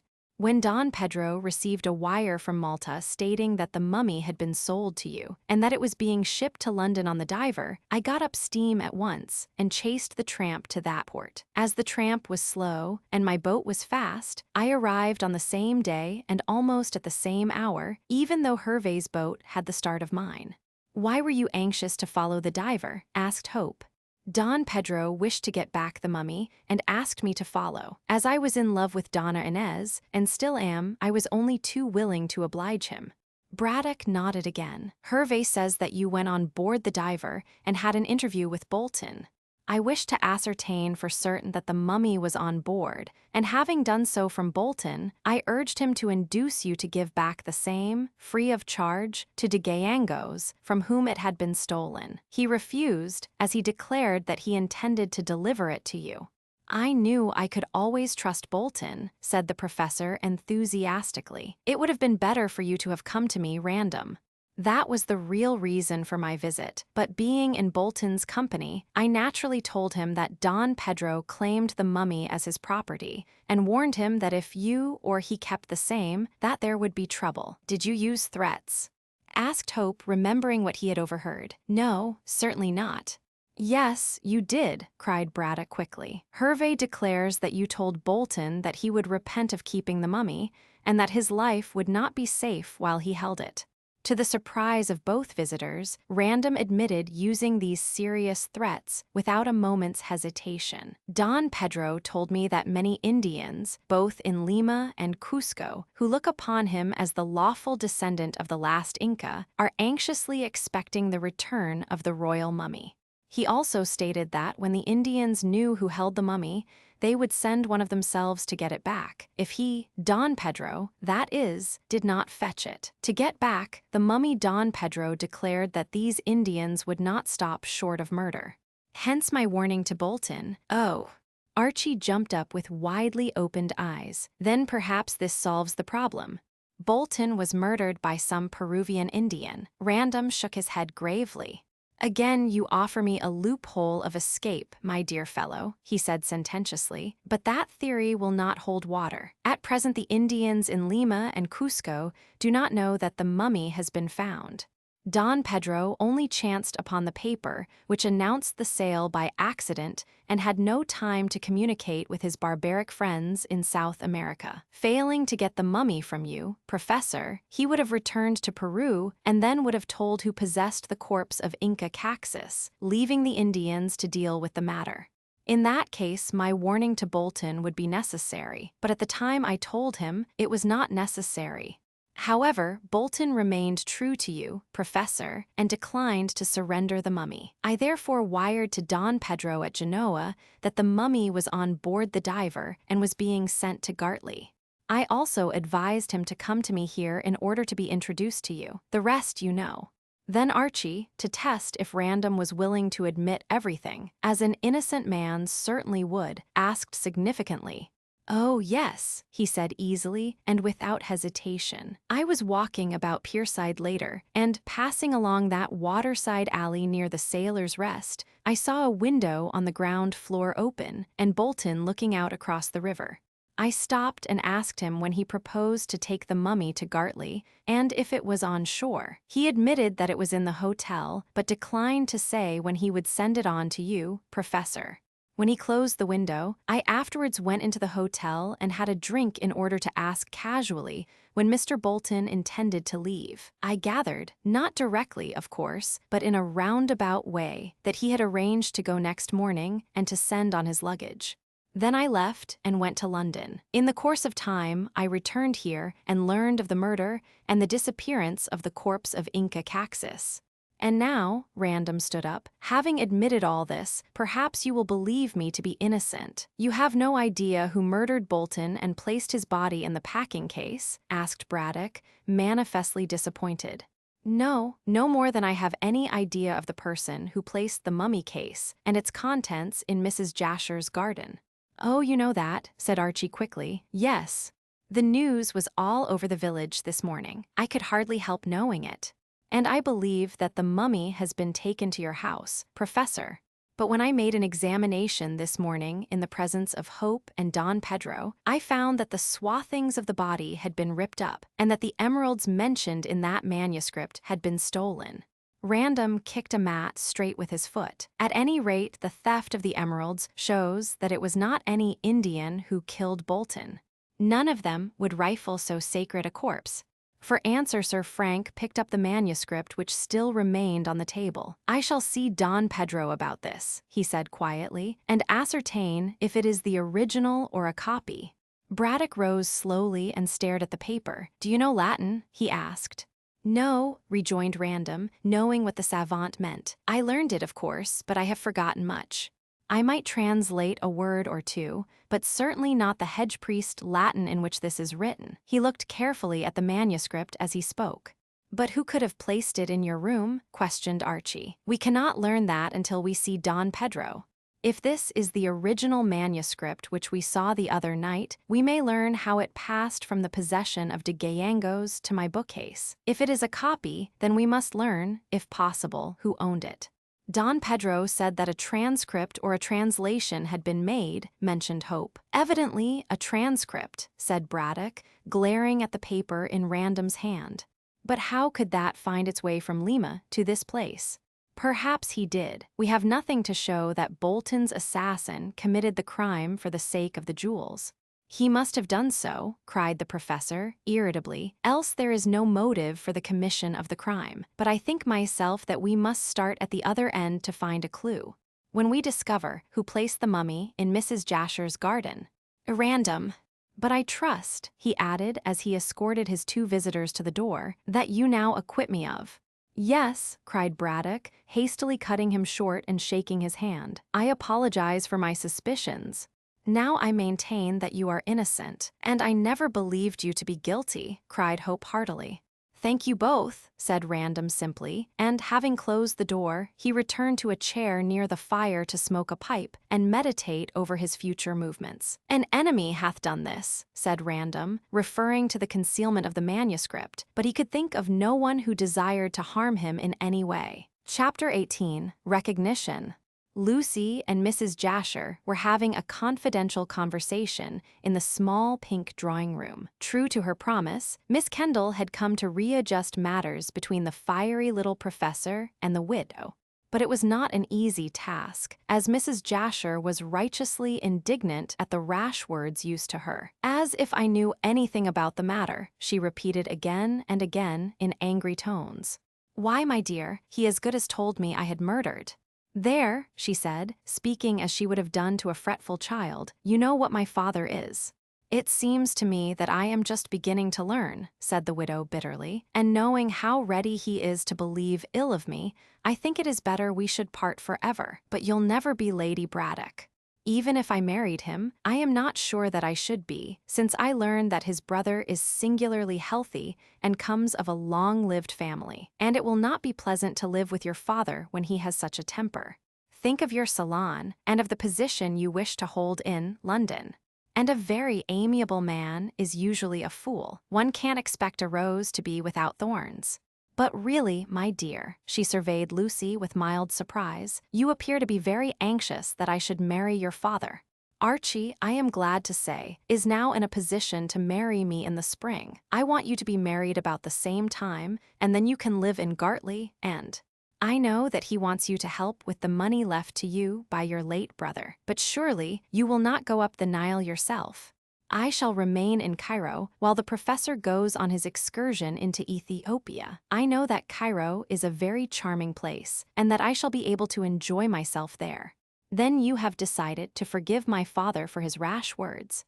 Even with my brother's money, not that it is so very much, I shall still be looked upon askance if I go into society. But as Mrs. Braddock or Lady Braddock, no one will dare to say a word against me.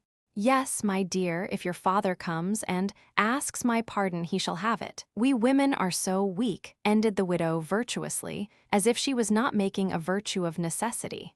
Things being thus settled, the two talked on amiably for some time and discussed the chances of Random marrying Donna Inez. Both acknowledged that the Peruvian lady was handsome enough, but had not a word to say for herself.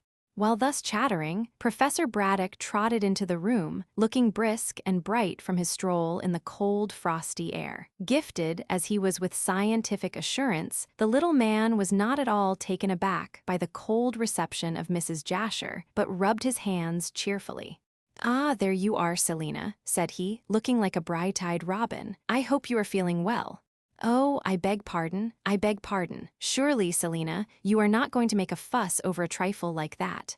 But as we are to be married, I may as well get used to your Christian name, my dear. I am not so sure that we will be married, said Mrs. Jasher stiffly.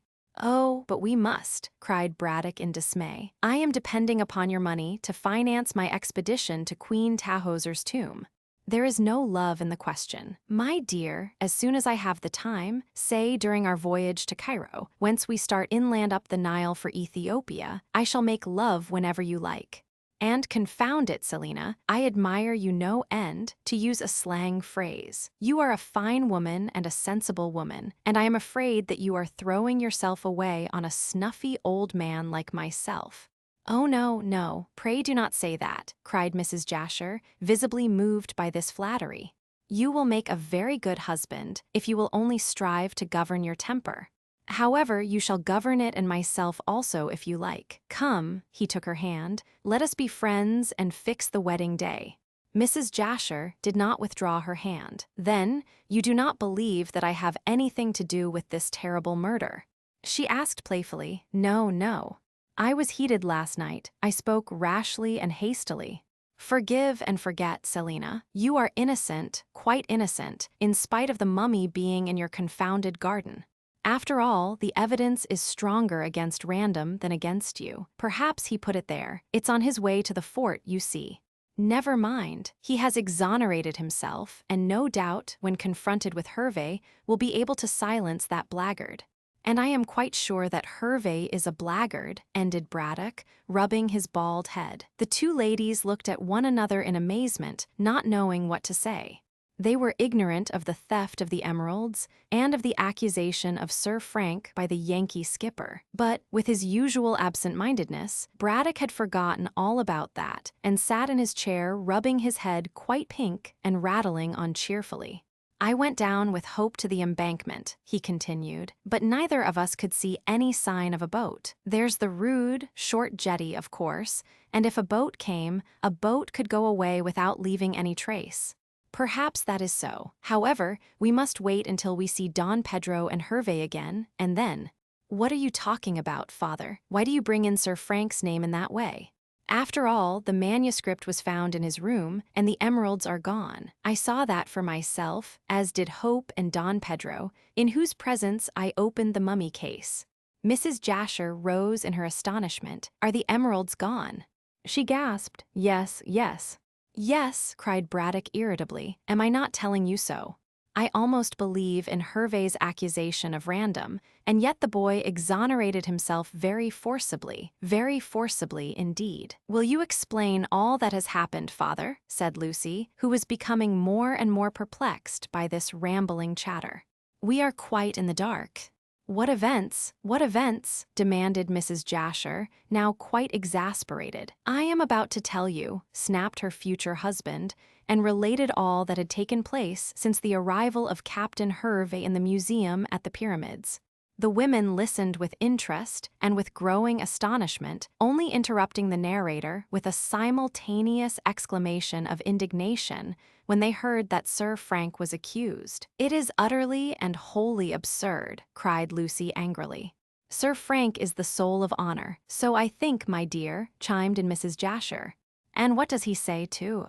That is so like a woman. She asks for an explanation and then prevents the man from giving it. Random offers a very good defense, I am bound to say, and he detailed what Sir Frank had said. When the history was finished, Lucy rose to go.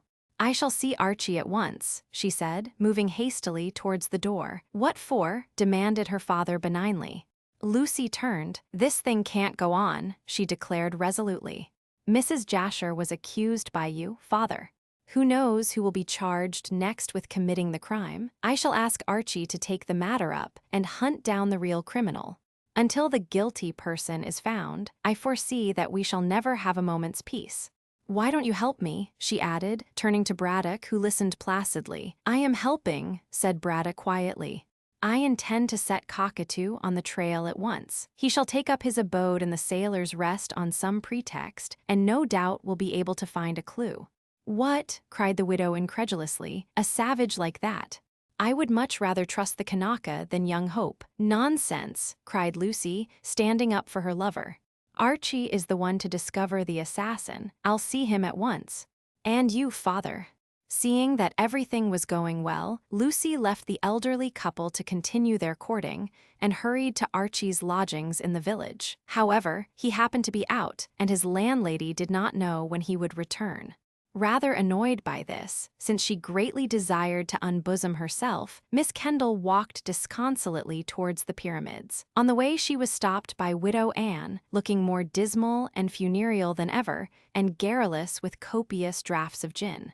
Not that she was intoxicated, but her tongue was loose, and she wept freely for no apparent reason. According to herself, she had stopped Lucy to demand back from Mr. Hope through the girl certain articles of attire which had been borrowed for artistic purposes. These, consisting of a shawl and a skirt and a bodice, were of extraordinary value, and Mrs. Bolton wanted them back or their equivalent in value. She mentioned that she would prefer the sum of £5. "Why do you not ask Mr. Hope yourself?" said Lucy, who was too impatient to bear with the old creature's maunderings. "If you gave him the things, he will no doubt return them. He told my Sid as he wanted them for a model to wear while being painted. Sid asked me, and I gave 'em to Sid, and Sid, he passed 'em along to your good gentleman. There was a skirt as good as new, and a body of the dress trimmest beautiful, and a tartan shawl as I got from my mother. But no," the old woman corrected herself, "it was a dark shawl with red spots and I know nothing about the things," and she tore her dress from Widow Anne's detaining hand to hurry home. Mrs. Bolton wailed aloud at this desertion, and took her way to Hope's lodgings, where she declared her determination to remain until the artist restored her apparel. Lucy, for the moment, thought little of this interview, but on reflection, she thought it strange that Archie should borrow clothes from Mrs. Bolton through Sydney. Not that there was anything strange in Archie's procuring such garments, since he may have wanted them to clothe a model with. But he could easily have got such things from his landlady, or, if from Widow Anne, could have borrowed them direct without appealing to Sydney. Why, then, had the dead man acted as an intermediate party? This question was hard to answer, yet Lucy greatly wished for a reply, since she suddenly remembered how a woman in a dark dress, and with a dark shawl over her head, had been seen by Eliza Flight, the housemaid of the Sailor's Rest, talking to Bolton through the window. Were the garments borrowed as a disguise, and did the person who had borrowed them desire that it should be supposed that Widow Anne was talking to her son?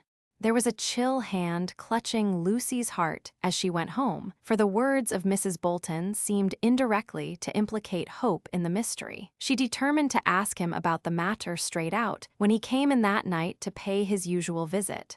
At dinner, the professor was in excellent spirits, and actually became so human as to compliment Lucy on her housekeeping. He also mentioned that he hoped Mrs. Jasher would cater as excellently. Over coffee, he informed his stepdaughter that he had entirely won the widow's heart by abasing himself at her feet and withdrawing the accusation. They had arranged to be married in May, 1 or 2 weeks after Lucy became Mrs. Hope. In the autumn they would start for Egypt and would remain abroad for a year or more. "In fact," said the professor, setting down his cup and preparing to take his departure, "everything is now settled excellently. I marry Mrs. Jasher. You, my dear, marry Hope, and Sir Frank is innocent. I hope so, and I believe so. But he will have to prove his innocence. I shall do my best, and I have sent round to Don Pedro to come here. We can then talk it over." "By all means, my dear. The more witnesses we have, the better it will be. We must do all in our powers to bring this matter to a successful issue." So things were arranged, and when Archie came up to the drawing-room, Lucy informed him that Braddock was in the museum with Don Pedro, telling all that had happened. Hope was glad to hear that Lucy had secured the professor's consent that they should be present, for the mystery of Bolton's terrible death was piquing him, and he dearly desired to learn the truth. As a matter of fact, although he was unaware of it, he was suffering from an attack of detective fever and wished to solve the mystery. He therefore went gladly into the museum with his sweetheart. Oddly enough, as Lucy recollected when it was too late to speak, she quite forgot to relate what Widow Anne had said about the borrowed clothes. Don Pedro, looking more stiff and dignified than ever, was in the museum with Braddock. The two men were seated in comfortable chairs, and Cockatoo, some distance away, was polishing with a cloth the green mummy case of the fatal object which had brought about all the trouble. Lucy had half expected to see Donna Inez, but de Gallegos explained that he had left her writing letters to Lima in the Warrior Inn. When Miss Kendall and Hope were seated, the Peruvian expressed himself much surprised at the charge which had been brought against Sir Frank. "If I can speak of such things in the presence of a lady," he remarked, bowing his head to Lucy. "Oh, yes," she answered eagerly. "I have heard all about the charge, and I am glad that you are here, Don Pedro, for I wish to say that I do not believe there is a word of truth in the accusation." "Nor do I," asserted the Peruvian decisively. I agree," cried Braddock, beaming. "And you hope?" "I have not seen him," said de Gallegos in his stately way, "and I am very sorry, as I desire to examine him about the accusation he had dared to bring against my very good friend, Sir Frank Random. I wish he were here at this very minute, so that I could tell him what I think of the charge." As though transported into the room by magic, the American skipper appeared, not through the floor, but by the door. A female domestic admitted him and announced his name, then fled to avoid the anger of her master, seeing she had violated the sacred precincts of the museum. Captain Hervey, amused by the surprise visible on every face, sauntered forward, hat on head and cheroot in mouth as usual. But when he saw Lucy, he removed both with a politeness scarcely to be expected from so rude and ready and rough a mariner. "I beg pardon for coming here uninvited," said Hervey awkwardly, "but I've been chasing the Don all over Pierside and through this village. They told me at the police office that you," he spoke to de Gallegos, "had doubled on your trail, so here I am for a little private conversation." The Peruvian looked gravely at Hervey's face, which was clearly revealed in the powerful light of the many lamps with which the museum was filled, and rose to bow. "I am glad to see you, sir," he said politely, and with a still more searching glance.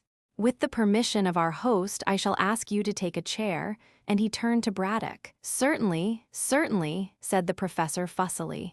"A cockatoo." Hervey sat down quietly close to the Peruvian, who then leaned forward to address him. "You will have a cigarette?" he asked, offering a silver case. "Thanks, no.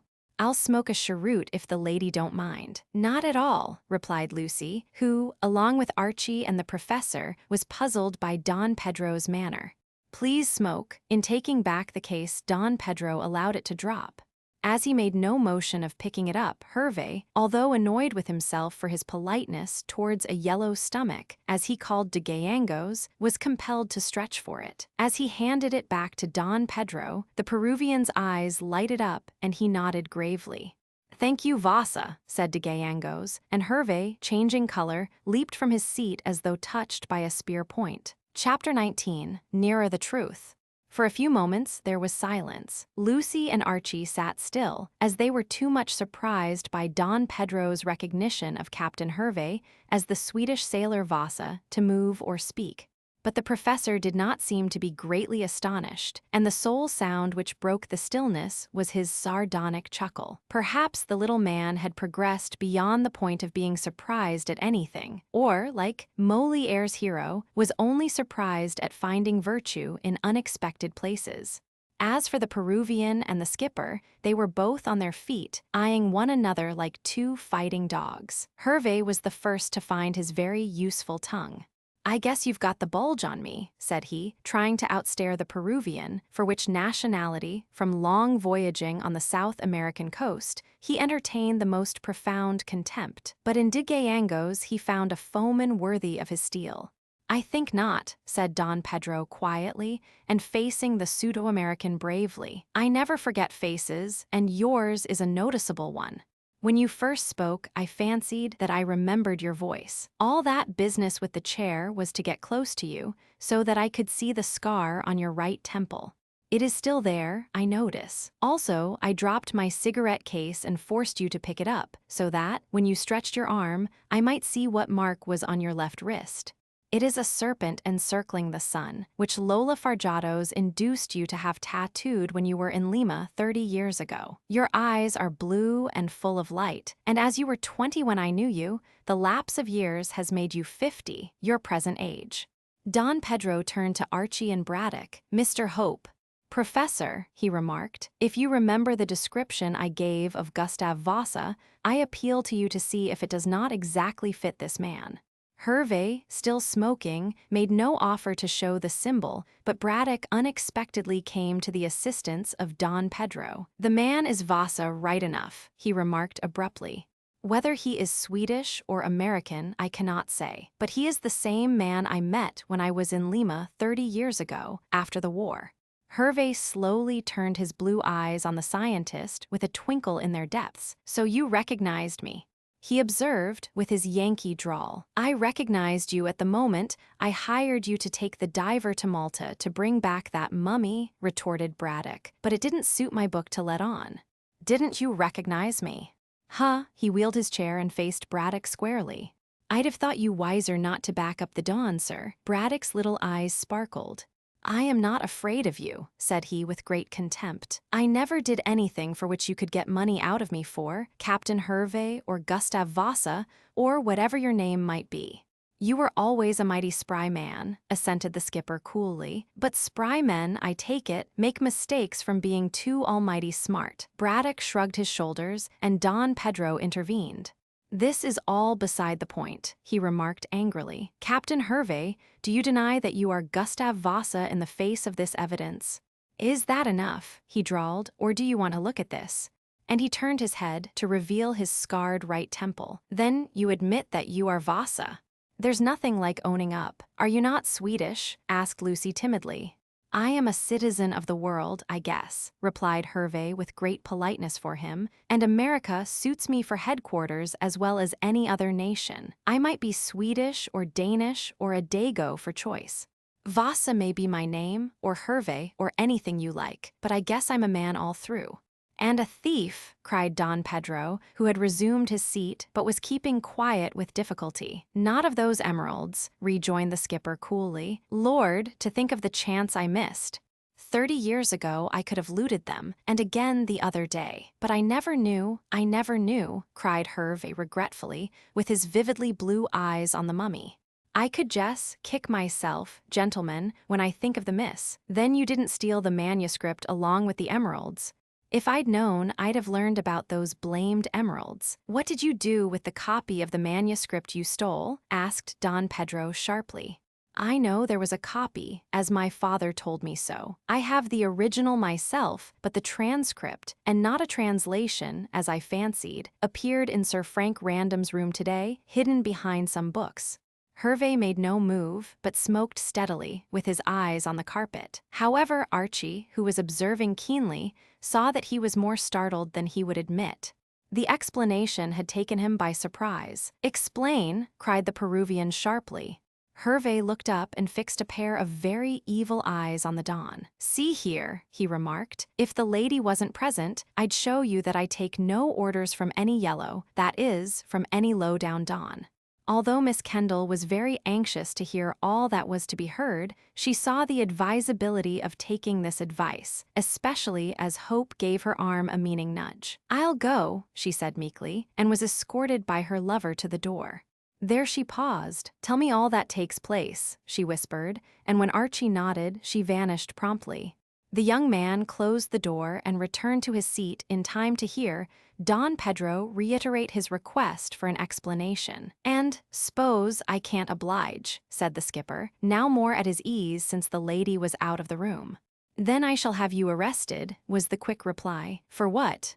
I guess the law can't worry me about that after 30 years, and in a low-down country like Peru. Your government has shifted 50 times since I looted the corpse. This was quite true, and there was absolutely no chance of the skipper being brought to book. Don Pedro looked rather disconsolate, and his gaze dropped under the glare of Hervé's eyes, which seemed unfair, seeing that the Don was as good as the captain was evil. You can't expect me to condone the theft, he muttered. I reckon I don't expect anything, retorted Hervé coolly. I looted the corpse, I don't deny, and... You were homeless and friendless, and my father took you in, only to find that you robbed him of his most precious possession." The skipper had the grace to blush and shifted uneasily in his chair. "You can't say truer than that," he grumbled, averting his eyes. "I guess I'm a bad lot all through. But a friend of mine wanted the corpse and offered me a heap of dollars to see the business through." "Do you mean to say that someone asked you to steal it?" Don Pedro swung round in great astonishment, but the professor faced him with all the consciousness of innocence. "Yes," he remarked quietly. "As I told you, I was in Peru 30 years ago. I was then hunting for specimens of Inca mummies. Vasa, this man now called Hervé, told me that he could obtain a splendid specimen of a mummy, and I arranged to give him £100 to procure what I wanted. But I swear to you, de Gayangos," continued the little man earnestly, "that I did not know he proposed to steal the mummy from you." "You knew it was the green mummy?" asked Don Pedro sharply. "No, I only knew that it was a mummy. The professor went to Cusco and got into trouble. But when I returned a free man to Lima, I found that Vasa had left the country with the mummy. With that, I changed my name and had a high old time. I never heard of the blamed thing again until the professor here turned up with Mr. Bolton at Pierside, asking me to bring it in the diver from Malta. It was what you'd call a coincidence, I reckon," added Hervé lazily. "But I did cry small when I heard the professor here had paid 900 for a thing I'd let slip for 200. Had I known of those infernal emeralds, I'd have ripped open the case on board and would have recouped myself. But I knew nothing, and Bolton never told me." "How could he," asked Braddock quietly, "when he did not know that any jewels were buried with the dead?" "I did not know either, and I have explained why I wanted the mummy. But it never struck me until I hear what you say now, that this mummy," he nodded towards the green case, "was the one which you had stolen at Lima from de Gayangos. But you must do me the justice, Captain Hervé, to tell Don Pedro that I never countenanced the theft." "No, you were square enough, I guess. The sin is on my own blessed shoulders, and I don't ask it to be shifted." "What did you do with the copy of the manuscript?" asked Don Pedro. Hervé ruminated. "I can't think," he mused. "I found a screed of Latin along with the mummy when I looted it from your Lima house, but it dropped out of my mind as to what became of it. Maybe I passed it along to the Paris man, and he sold it along with the corpse to the Maltese gent. But I tell you this copy was found in Sir Frank's room," insisted de Gayangos. "How did it come to be there?" "What do you think, Mr. Hope?" he asked, coming to a full stop before Archie, while Cockatoo crept away with a very dark scowl. "I don't know what to think," replied that young gentleman promptly, "save that Sir Frank is my very good friend, and that I take his word that he knows nothing of how the manuscript came to be hidden in his bookcase." "Ha!" said Hervé scornfully, and took another turn up and down the room in silence. "I surmise that your friend isn't a white man." Hope leaped to his feet. "That's a lie," he said distinctly. "I'd have shot you for that down Chile way," snapped the skipper. "Possibly," retorted the artist dryly, "but I happen to be handy with my revolver also. I say again that you lie. Random is not the man to commit so foul a crime." "Then how did the manuscript get into his room?" questioned Hervé. "He is trying to learn, and when he does, will come here to let us all know, Captain Hervé. But I ask you on what grounds you accuse him." "Oh, I know all you said today," added Hope scornfully, waving his hand, "but you can't prove that Random got the manuscript." "If it's in his room, as you acknowledge, I can," said Hervé, speaking in a much more cultivated tone. "See here, as I said before, that copy must have been passed along with the corpse to the Maltese man. Well then, the professor here bought the corpse, and with it the manuscript." "No," contradicted the little man, prodigiously excited. "Bolton wrote to me full particulars of the mummy, but said nothing about any manuscript." "How else can you figure the business out?" he demanded quietly, and with his eyes fixed on the excited professor. "Bolton must have got that manuscript, as I can't remember what I did with it, save pass it along with the corpse. He, as you admit, doesn't tell you about it when he writes.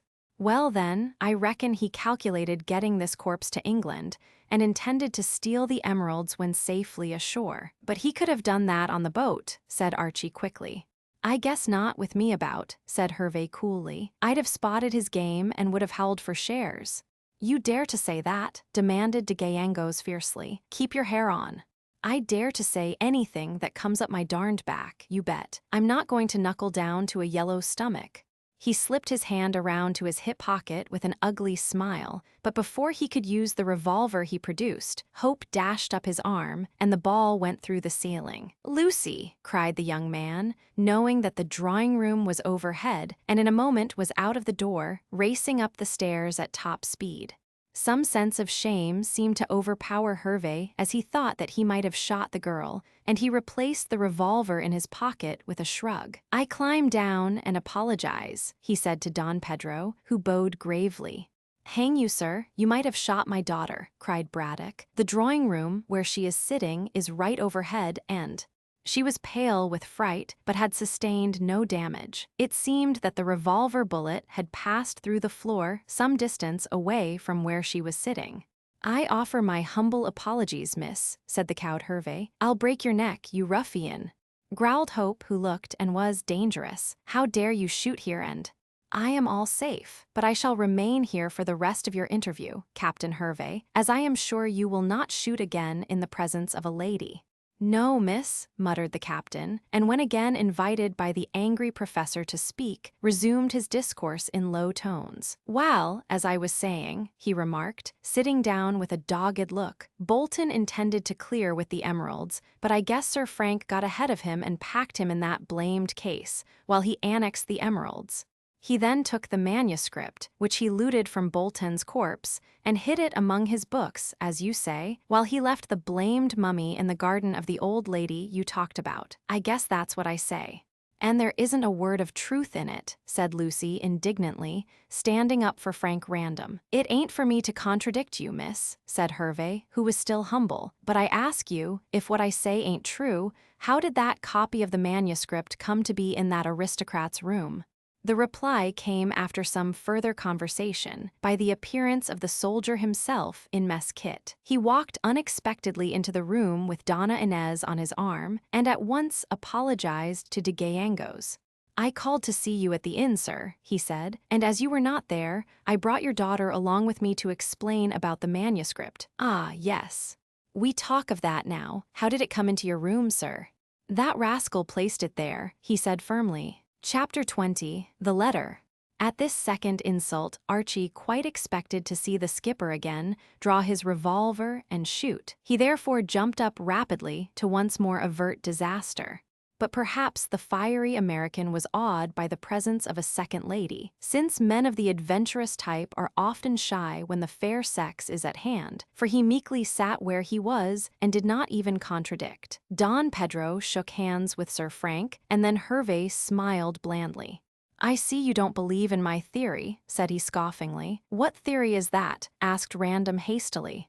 "Hervé declares that you murdered Bolton, stole the manuscript from him, and concealed it in your room," said Archie succinctly. "I can't suggest any other reason for its presence in the room," observed the American with a grim smile. "If I'm wrong, perhaps this almighty aristocrat will correct me." Random was about to do so, and with some pardonable heat, when he was anticipated by Donna Inez. It has been mentioned before that this young lady was of the silent order. Usually, she simply ornamented any company in which she found herself without troubling to entertain with her tongue.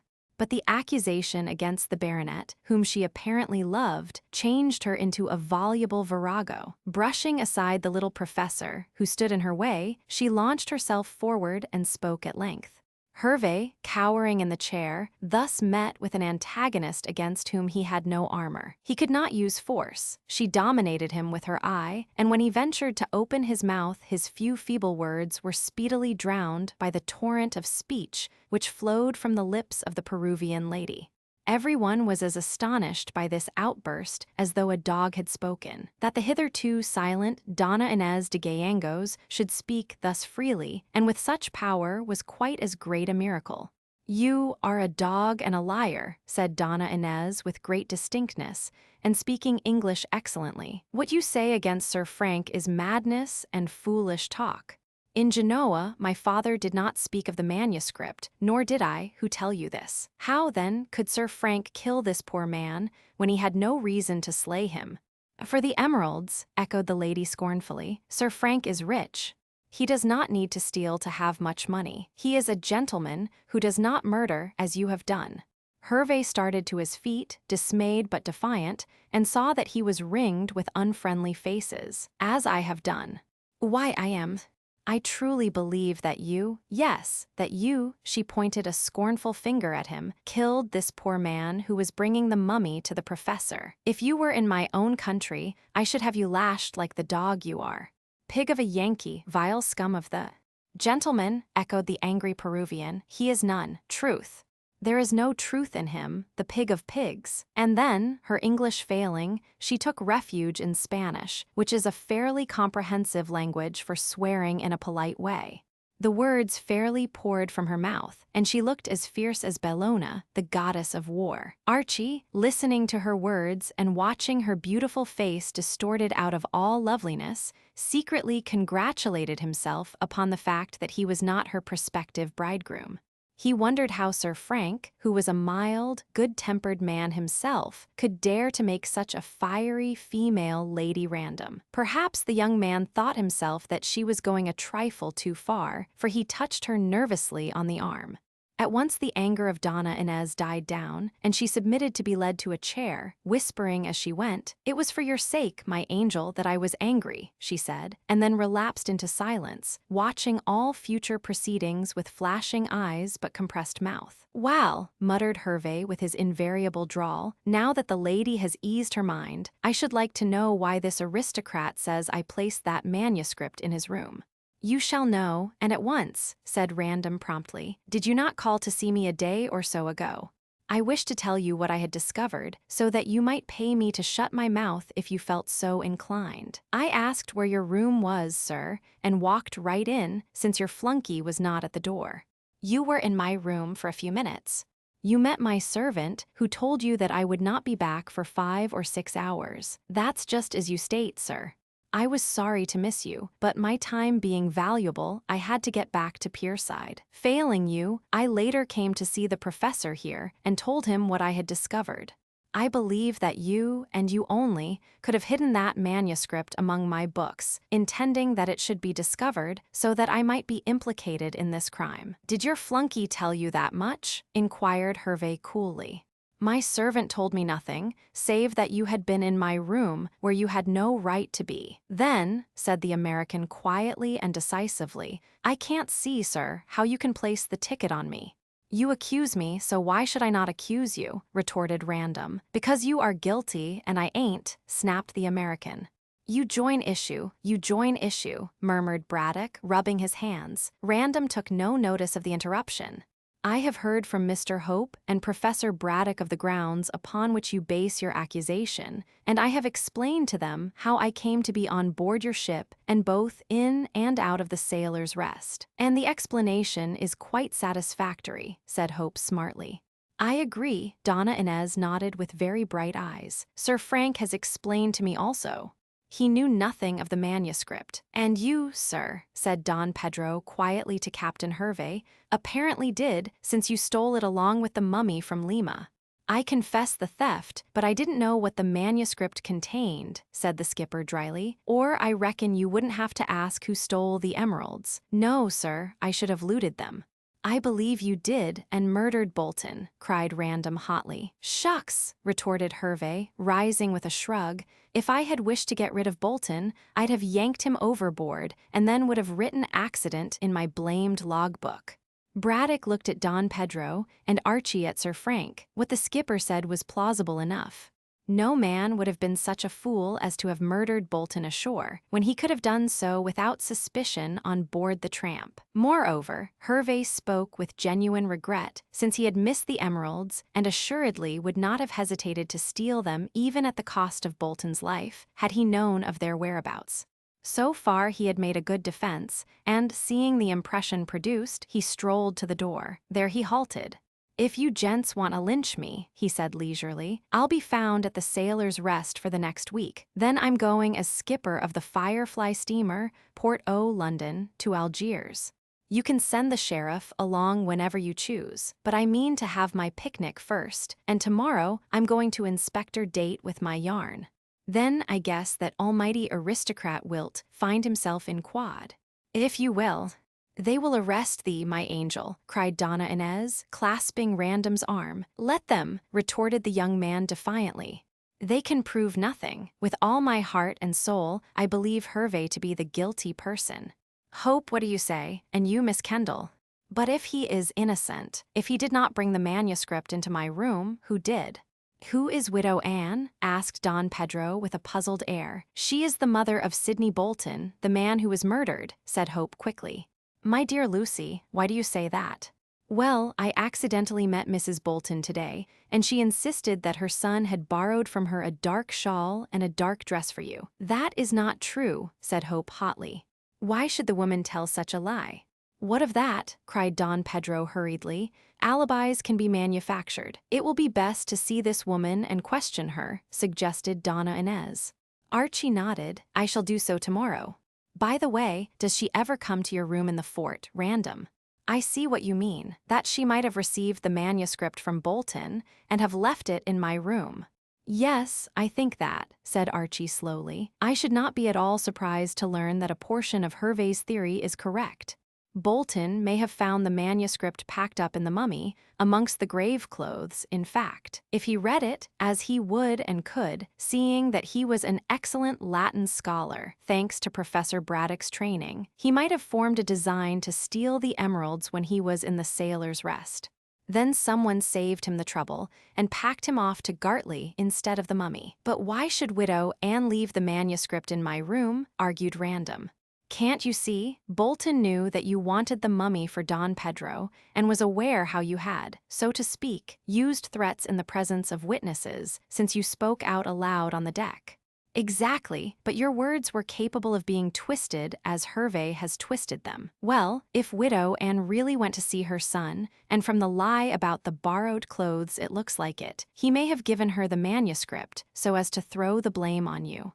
The murder. But I really believe that he intended to fly with the emeralds and hoped that when the manuscript was found in your room you would be accused. The idea was suggested to him, I believe, by your visit to the diver. What do you think, Miss Kendall? Asked Random nervously. I fancy that it is possible. Sir Frank turned to the Peruvian. Don Pedro, he said proudly, you have heard what Hervey says. Do you believe that I am guilty? For answer, de Gallegos took his daughter's hand and placed it in that of the young soldier. That will show you what I think, he said gravely. Thank you, sir, said Random, moved, and shook his future father-in-law heartily by the hand, while Donna Inez, throwing all restraint to the winds, kissed her lover exultingly on the cheek. In the midst of this scene, Professor Braddock returned, looking very pleased. I have induced Hervey to hold his tongue for a few days until we can look into this matter, he said, rubbing his hands. That is, if you think it wise, all of you. Otherwise, I am quite willing to go myself tomorrow and tell the police. We will save Sir Frank's name from a police court slur at all events. I do not think there is any chance of Sir Frank being arrested, said Don Pedro politely. The evidence is insufficient. And at the worst, he can provide an alibi. I am not so sure of that, said Random anxiously. I went to London certainly, but I did not go to any place where I am known. However, he added cheerfully, I dare say I'll be able to defend myself. Still, the fact remains that we are no nearer to learning who killed Bolton than we were. And I turn amateur detective tomorrow and question Widow Anne, said Hope, after which remark he had to explain matters to Braddock, who had been out of the room when Mrs. Bolton's strange request had been discussed. Meanwhile, Donna Inez had been whispering to her lover and pointing to the mummy. Don Pedro followed her thoughts and guessed what she was saying. Random proved the truth of his guess by turning to him. Do you really want to take back the mummy to Peru, sir? He asked quietly. Certainly, Inca Caxus was my forefather. I do not wish to leave him in this place. His body must be restored to its tomb. All the Indians who look upon me as their present Inca expect me to bring the body back. Although, added de Gallegos gravely, I did not come to Europe to look for the mummy, as you know. Then I shall buy the mummy, said Random impetuously. Professor, will you sell it to me?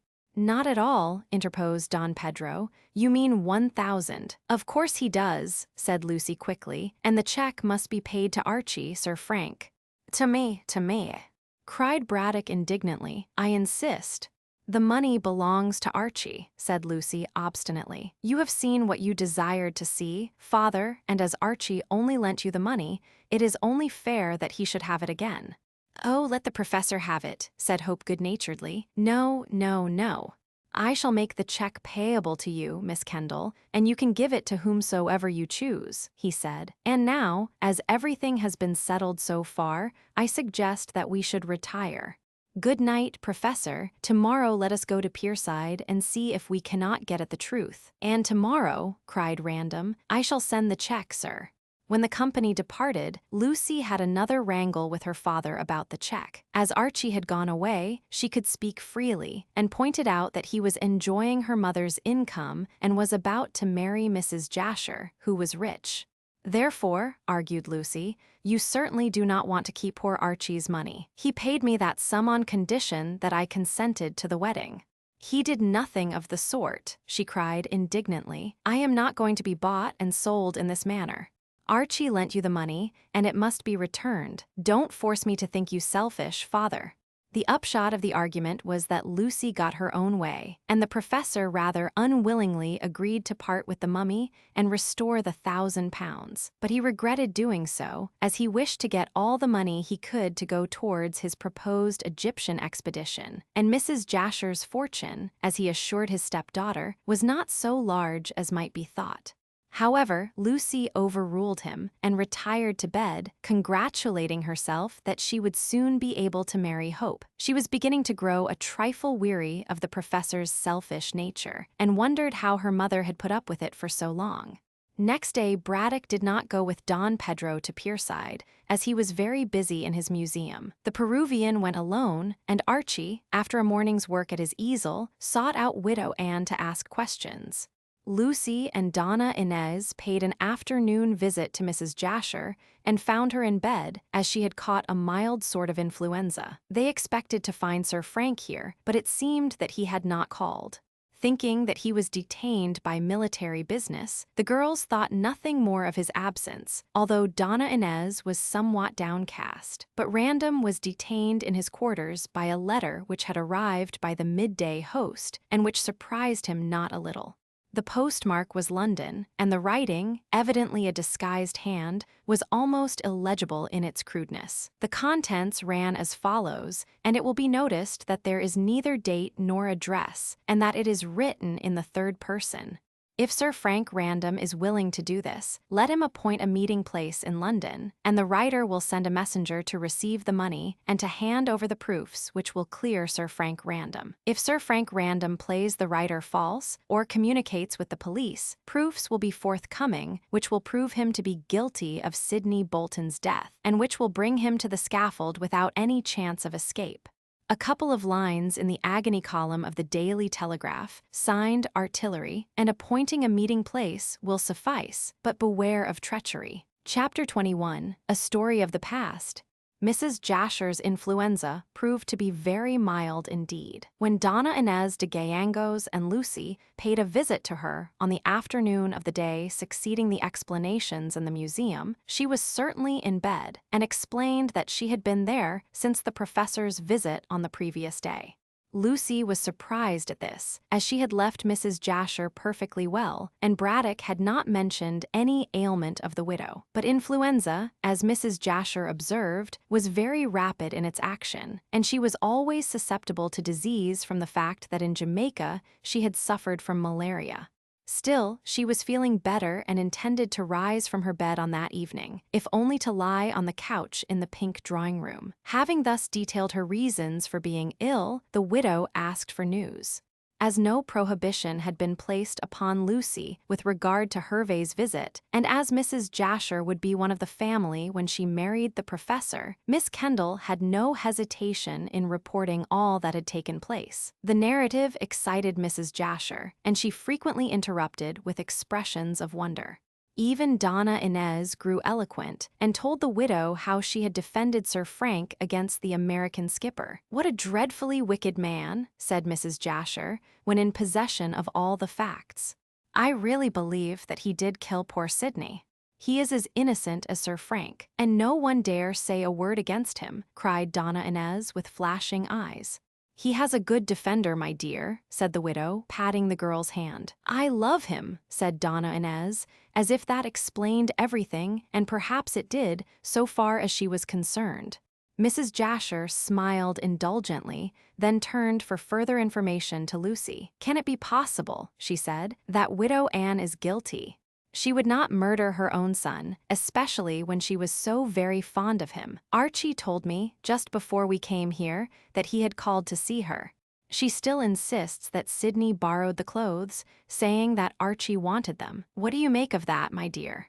"In that case," said Mrs. Jasher, "the woman who talked through the window still remains a problem. Again, if Sidney Bolton intended to steal the emeralds, he could have done so in Malta or on board the boat."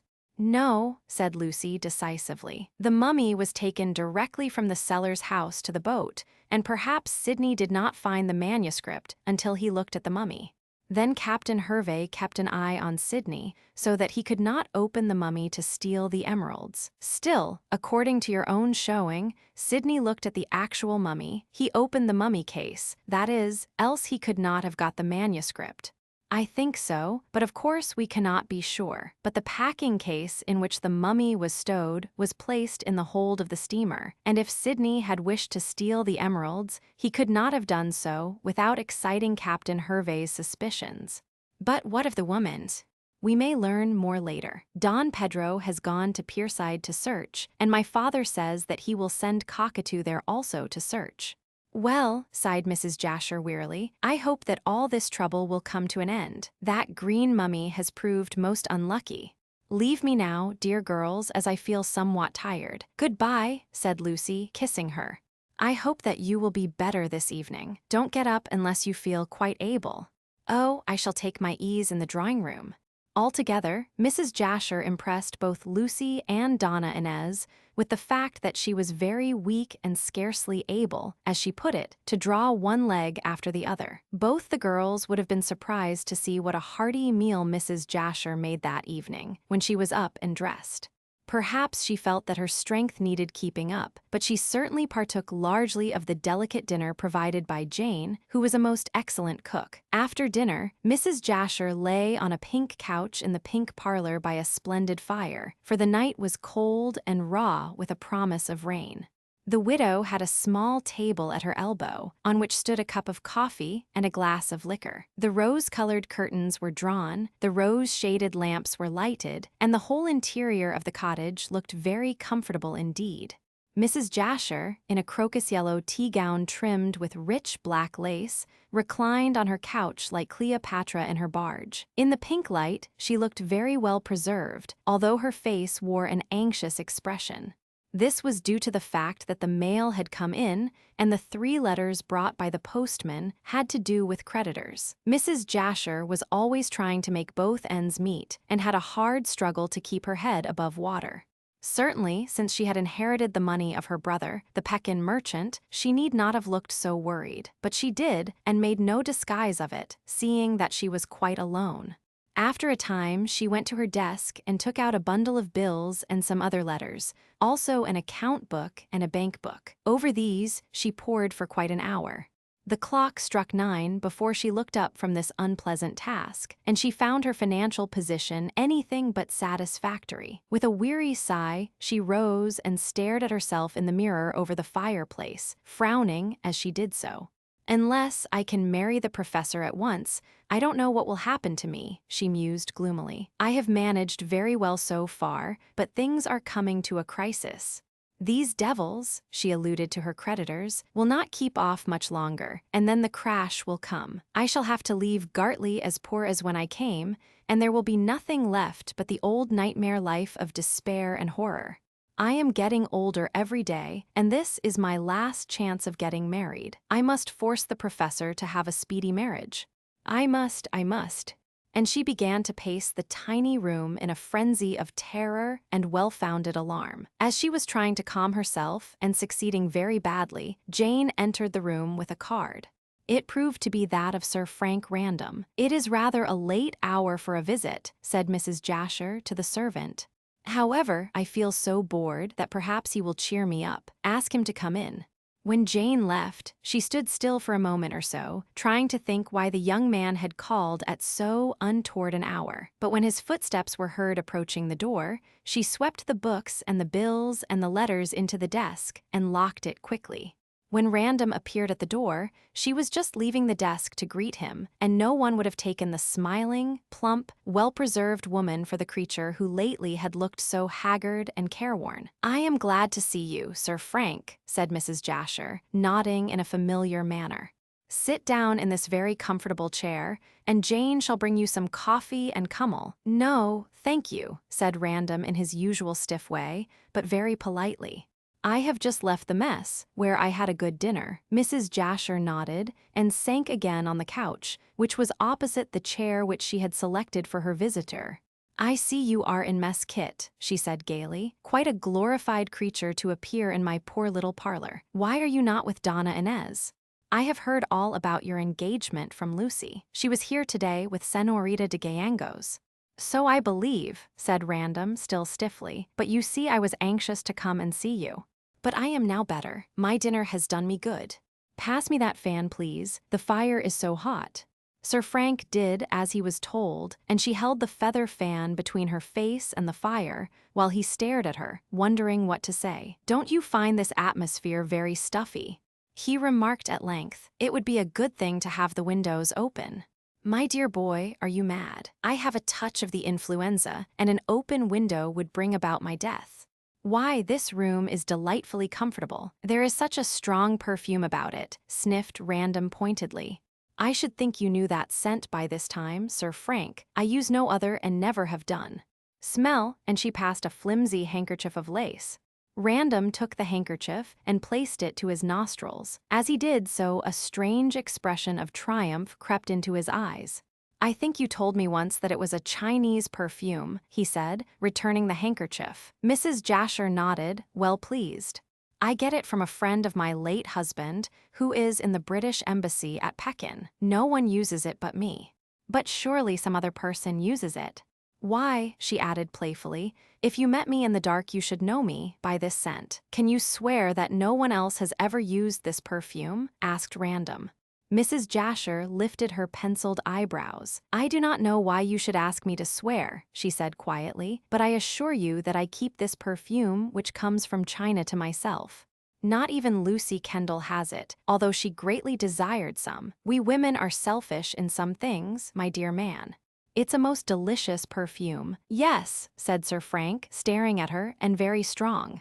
"What do you mean by that?" Mrs. Jasher turned suddenly pale under her rouge, and her hand clenched the fan so tightly as to break the handle. "I have not been to London for quite a month," she faltered. "What a strange remark." "A true one," said the baronet, fumbling in the pocket of his jacket. "You went to London last night by the 7 o'clock train to post this," and he held out the anonymous letter. The widow, now quite pale and looking years older, sat up on the couch with a painful effort which suggested old age. "I don't understand," she said, trying to speak calmly. "I was not in London, and I did not post any letter. If you came here to insult me, the handwriting is disguised, and there is neither address nor signature nor date. You manufactured your communication very cleverly, Mrs. Jasher, but you forgot that the Chinese perfume might betray you." The perfume. Mrs. Jasher gasped and saw in a moment how the late conversation had led her to fall into a trap. "The letter retains traces of the perfume you use," went on the baronet relentlessly. "I have a remarkably keen sense of smell, and, as scent is a most powerful aid to memory, I speedily recollected that you used this especial perfume. You told me a few moments ago that no one else used it, and so you have proved the truth of my statement that this letter," he tapped it, "is written by you." Her society veneer was stripped off, and the adventurous pure and simple came to the surface. Indignant at the way in which she had deceived everyone, and having much at stake, Random did not spare her. "It is not a mistake," he insisted. "Neither is it a lie. When I became aware that you must have written the letter, I drove at once to Jessam to see if you had gone to London, as you had posted it there. I learned from the station master and from a porter that you went to town by the 7 o'clock train and returned by the midnight." Mrs. Jasher leaped to her feet. "They could not recognize me. I wore—" Then she stopped, confused at having so plainly betrayed herself. "You wore a veil. All the same, Mrs. Jasher, you are too well known hereabouts for anyone to fail to recognize you. Besides, your remark just now proves that I am right. You wrote this blackmailing letter, and I demand an explanation." "I have none to give," muttered the woman fiercely and fighting every inch. "If you refuse to explain to me, you shall to the police," said Sir Frank, rising and making for the door. Mrs. Jasher flung herself forward and clung to him. "For God's sake, don't." "You will tell me." "I swear I do not know," she cried feverishly. "That is ridiculous," said Random coldly. "You say in this letter that you can hang me or save me. As you know that I am innocent, you must be aware who is guilty." "It's all bluff. I know nothing," said Mrs. Jasher, releasing his arm and throwing herself on the couch. "I only wish to get money. £5,000, eh?" "Rather a large order," sneered Random, replacing the letter in his pocket. "You would not ask that sum for nothing. You must be aware of the truth." "I suspected many people, Mrs. Jasher, but never you." The woman rose and flung out her arms. "No," she said in a deep voice, and fighting like a rat in a corner. "I tricked you all down here. Sir Frank, I will tell you the truth." "I'll hear about yourself first," he said. "I can learn details concerning the murder later." "Go on." "Then you admit having written it." "I would fight, though," she added, raising her head like a snake its crest, "if I was not sick and tired of fighting." "Fighting!"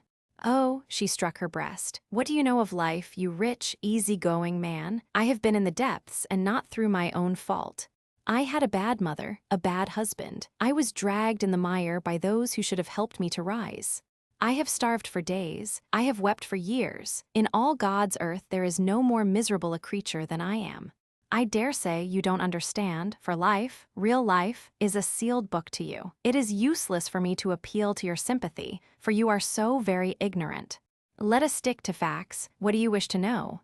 "I can't tell you. Listen.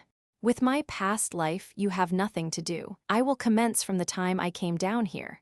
I had just lost my husband, and I managed to scrape together a few £100, oh, quite in a respectable way, I assure you," she added scoffingly, on seeing her listener wince. "I came here to try and live quietly, and, if possible, to secure a rich husband.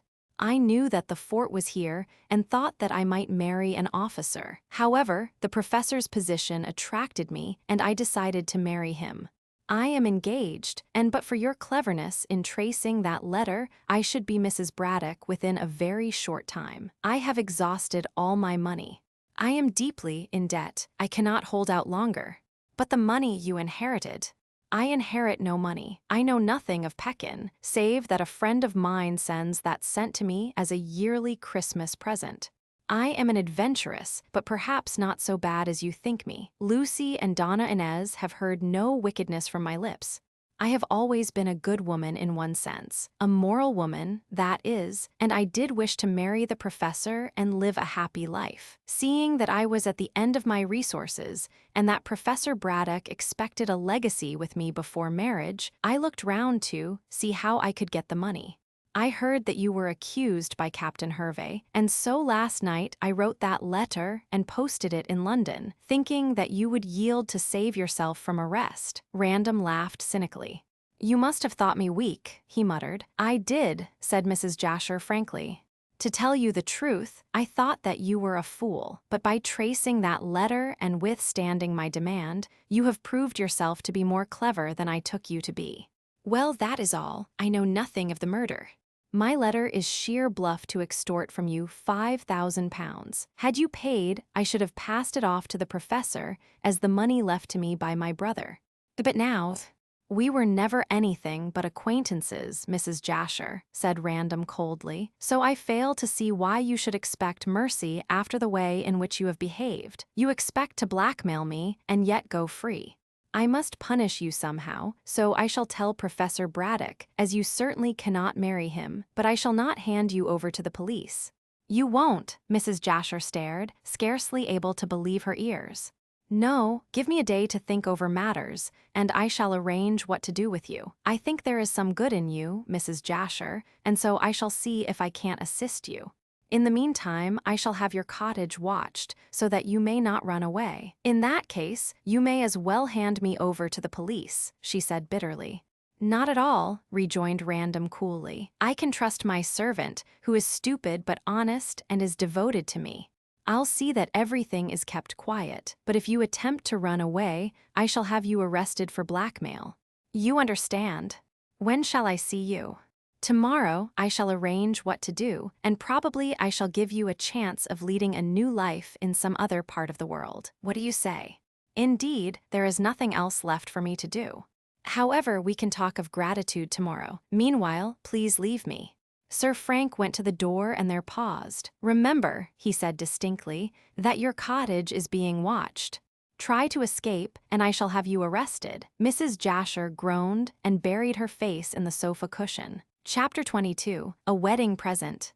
Mrs. Jasher had thought Random exceedingly clever in acting, as he had done to trap her. She would have thought him still more clever had she known that he trusted to the power of suggestion to prevent her from trying to escape. Sir Frank had not the slightest intention of setting his soldier servant to watch, as such was not the duty for which such servants are hired. But having impressed firmly on the adventuress's mind that he would act in this way, he departed, quite certain that the woman would not attempt to run away. Although no one was watching the cottage, Mrs. Jasher, believing what had been told her, would think that sharp eyes were on her doors and windows day and night, and would firmly believe that if she tried to get away, she would be captured forthwith by the Pierside police, or perhaps by the village constable. Like an Eastern enchanter, the baronet had placed a spell on the cottage, and it acted admirably. Mrs. Jasher, although longing to escape and hide herself, remained where she was, cowed by a spy who did not exist. The next day Random went to the pyramids as soon as his duties permitted and saw the professor. To the prospective bridegroom, he explained all that had happened and displayed the anonymous letter, with an account of how he had proved Mrs. Jasher to be the writer. Braddock's hair could not stand on end, as he had none, but he lost his temper completely, and raged up and down the museum in a way which frightened Cockatoo out of his barbaric wits. When more quiet, he sat down to discuss the matter, and promptly demanded that Mrs. Jasher should be handed over to the police. But he might have guessed that Sir Frank would refuse to follow this extreme advice. "She has acted badly, I admit," said the young man. "All the same, I think she is a better woman than you may think, Professor." "Think," shouted the fiery little man, getting up once more to trot up and down like an infuriated poodle. "I think she is a bad woman, a wicked woman, to deceive me into thinking her rich and—" "Nothing of the sort, sir, nothing of the sort. I leave love and such like trash to those like yourself and Hope, who have nothing else to think about. But a marriage without love. Love is all moonshine. I did not love my first wife, Lucy's mother, and yet we were very happy. Had I made Mrs. Jasher my second, we should have got on excellently, provided the money was forthcoming for my Egyptian expedition. What am I to do now, I ask you, Random? Even the £1,000 you pay for the mummy goes back to that infernal Hope because of Lucy's silly ideas. I have nothing, absolutely nothing, and that tomb is amongst those Ethiopian hills, I swear, waiting to be opened. Oh, what a chance I have missed. What a chance, but I shall see Mrs. Jasher myself. She knows about this murder. She declares that she does not." "Don't tell me," vociferated the professor. "She would not have written that letter had she known nothing." "I explained all that, bluff be hanged," cried Braddock, only he used a more vigorous word. "I do not believe that she would have dared to act on such a slight foundation. I shall see her myself this very afternoon and force her to confess. In one way or another, I shall find the assassin and make him disgorge those emeralds under the penalty of being hanged." Then I can sell them and finance my Egyptian expedition. But you forget, Professor, that the emeralds, when found, belong to Don Pedro. They don't, rasped the little man, turning purple with rage. I refuse to let him have them. I bought the mummy, and the contents of the mummy, including those emeralds. They are mine. I buy the mummy from you, so they pass into my possession and belong to De Gayangos. I shall give them to him. You'll have to find them first, said Braddock savagely, and as to the mummy, you shan't have it. I decline to sell it. So there. But I can, rejoined the young man very dryly. As I am going to marry Donna Inez, it is only just that I should help my future father-in-law in every way. He has a romantic feeling about this relic of poor humanity and wishes to take it back to Peru. He shall do so. And what about me? What about me? How dare you make a proposition like that to me, sir? He bellowed. You ask me to marry this low woman, this adventuress, this, words failed him. Of course, Random had no intention of advising such a marriage, although he did not think so badly of Mrs. Jasher as did the professor. But the little man was so venomous that the young man took a delight in stirring him up, using the widow's name as a red rag to this particular bull. I do not think Mrs. Jasher is a bad woman, he remarked. What, after what she has done? Blackmail. Blackmail? That is bad, I admit, but she has failed to get what she wanted, and after all, you indirectly are the cause of her writing that blackmailing letter. How dare you? Mrs. Jasher has behaved badly on the whole. Still, Professor, I think there is good in her, as I said before. She evidently had bad parents and a bad husband, but so far as I can gather, she is not an immoral woman. The poor wretch only came here to try and drag herself out of the mire.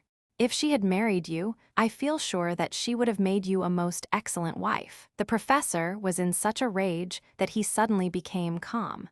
Of course you talk absolute rubbish, he said caustically. Had I my way, this woman would be whipped at a cart's tail for the shameful way in which she has deceived us all. However, I shall see her today and make her confess who murdered Bolton. Don Pedro will be greatly obliged if you do. He wants those emeralds. So do I, and if I get them, I shall keep them, snapped Braddock. And if you haven't anything more to say, you can leave me. I'm busy. As there was nothing more to be done with the choleric little man, Sir Frank took the hint and departed. He went forthwith to the Warrior Inn to see Don Pedro and also Donna Inez. But it so happened that the girl had gone to the pyramids on a visit to Miss Kendall, and Random was sorry that he had missed her. However, it was just as well, as he could now talk freely to De Gayangos. To him, he related the whole story of Mrs. Jasher, and discovered that the Peruvian also, as Braddock had done, insisted that Mrs. Jasher knew the truth. She would not have written that letter if she did not know it, said Don Pedro. Then you think that she should be arrested?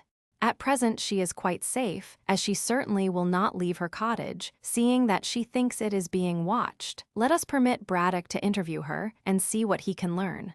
Then we can discuss the matter and come to a decision. Random nodded absently. I wonder if Mrs. Jasher was the woman who talked to Bolton through the window, he remarked. It is not impossible. Although that does not explain why Bolton borrowed a female disguise from this mother. We know that he could only have seen the manuscript for the first time at Malta. It was evidently stowed away in the swathings of the mummy by my father, who forgot all about it when he gave me the original. Hervé forgot also. I wonder if that is true.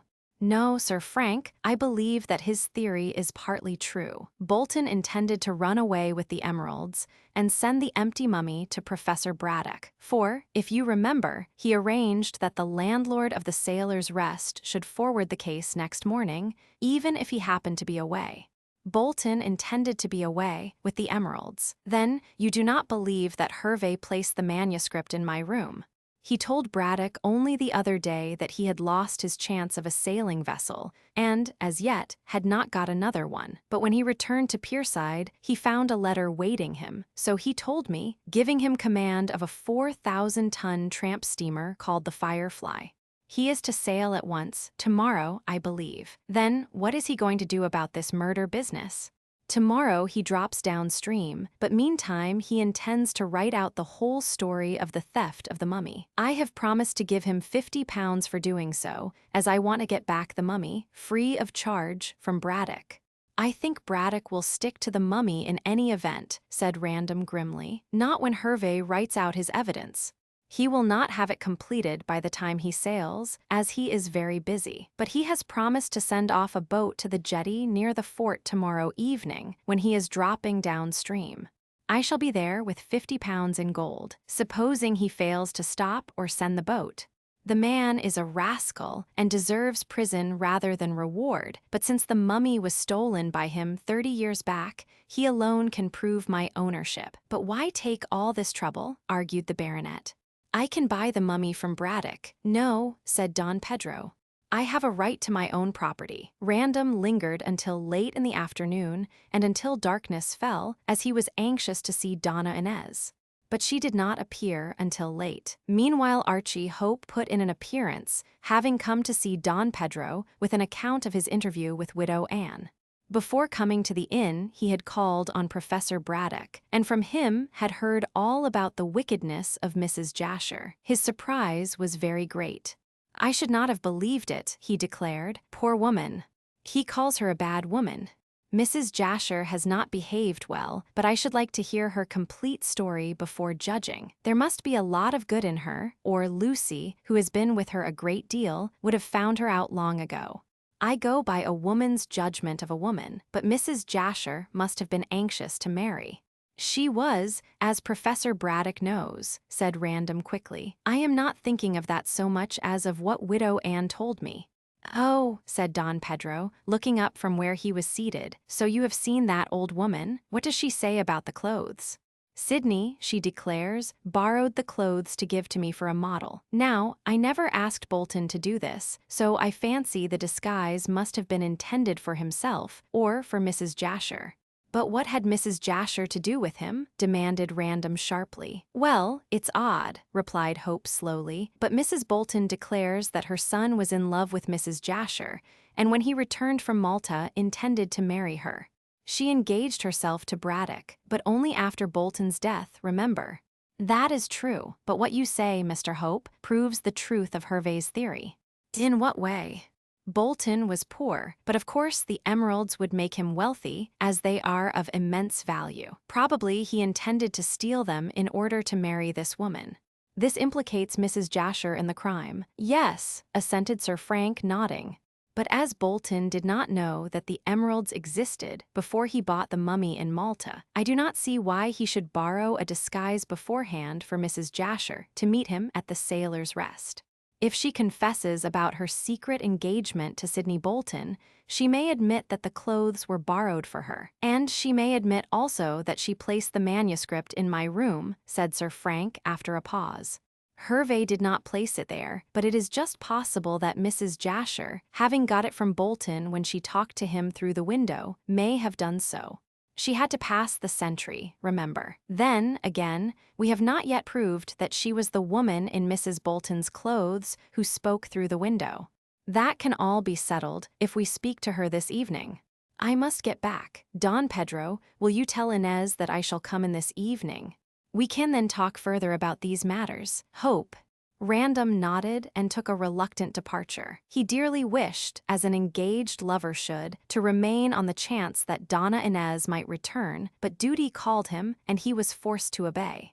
The night was very dark, although it was not particularly late, but there was no rain, and Random walked rapidly through the village and down the road to the fort.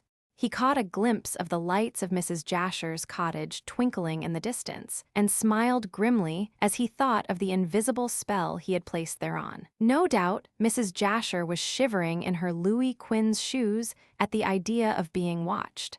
But then, she deserved that much punishment at least, as Random truly thought. When entering the fort, the sentry saluted as usual, and Random was about to pass, when the man stepped forward, holding out a brown paper package. Please, sir, I found this in my sentry box, he said, saluting. Sir Frank took the packet. Who placed it there, and why do you give it to me? He demanded in surprise. Please, sir, it's directed to you, sir, and I don't know who put it in my box, sir. "I was on duty, sir, and I suppose someone must have dropped it on the floor of the box, sir, when I was at the other end of my beat, sir. It was as dark as this, sir, and I saw nothing and heard nothing. When I come back, sir, I stepped into the box out of the rain and felt it with my feet. I struck a light, sir, and found it was for you." Sir Frank slipped the package into his pocket and went away after a grim word or so to the sentry, advising him to be more on the alert. He was puzzled to think who had left the packet in the sentry box and curious to know what it contained. As soon as he got to his own room, he cut the string which bound loosely the brown paper. Then, in the lamplight, there rolled out from the carelessly tied parcel a glorious sea-green emerald of great size, radiating light like a sun. A scrap of white paper lay in the brown wrapping. On it was written, "A wedding gift for Sir Frank Random." Chapter 23, Just in Time. Of all the surprises in connection with the tragedy of the Green Mummy, this was surely the greatest. Sidney Bolton had undoubtedly been murdered for the sake of the emeralds, and the assassin had escaped with the spoil, for which he had sold his soul. Yet here was one of the jewels returned anonymously to Random, who could pass on the same to its rightful owner. In the midst of his amazement, Sir Frank could not help chuckling when he thought how enraged Professor Braddock would be at Don Pedro's good fortune. At the 11th hour, as it were, the Peruvian had got back his own, or at least a portion of his own. Placing the emerald in his drawer, Random gave orders to his servant that the sentry, when off duty, should be brought before him. Just as Random finished dressing for mess, and he dressed very early, so as to devote his entire attention to solving this new problem, the soldier who had been on guard appeared, but he could tell nothing more than he had already related.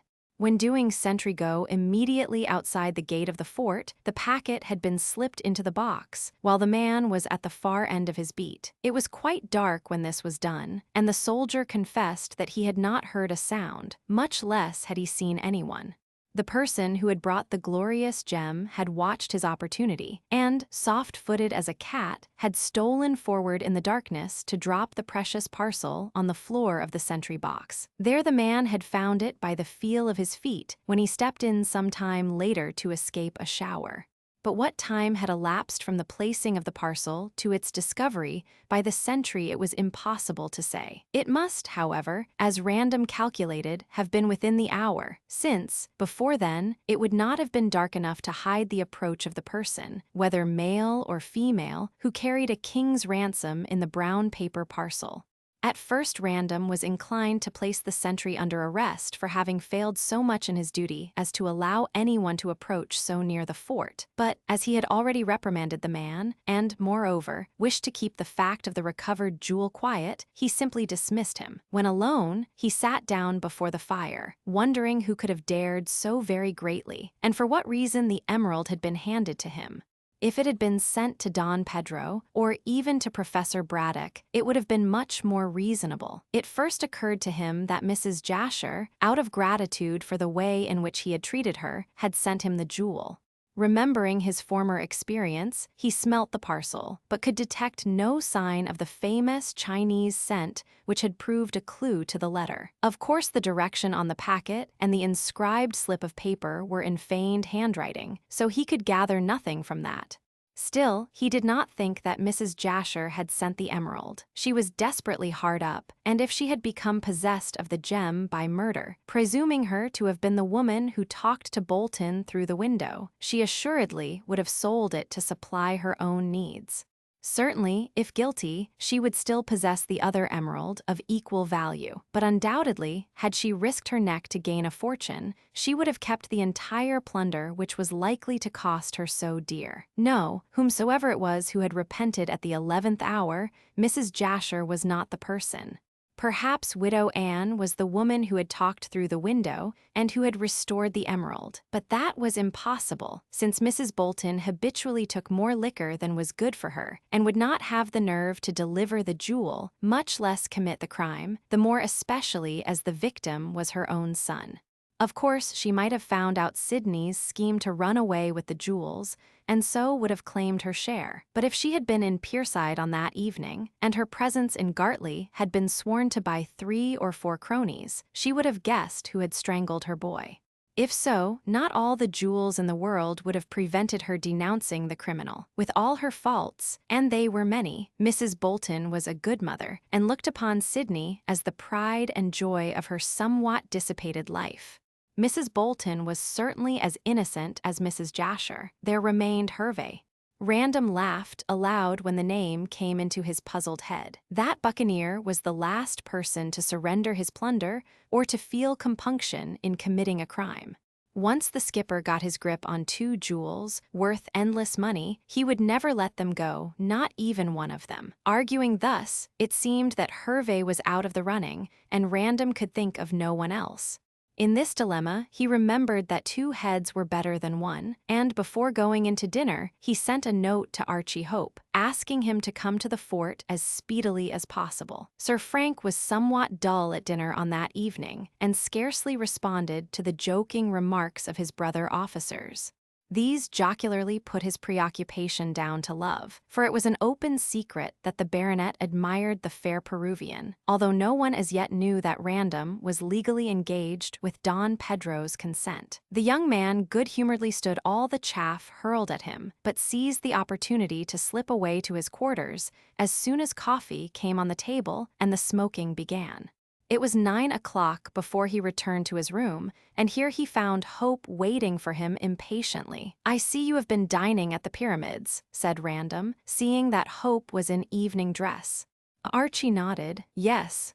I don't put on this kit to have my humble chop at my lodgings, but the professor asked me to dinner to talk over matters." "What does he say?" asked Random, looking for the cigarette box. "Oh, he is very angry with Mrs. Jasher, and considers that she has swindled him. He called to see her this afternoon, and, so he says, had a stormy interview with her. Make yourself comfortable, and tell me what the professor intends to do." "Well," said Archie, turning half round from the side table where he was pouring out the whiskey, "he had already started action by sending Cockatoo to live at the Sailor's Rest and spy on Hervey." "What rubbish! Hervey is going away tomorrow in the Firefly, bound for Algiers. Nothing is to be learned from him." "So I told the professor," said Hope, returning to the armchair near the fire, "and I mentioned that Don Pedro had induced the skipper to write out a full account of the theft of the mummy from Lima 30 years ago. I also said that the signed paper would be handed in at the Gartley jetty when the Firefly came downstream tomorrow night. He merely stated that whatever Hervey said toward proving the ownership of your future father-in-law, that he intended to stick to the embalmed corpse of Inca Caxus, and also that he intended to claim the emeralds when they turned up." Random rose and went to the drawer of his desk. "I am afraid he has lost one emerald at all events," he said, unlocking the drawer. "What's that?" said Hope sharply. "Why did you? Oh gosh." He jumped up with an amazed look as Random held up the magnificent gem, from which streamed vividly green flames in the mellow lamplight. "Oh gosh," gasped the artist again. "Where the devil did you get that?" "It was found in the sentry box." Hope stared at the great jewel and then at the soldier. "What do you mean by that?" he demanded. "How the dickens could it be found in a sentry box?" "You must be making a mistake. Not a bit of it. It was found on the floor of the box by the sentry, as I tell you, and I have sent to consult with you as to how the deuce it got there. Catch that Yankee Shylock returning anything he got his grip on, even as a wedding present." "A wedding present?" said Hope, more at sea than ever. "If you don't mind giving me details, old chap, my head would buzz less." "I rather think that it will buzz more," said Random dryly, and producing the brown paper in which the gem had been wrapped, and the inscribed paper found within, he related all that had happened. Archie listened quietly and did not interrupt, but the puzzled look on his face grew more pronounced. "Well," ended Random, seeing that no remark was made when he had finished, "what do you think? I'll go out of my mind if these sort of things come along. I am a simple sort of chap, and have no use for mysteries which beat all the detective stories I have ever read. That sort of thing is all very well in fiction, but in real life, humph, what are you going to do? Of course, though, it is given to you for a wedding present, and then, I asked you in to assist me," he asked, looking squarely at the artist. Hope meditatively turned the jewel in his long fingers. "Why not ask Mrs. Jasher?" he suggested suddenly. "No," Sir Frank shook his head. I fancied it might be her, but it cannot be. If she is guilty, as she must be, should she have sent the emerald, she would not part with her plunder when she is so hard up. I am beginning to believe, Hope, that what she said was true about the letter. How do you mean exactly? By the way, did Braddock learn anything? I expect Braddock stormed, and Mrs. Jasher retorted. Both of them have too much tongue music to come to any understanding. By the way, to echo your own phrase, you had better put away this gem, or I shall be strangling you myself in order to gain possession of it. The mere sight of that gorgeous color tempts me beyond my strength. Random laughed and locked the jewel in his drawer. Hope suggested that with such a flimsy lock it was unsafe, but the baronet shook his head. It is safer here than in a woman's jewel case, he asserted. No one looks to my drawer, and certainly no one would expect to find a crown jewel of this description in my quarters. Well, he came back to his seat, slipping his keys into his trouser pocket. The whole thing puzzles me. Why not do as I suggest and go to Mrs. Jasher? In any case, you are going there tonight, are you not? I had intended to go alone, but as you are here, you may as well come also. I shall be delighted. What do you intend to do? Does anyone ever deserve anything? Asked Sir Frank cynically. What does Miss Kendall think of the business? I suppose Braddock told her. He has too long a tongue to keep anything to himself. Lucy is quite on your side. She says that she had known Mrs. Jasher for months and that there is good in her, although I am bound to say that Lucy was a trifle shocked. Does she want Mrs. Jasher to marry her father now? But she would like Mrs. Jasher to be helped out of her difficulties and have a fair start. It was only by the greatest diplomacy that I prevented Lucy going to see the wretched woman this evening. Why did you prevent her? Do you blame me? Perhaps not, but we needn't discuss her character, as we know precious little of her past, and she no doubt told you the story that best suited herself. I think it will be best to make her tell all she knows this evening, and then send her away with a sum of money in her pocket to begin a new life. It is my opinion that the poor wretch is more sinned against than sinning. You are a soldier with a conscience, Random. The other laughed. Why shouldn't a soldier have a conscience? Do you take your idea of officers from the lady novelist, who makes us out to be all idle idiots? Any man who is a man, whether soldier or civilian, would help such a poor creature. And I believe, Hope, that you will help her also. The artist leaped to his feet impulsively. Of course. I'm with you right along, as Hervey would say. But first, before deciding what we shall do to set Mrs. Jasher on her legs again, let us hear what she has to say. I don't believe that, replied Hope, reaching for his overcoat. You may choose to believe that the letter was the outcome of bluff, but I really and truly think that Mrs. Jasher is in the know. What is more, I believe that Bolton got her those clothes, and that she was the woman who talked to him, went there to see how the little scheme was progressing. If I thought that, said Random coldly, I would not help Mrs. Jasher. Oh, yes, you would. The greater the sinner, the more need she or he has of help, you know, my dear fellow. But get your coat on, and let us toddle. I don't suppose we need pistols. Sir Frank laughed, as, aided by the artist, he struggled into his military greatcoat. I don't suppose that Mrs. Jasher will be dangerous, he remarked. We'll get what we can out of her, and then arrange what is best to be done to recoup her fallen fortunes. Then she can go where she chooses, and we can, as the French say, return to our muttons. When they left the dimly lighted archway of the fort through the smaller gate set in the larger one, they stepped into midnight blackness, such as must have been spread over the land of Egypt. Immediately beyond this, they turned towards the narrow cinder path which led through the marshes to Mrs. Jasher's cottage, and twalled on cautiously through the misty rain, which fell continuously. The fog was drifting up from the mouth of the river, and was growing so thick that they could not see the somewhat feeble lights of the cottage. However, Archie's instincts led him aright, and they blundered finally upon the wooden gate. Here they paused in shocked surprise, for a woman's scream rang out wildly and suddenly. What in heaven's name is that? Asked Hope aghast. We must find out, breathed Random, and raced through the white cotton wool of the fog up the path. As he reached the veranda, the door opened, and a woman came running out screaming. But other screams inside the cottage still continued. What is the matter? Cried Random, seizing the woman. She proved to be Jane. "Oh, sir, my mistress is being murdered." The cries had died down to a low moaning, and he dashed into the pink parlor to find it in smoky darkness. Striking a match, he held it above his head. It showed Mrs. Jasher prone on the floor, and a dark figure smashing its way through the flimsy window. There was a snarl, and the figure vanished as the match went out. Chapter 24, A Confession. Jane was still being held by Sir Frank at the floor and was still screaming, fully convinced that her captor was a burglar, in spite of having recognized him by his voice. Random was so exasperated by her stupidity that he shook her. "What is the matter, you fool?" he demanded. "Don't you know that I am a friend?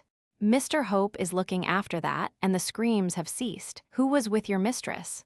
"I didn't know anyone had called, and then I heard the screaming. I looked into the parlor to see what was the matter, but the lamp had been thrown over and had gone out, and there was a dreadful struggle going on in the darkness. So I screamed and ran out, and then Oh, Jane showed symptoms of renewed hysteria and clutched Random tightly as a man came cautiously round the corner. "Are you there, Random?" asked Hope's voice. "It's so infernally dark and foggy that I have missed him." Then he dashed through the window before I could catch him or even recognize him. "He's vanished in the mist." "It's no use looking for him anyhow," said Random, peering into the dense blackness, which was thick with damp. "We had better see after Mrs. Jasher." "It's a mercy I haven't lost my life, sir, with burglars and murderers all about the place," sobbed the girl, dropping onto the veranda. Random promptly hauled her to her feet. "Go and get a candle, and keep calm if you can," he said in an abrupt military voice. "This is no time to play the fool." His sharpness had great effect on the girl, and she became much more her usual self. Hope lighted another match, and the trio proceeded through the passage towards the kitchen, where Jane had left a lamp burning. Seizing this from its bracket, Sir Frank retraced his way along the passage to the pink parlor, followed closely by Hope and timorously by Jane. A dreadful scene presented itself. The dainty little room was literally smashed to pieces, as though a gigantic bull had been wallowing therein. The lamp lay on the floor, surrounded by several extinguished candles.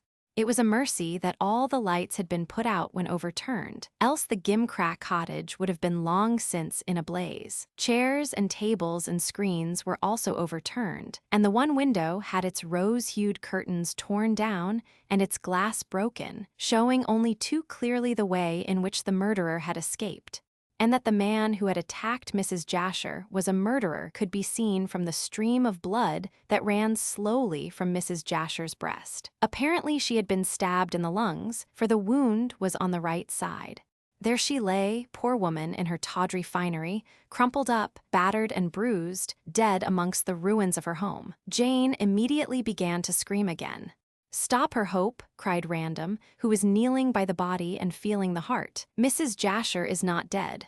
Hold your noise, woman, and go for a doctor." This was to Jane, who, prevented from screaming, took to whimpering. "I had better go," said Hope quickly, "and I'll go to the fort and alarm the men. Perhaps they may catch the man." "Can you describe him?" Then he leaped through the window, and I after him. I made a grab at him, but lost him in the mist. "I don't know in the least what he is like." "Then how can anyone arrest him?" snapped Random, raising Mrs. Jasher's head. "Give what alarm you like, but race for Robinson up the village. We must save this poor woman's life, if only to learn who killed her." "But she isn't dead yet, she isn't dead yet," wailed Jane, clapping her hands, while Hope, knowing the value of time, promptly ran out of the house to get further assistance. "She soon will be," said Sir Frank, whose temper was not of the best at so critical a moment in dealing with a fool. "Go and bring me brandy at once, and afterwards linen and hot water. We must do our best to staunch this wound and revive her." For the next quarter of an hour, the man and the woman labored hard to save Mrs. Jasher's life. Random bound up the wound in a rough and ready fashion, and Jane fed the pale lips of her mistress with sips of brandy. Mrs. Jasher gradually became more alive, and a faint sigh escaped from her lips as her wounded bosom rose and fell with recovered breath. When Sir Frank was in hopes that she would speak, she suddenly relapsed again into a comatose state. Luckily, at that moment, Archie returned with young Dr. Robinson at his heels, and also was followed by Painter, the village constable, who had luckily been picked up in the fog. Robinson whistled as he looked at the insensible woman. "She's had a narrow squeak," he muttered, lifting the body with the assistance of Random. "Will she recover?" questioned Hope anxiously. "I can't tell you yet," answered the doctor, and with Sir Frank he carried the heavy body of the widow into her bedroom. "How did it happen?" "You look after the body, sir, and I'll question these gentlemen and the servant," muttered Jane, with an angry toss of her cap at the daring young policeman. "I know nothing. I left my mistress in the parlor writing letters, and never heard anyone come in. The bell didn't sound anyhow. The first thing I knew that anything was wrong was on hearing the screams. When I looked into the parlor, the candles and the lamp were out, and there was a struggle going on in the dark. Then I cried out, very naturally, I'm sure, and ran straight into the arms of these gentlemen, as soon as I could get the front door open." "Ah," said Painter sapiently, "he got out there, but how did he enter?" "Jane says she did not hear the bell. Mrs. Jasher might have let the man in, whomsoever he was, secretly." "Why should she, sir?" "Only Mrs. Jasher can explain, and it seems to me that she will die." Meanwhile, in some mysterious way the news of the crime had spread through the village, and although it was growing late, for it was past 10 o'clock, a dozen or so of villagers came along. Also, there arrived a number of soldiers under a smart sergeant, and to him Sir Frank explained what had happened. In the faint-hearted way, for the mist was now like cotton wool, the military and the civilians hunted through the marshes round the cottage, hoping to come across the assassin hiding in a ditch. Needless to say, they found no one and nothing, for it was worse than looking for a needle in a bundle of hay. The man had come out of the mist, and, after executing the deed, had vanished into the mist, and there was not the very slightest chance of finding him. Gradually, as it drew towards midnight, the soldiers went back to the fort and the villagers to their homes. But, along with the doctor and the constable, Hope and his military friend stopped on. They were determined to get at the root of the mystery, and when Mrs. Jasher became sensible, she would be able to reveal the truth. "It's all of a piece with the sending of the emerald," said Random to the artist, "and that is connected, as we know, with the death of Bolton. Do you think that this man who has struck down Mrs. Jasher is the same one who strangled Sidney Bolton? But how would he know that she had the emerald?" Archie knit his brows. Who the devil can this mysterious person be? "God knows. Well, I am certain that God will not let him escape this time. This will bring Gartley once more into notoriety," went on Hope. "By the way, I saw one of the servants from the pyramids here. I hope the fool won't go home and frighten Lucy's life out of her." "It is too late to go to the pyramids, Random. If they know of this new tragedy there, I'll bet they are not in bed." "All the same, I'll remain here until Mrs. Jasher can speak," he said, and sat smoking with Random in the dining room, as the most comfortable room in the house. Constable Painter camped, so to speak, in the drawing room, keeping guard over the scene of the crime, and had placed the Chinese screen against the broken window to keep out the cold. In the bedroom, Jane and Dr. Robinson looked after the dying woman, and dying she was, according to the young physician, for he did not think she would live much longer. Round the lonely cottage the sea mist drifted white and thick, and the darkness deepened, until, as the saying goes, it could have been cut with a knife. Never was there so eerie and weary and sinister a vigil. Towards 4 o'clock Hope fell into a doze while resting in an armchair, but he was suddenly aroused from this by an exclamation from Sir Frank, who had remained wide awake, smoking cigar after cigar. In a moment the artist was on his feet, alert and quick-brained. "What is it?" The room was empty, but the screen before the broken window had been thrown down, and they could see Painter's bulky form immediately outside. "What the deuce is the matter?" demanded Random, entering. "Did you call out, Painter? I fancied I heard something." The constable came in again. "I did call out, sir," he confessed.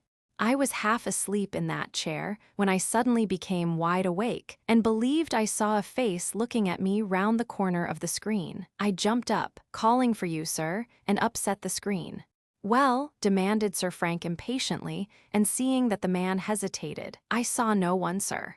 All the same, I had an idea, and I have still, that a man came through the window and peered at me from behind the screen. The man who attacked Mrs. Jasher. But there was someone. At any rate, he's gone again, if he really did come, and there is no chance of finding him. It's like pea soup outside. Hope and Random simultaneously stepped through the window, but could not see an inch before them, so thick was the sea fog and so dense was the darkness. Returning, they replaced the screen and, telling Painter to be more on the alert, went back shivering to the fire in the dining room. When they were seated again, Archie put a question. "Do you think that policeman was dreaming?" he asked meditatively. "No," replied Random sharply. "I believe that the man who assaulted Mrs. Jasher is hanging about and ventured back into the room, relying on the fog as a means of escape should he be spotted. But the man wouldn't be such a fool as to return into danger." "Not unless he wanted something very badly," said Random significantly. Hope let the cigarette he was lighting fall. "What do you mean?" "We interrupted him, and he was forced to flee. Hidden in the fog, he is lurking about to see if he can't obtain what he has risked his neck to secure." "What can it be?" murmured Archie, struck by the feasibility of this theory. "Perhaps the second emerald," remarked Sir Frank grimly. "What? You don't think that?" "However, Painter will keep his eyes open, and in the morning we can search the room. The man has been in the house twice to get what he wanted. He won't risk another attempt now that he is aware we are on the alert. I'm going to try and get 40 winks. You keep watch as you have had your sleep." Hope was quite agreeable, but just as Random composed himself to uneasy slumber, Jane, haggard and red-eyed, came hastily into the dining room. "If you please, gentlemen, the doctor wants you to come and see Mistress. She is sensible and—" Robinson sat by the bedside, holding his patient's hand and feeling her pulse. He placed his finger on his lips as the men entered gently, and at the same moment Mrs. Jasher's voice, weak from exhaustion, sounded through the room, which was dimly illuminated by one candle. The newcomers halted in obedience to Robinson's signal. "Who is there?" asked Mrs. Jasher weakly, for, in spite of the care exercised, she had evidently heard the footsteps. "Mr. Hope and Sir Frank Random," whispered the doctor, speaking into the dying woman's ear. "They came in time to save you." "In time to see me die," she murmured. "And I can't die unless I tell the truth. I am glad Random is there. He is a kind-hearted boy and treated me better than he need have done. I owe some brandy. You need all your strength." "Sir Frank," her voice sounded hoarse and weak. "Yes, Mrs. Jasher," said the young man, coming softly to the bedside. She thrust out a weak hand and clutched him.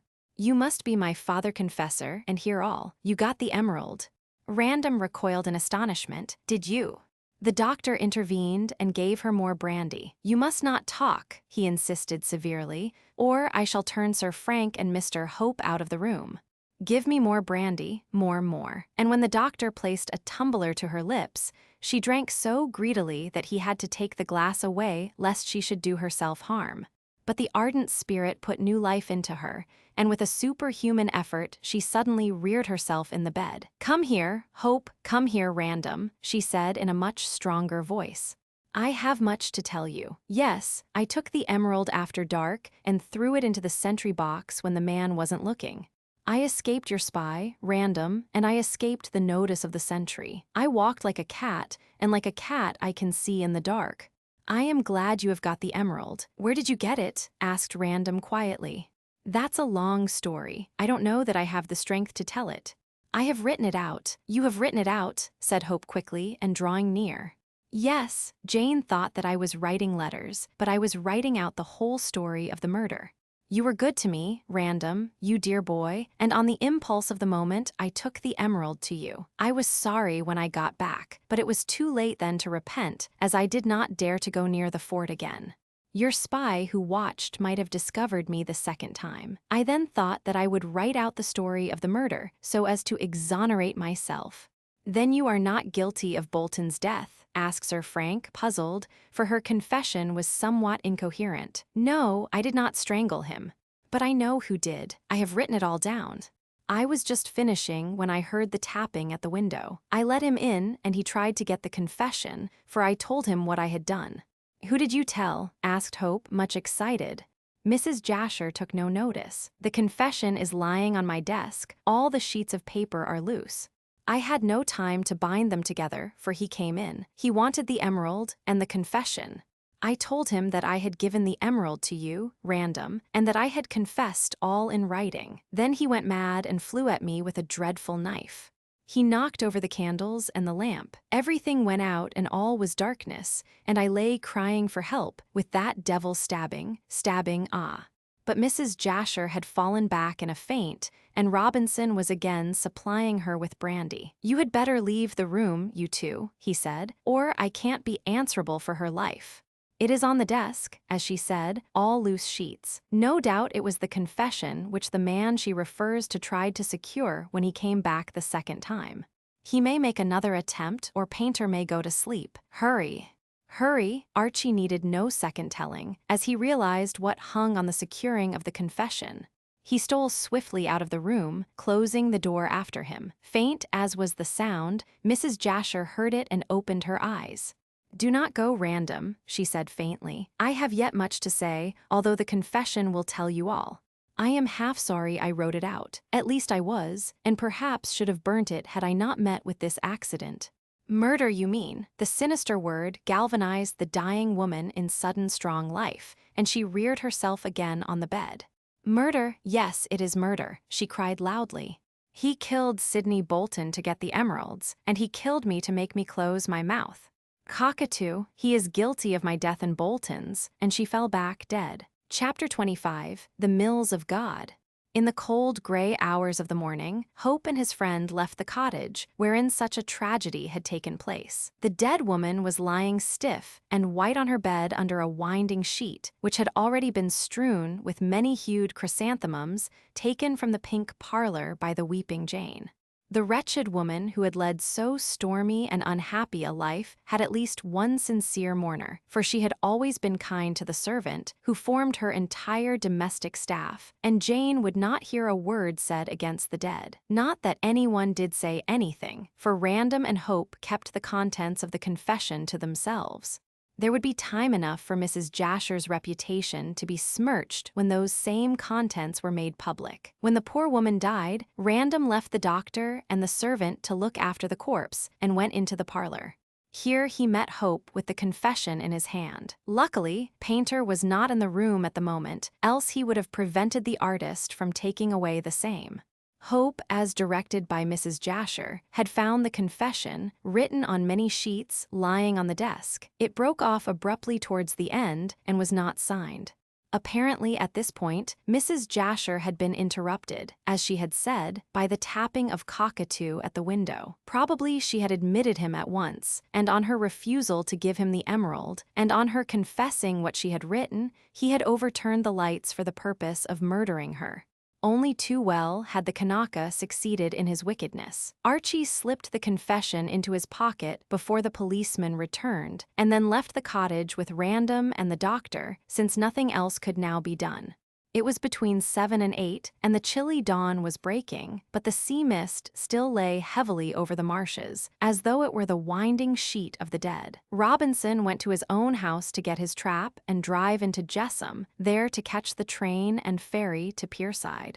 It was necessary that Inspector Date should be informed of this new tragedy without delay, and as Constable Painter was engaged in watching the cottage, there was no messenger available but Dr. Robinson. Random, indeed, offered to send a soldier or to afford Robinson the use of the fort telephone, but the doctor preferred to see Date personally, so as to detail exactly what had happened. Perhaps the young medical man had an eye to becoming better known for the improvement of his practice, but he certainly seemed anxious to take a prominent part in the proceedings connected with the murder of Mrs. Jasher. When Robinson parted from them, Random and Hope went to the lodgings of the latter, so as to read over the confession and learn exactly to what extent Mrs. Jasher had been mixed up in the tragedy of the green mummy. She had declared herself innocent even on her deathbed, and so far as the two could judge at this point, she certainly had not actually strangled Sidney Bolton, but it might be, and it appeared to be more than probable, that she was an accessory after the fact. But this they could learn from the confession, and they sat in Hope's quiet little sitting room, in which the fire had been just lighted by the artist's landlady, with the scattered sheets neatly ranged before them. "Perhaps you would like a cup of coffee, or a whiskey and soda," suggested Archie, before starting to read. "The events of the night have somewhat knocked me up. Coffee for choice, nice, black, strong, hot coffee." When he returned, he sat down, after closing the door carefully, and proceeded to read. But before he could speak, Random raised his hand. "Let us chat until the coffee comes in," he said. "Then we shall not be interrupted when reading. I have been smoking all the night. I shall sit here by the fire and wait for the coffee. You look chippy yourself." "And small wonder," said Archie wearily. "We little thought, when we left the fort last night, what a time we were going to have. Fancy Mrs. Jasher having sent you the emerald after all. She repented, as she said, and yet I dare say, as she also said, she was sorry that she acted on her impulse. If she had not been stabbed by that damned cockatoo, she would no doubt have destroyed that confession. I expect she wrote that also on the impulse of the moment." "She confessed as much," said Hope, leaning his head on his hand and staring into the fire. "She must have been cognizant of the truth all along. I wonder if she was an accessory before or after the fact." "Why nothing? Mrs. Jasher did not say a word against Braddock."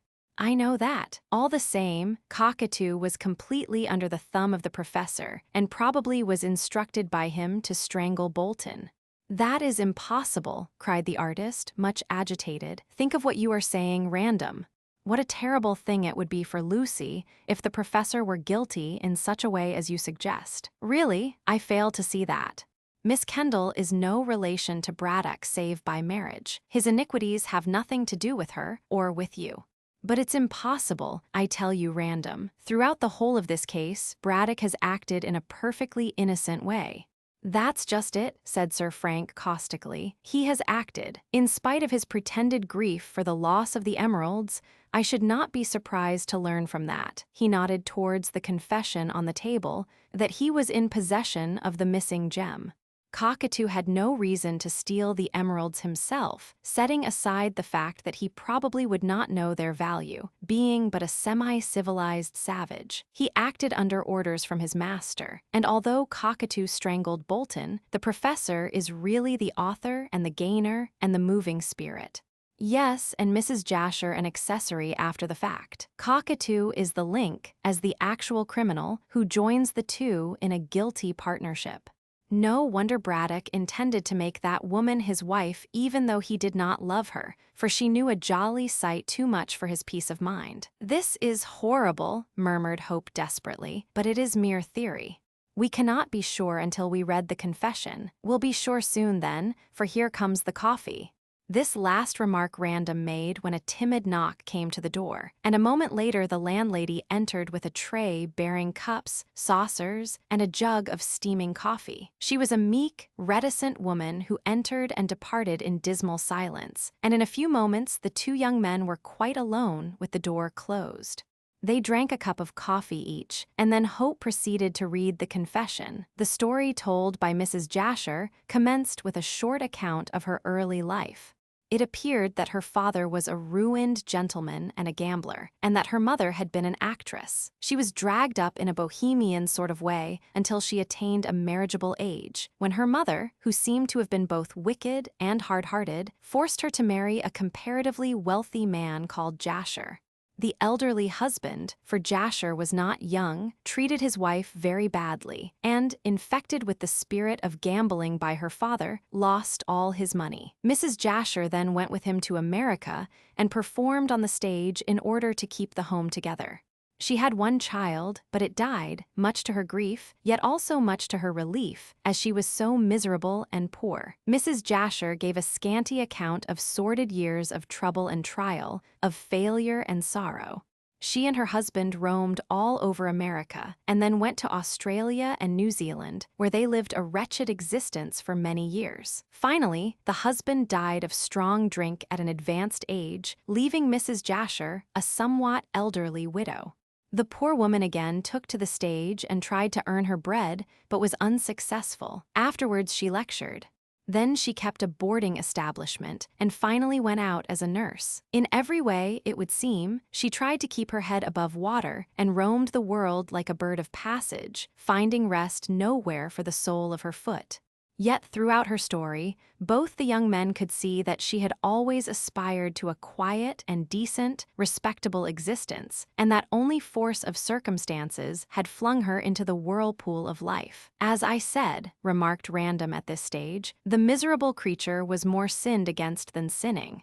"Her moral sense seemed to have become blunted, however," said Archie doubtfully. "And small wonder, amidst such surroundings, but it seems to me that she was much better under the circumstances than many another woman would have been."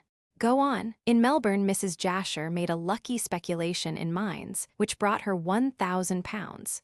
With this, she came to England and resolved to make a bid for respectability. Chance led her into the neighborhood of Gartley, and thinking that if she set up her tent in this locality, she might manage to marry an officer from the fort, since amidst such dismal surroundings, a young man might be the more easily fascinated by a woman of the world, she took the cottage amidst the marshes at a small rent. Here she hoped to eke out what money she had left, a few hundreds, until the coveted marriage should take place. Afterwards she met Professor Braddock and determined to marry him, as a man more easy to manage. She was successful in enlisting Lucy on her side, and until the green mummy brought its bad luck to the pyramids, everything went capitally. It was in connection with the name of Bolton that the first mention was made of the green mummy.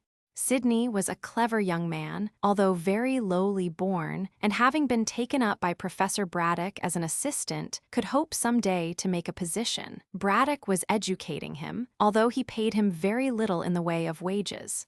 Sidney fell in love with Mrs. Jasher, and in some way she did not mention how, gained her confidence. Perhaps the lonely woman was glad to have a sympathetic friend.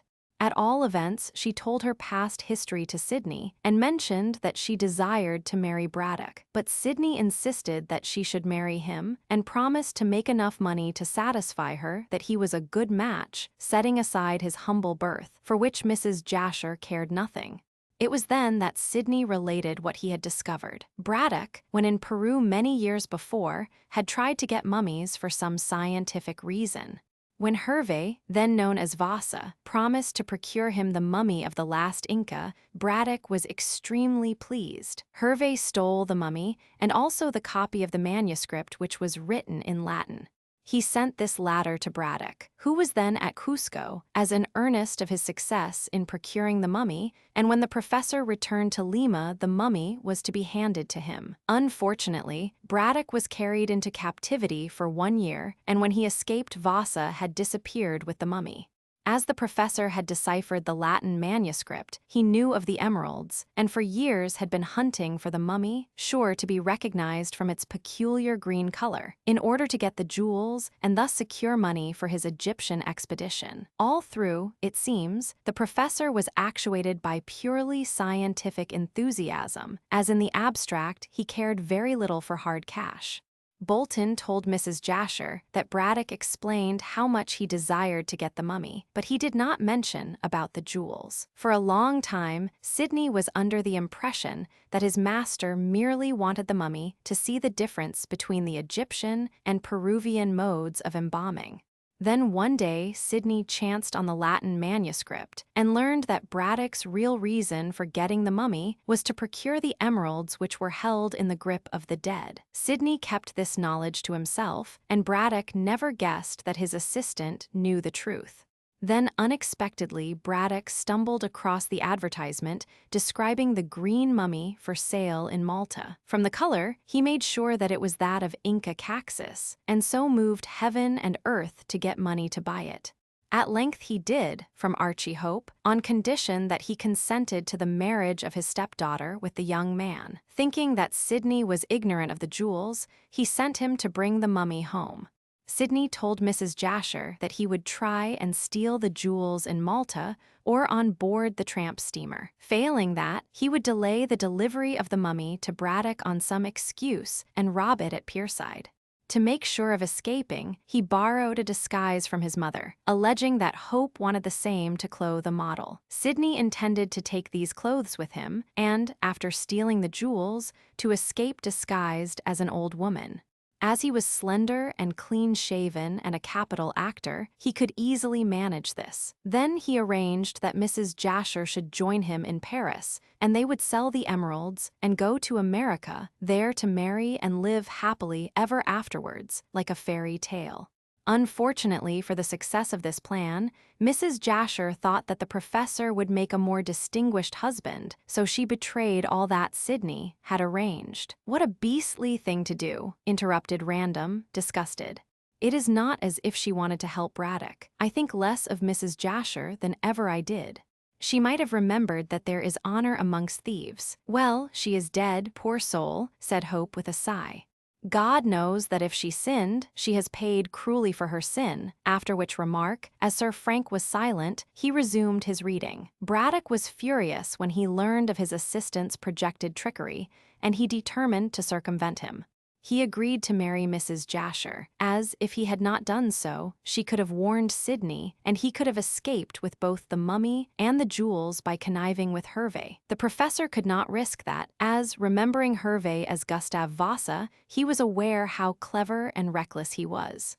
Whether Braddock ever intended to marry the widow in the end, it is hard to say, but he certainly pretended to consent to the engagement, which was mainly brought about by Lucy. Then came the details of the murder so far as Mrs. Jasher knew. One evening, in fact on the evening when the crime was committed, the woman was walking in her garden late. In the moonlight, she saw Braddock and Cockatoo go down along the cinder path to the jetty near the fort.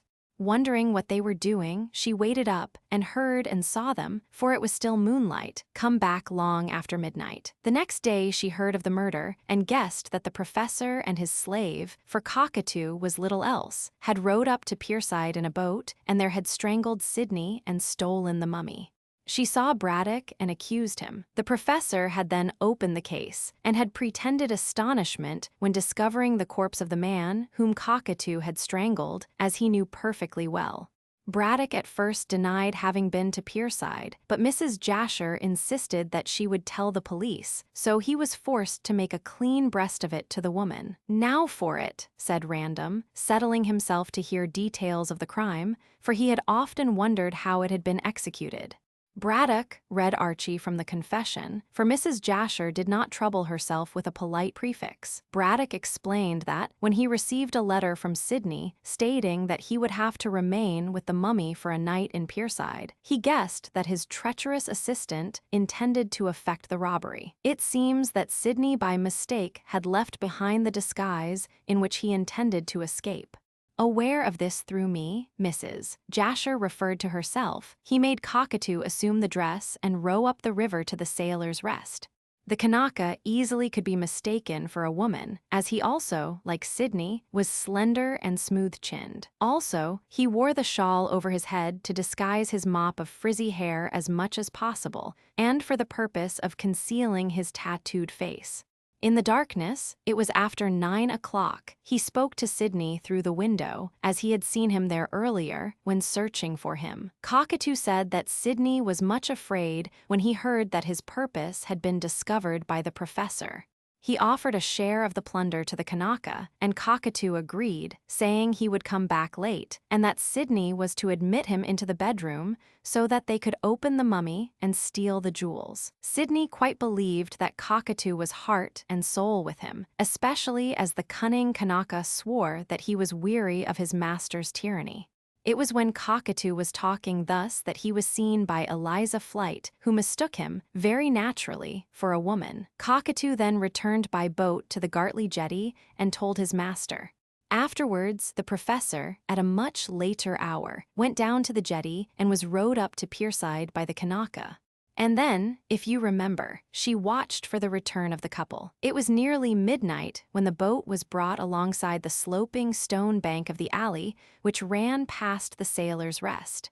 No one was about at that hour, not even a policeman, and there was no light in Sidney Bolton's window. Braddock was much agitated as he thought that Sidney had already escaped. He waited in the boat and sent Cockatoo to knock at the window. Then a light appeared, and the window was silently opened. The Kanaka slipped in and remained there for some 10 minutes after closing the window. When he returned, the light was extinguished. He whispered to his master that Sydney had opened the packing case and the mummy coffin and had ripped the swathings to get the jewels. When Sydney would not hand over the jewels to the Kanaka, as the latter wanted him to, Cockatoo, already prepared with the window cord, which he had silently taken from the blind, sprang upon the unfortunate assistant and strangled him. Cockatoo told this to his horrified master and wanted him to come back to hide the corpse in the packing case. Braddock refused, and then Cockatoo told him that he would throw the jewels, which he had taken from Sydney's body, into the river. The position of master and servant was reversed, and Braddock was forced to obey. The professor slipped silently ashore and into the room. The two men relighted the candle and pulled down the blind. They then placed the corpse of Sydney in the packing case and screwed the same down in silence. When this was completed, they were about to carry the mummy in its coffin, the lid of which they had replaced, to the boat when they heard distant footsteps, probably those of a policeman on his beat. At once they extinguished the candle, and, as Braddock told Mrs. Jasher, he, for one, sat trembling in the dark. But the policeman, if the footsteps were those of a policeman, passed up another street, and the two were safe. Without relighting the candle, they silently slipped the mummy through the window, Cockatoo within and Braddock without.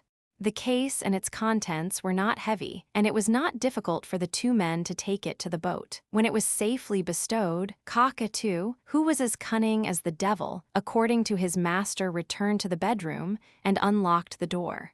He afterwards passed a string through the joining of the upper and lower windows and managed to shut the snib. Afterwards he came to the boat and rowed it back to Gartley. On the way, Cockatoo told his master that Sydney had left instructions that the packing case should be taken next morning to the pyramids, so there was nothing to fear. The mummy was hidden in a hole under the jetty and covered with grass. "Why didn't they take it up to the house?" asked Random on hearing this. "That would have been dangerous," said Hope, looking up from the manuscript, seeing that the mummy was supposed to have been stolen by the murderer. It was easier to hide it amongst the grasses under the jetty, as no one ever goes there. Well, he turned over a few pages, that is practically all. The rest is after events. "You know all that happened," he said. The professor's pretended surprise when he found the corpse he had himself helped to pack but why was the mummy placed in Mrs. Jasher's garden? Also, he wished if possible to implicate Mrs. Jasher, so as to keep her from telling to the police what he had told her. He and Cockatoo went down to the river one night and removed the mummy to the arbor silently. Afterwards he pretended to be astonished when I found it. I must say he acted his part very well, said Hope reflectively, even to accusing Mrs. Jasher. That was a bold stroke of genius, a very dangerous one. He swore to Mrs. Jasher that if she said anything, he would tell the police that she had taken the clothes provided by Sydney from the pyramids and had gone to speak through the window in order to fly with Sydney and the emeralds. As the fact of the mummy being found in Mrs. Jasher's garden would lend color to the lie, she was obliged to hold her tongue. And after all, as she says, she didn't mind, since she was engaged to the professor and possessed at least one of the emeralds. Ah! The one she passed along to me. How did she get that? She insisted that Braddock should give it to her as a pledge of good faith. He had to do it or risk her splitting. That was why he placed the mummy in her garden, so as to bring her into the matter and render it more difficult for her to speak. What of the other emerald? Braddock sold the emerald for £3,000, and it is now on its way to an Indian Raja. I fear Don Pedro will never set eyes on that again. Where is the money? Yes, what an infernal little villain. And I expect he sent Cockatoo down last night for the other emerald. That is not related in the manuscript, said Archie, laying down the last sheet and taking up his coffee. The confession ends abruptly. At the time Cockatoo tapped at the window, I expect. But she said, when dying, that the Kanaka asked for the second emerald. If she had not sent it to you in a fit of weakness, I expect she would have passed it along. I can't make out, added Archie musingly, why Mrs. Jasher confessed when everything was so safe. "Well," said Random, nursing his chin and staring into the fire, "she made a mistake in trying to blackmail me, though why she did so I can't tell, seeing she had the whiff-hand of Braddock. Perhaps she wanted the 5,000 to spend herself, knowing that the professor's plunder would be wasted on his confounded expedition. At any rate, she gave herself away by the blackmail, and I expect she grew frightened. If the house had been searched, and it might have been searched by the police, had I arrested her for blackmail, the emerald would have been found, and she would have been incriminated. She therefore got rid of it cleverly, by passing it along to me as a wedding gift. Then she again grew afraid and wrote out this confession to exonerate herself." "But it doesn't," insisted Hope. "She makes herself out plainly as an accessory after the fact. She wrote that out to clear herself in case she was arrested for the blackmail, and perhaps in case Braddock refused to help her, as he certainly did, if you remember. However, Cockatoo arrived unluckily on the scene, and when he found she had parted with the emerald and had written out the truth, he stabbed her. If we hadn't come just in the nick of time, he would have annexed that confession, and the truth would never have become known. No one," ended Random, rising and stretching himself, "would connect Braddock or Cockatoo with the death of Mrs. Jasher. Or with the death of Sidney Bolton either," said Hope, also rising and putting on his cap. "What an actor the man is. I want to see how Lucy is. Will you tell her about that confession? I shall give this to Inspector Date when he arrives. The professor has made his bed, so he must lie on it. When I marry Lucy, I'll take her away from this damned place." "Marry her at once, then," advised Random, "while the professor is doing time and while Cockatoo is being hanged. Meanwhile, I think you had better put on your overcoat, unless you want to walk through the village in crumpled evening dress, like a dissipated undergraduate." Archie laughed in spite of his weariness, and assumed his greatcoat at the same moment as Random slipped into his. The two young men walked out into the village and up to the pyramids, for Random wished to see Braddock before returning to the fort. They found the door of the great house open and the servants in the hall. "What is all this?" demanded Hope, entering. "Why are you here and not at work? Where is your master?" Lucy came running out of the museum, pale-faced and white. "My father has gone away with Cockatoo and the green mummy." "What does it mean?" "And just when poor Mrs. Jasher is murdered too." "Hush, darling. Come in and I'll explain," said Hope gently. Chapter 26, The Appointment. Poor Lucy Kendall was terribly grieved and shocked when the full account of her stepfather's iniquity was revealed to her. Archie tried to break the news as delicately as possible, but no words could soften the sordid story.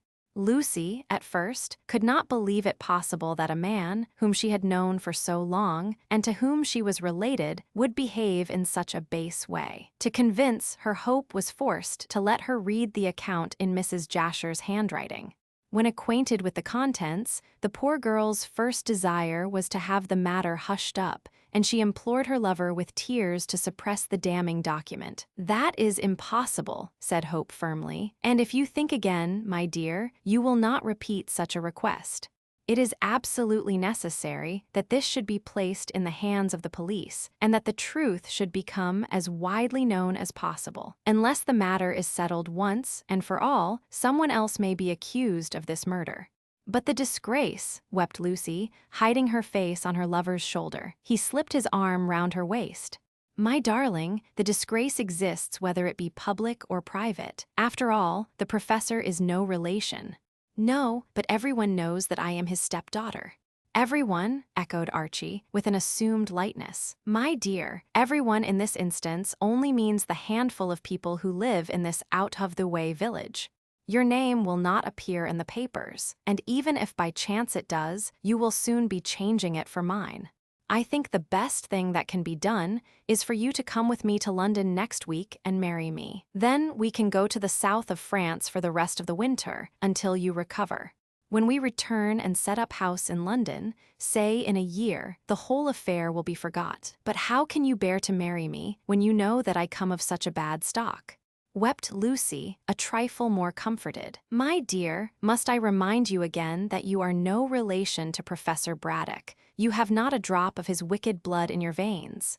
And even if you had, I should still marry you. It is you I love, and you I marry, so there is no more to be said.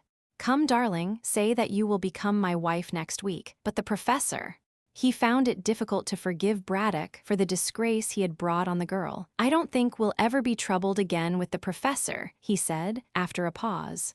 "He has bolted into the unknown with that infernal Kanaka. But why did he fly, Archie?" Mrs. Jasher wrote out this confession and told Cockatoo, when he entered the room to get the emerald, that she had written it. To save his master, the Kanaka stabbed the wretched woman, and, had Random and I not arrived, he would have secured the confession.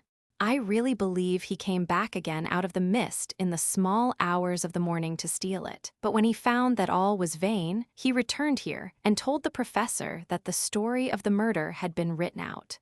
Therefore, there was nothing left to Braddock but to fly. Although, added Hope, with an afterthought, I can't imagine why those two fugitives should drag that confounded mummy with them.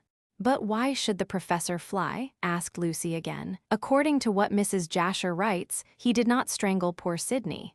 "No, and I will do him the justice to say that he had no idea of having his assistant murdered. It was Cockatoo's savage blood which came out in the deed, and maybe it can be explained by the Kanaka's devotion to the professor. It was the same way in the murder of Mrs. Jasher. By killing Bolton, the Kanaka hoped to save the emeralds for Braddock. In stabbing Mrs. Jasher, he hoped to save the professor's life." "Oh, Archie, will they hang my father?" "Call him your stepfather," he said quickly. "No, dear, I do not think he will be hanged, but as an accessory after the fact he will certainly be condemned to a long term of imprisonment. Cockatoo, however, assuredly will be hanged, and a good job too. He is only a savage, and as such is dangerous in a civilized community. I wonder where they have gone. Did anyone hear them going? Cook came up this morning to my room and said that my father, I mean my stepfather, had gone away with Cockatoo and with the green mummy. I don't know why she should have said that, as the professor often went away unexpectedly. Perhaps she heard rumors in the village and put two and two together. I cannot tell. Some instinct must have told her, but I dare say Braddock and his accomplice fled under cover of the mist and in the small hours of the morning. They must have known that the confession would bring the officers of the law to this house. I hope they will escape," murmured Lucy. "Well, I am not sure," said Hope hesitatingly. "Of course, I should like to avoid a scandal for your sake, and yet it is only right that the two of them should be punished. Remember, Lucy dear, how Braddock has acted all along in deceiving us. He knew all, and yet not one of us suspected him." While Archie was thus comforting the poor girl, Gartley village was in an uproar. Everyone was talking about this new crime, and everyone was wondering who had stabbed the unlucky woman. As yet the confession of Mrs. Jasher had not been placed in the hands of the police, and everyone was ignorant that Cockatoo was the criminal who had escaped in the fog. Inspector Date speedily arrived with his myrmidons on the scene and made the cottage his headquarters. Later in the day, Hope, having taken a cold bath to freshen himself up, came with the confession. This he gave to the officer and explained the whole story of the previous night. Date was more than astonished. He was astounded. He read the confession and made notes. Then he sent for Sir Frank Random and examined him in the same strict way as he had examined the artist. Jane was also questioned. Widow Anne was put in the witness box so as to report about the clothes, and in every way Date gathered material for another inquest. At the former one, he had only been able to place scanty evidence before the jury, and the verdict had been unsatisfactory to the public. But on this occasion, seeing that the witnesses he could bring forward would solve the mystery of the first death as well as the second, Inspector Date exulted greatly. He saw himself promoted and his salary raised, and his name praised in the papers as a zealous and clever officer. By the time the inquest came to be held, the inspector had talked himself into believing that the whole mystery had been solved by himself. But before that time came another event happened which astonished everyone, and which made the final phase of the green mummy crime even more sensational than it had been. And heaven knows that from beginning to end, there had been no lack of melodrama of the most lurid description. Don Pedro de Gallegos was exceedingly amazed at the unexpected turn which the case had taken, that he should have been trying to solve a deep mystery for so long, and that the solution, all the time, had been in the hands of the professor, startled him exceedingly. He admitted that he had never liked Braddock, but explained that he had not expected to hear that the fiery little scientist was such a scoundrel. But, as Don Pedro confessed, it was an ill wind which blew him some good, when the upshot of the whole mysterious tragic business was the restoration of at least one emerald. Sir Frank brought the gem to him on the afternoon of the day succeeding Mrs. Jasher's death, and while the whole village was buzzing with excitement, it was Random who gave all details to Donna Inez and her father, leading from one revelation to another until he capped the whole extraordinary story by producing the splendid gem. Mine, said Don Pedro, his dark eyes glittering. Thanks be to the Virgin and the saints, and he bowed his head to make the sign of the cross devoutly on his breast. Donna Inez clapped her hands and her eyes flashed, for like every woman, she had a profound love for jewels. Oh, how lovely, Frank! It must be worth no end of money. Professor Braddock sold the other to some Indian Raja in Amsterdam, through an agent, I presume for £3,000. I shall get more than that, said Don Pedro quickly. The professor sold his jewel in a hurry and had no time to bargain. But sooner or later, I shall get £5,000 for this. He held the gem in the sunlight, where it glowed like an emerald sun. Why, it is worthy of a king's crown. I fear you will never get the other gem, said Random regretfully. I believe that it is on its way to India, if Mrs. Jasher can be trusted. I have simple tastes, and this will do much to restore the fortunes of my family. When I go back with this and the green mummy, all those Indians who know of my descent from the ancient Incas will be delighted and will pay me fresh reverence. But you forget, said Random, frowning, the green mummy has been taken away by Professor Braddock. They cannot have gone far with it, said Donna Inez, shrugging. I don't know so much about that, dearest, said Sir Frank. Apparently, since they handled it at the time of the murder, it is easier carried about than one would think. And then they fled last night, or rather in the small hours of this morning, under cover of a dense fog. It is clear enough now, said de Gallegos, peering through the window, where a pale winter sun shone in a clear steel-hued sky. They are bound to be caught in the long run. Do you wish them to be caught? Asked Random abruptly. Not the professor. For Miss Lucy's sake, I hope he will escape, but I trust that the savage who killed these two unfortunate people will be brought to the gallows. So do I, said Random. Well, Don Pedro, it seems to me that your task in Gartley is ended. All you have to do is to wait for the inquest and see Mrs. Jasher buried, poor soul. Then you can go to London and remain there until after Christmas. But why should I remain in London? Asked the Peruvian, surprised. Random glanced at Donna Inez, who blushed. You forget that you have given your consent to my marriage with... Our yacht, said Random, smiling. Our yacht, repeated Donna Inez. And then you will see, father, that I have become a real English lady. But don't entirely forget that you are a Peruvian, said Don Pedro playfully. And a descendant of Inca Caxus, added Donna Inez. Then she flirted her fan, which she was rarely without, and laughed in her English lover's face.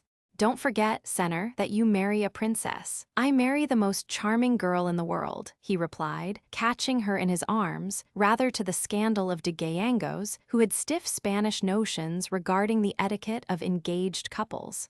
There is one thing you must do for me, Senor, he said quietly, before we leave this most unhappy case of murder and theft forever. What is that?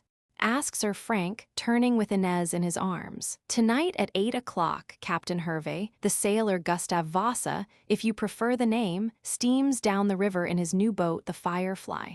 I received a note from him. He displayed a letter, stating that he will pass the jetty of Gartley at that hour and will burn a blue light. If I fire a pistol, he will send off a boat with a full account of the theft of the mummy of Inca Caxus, written by himself.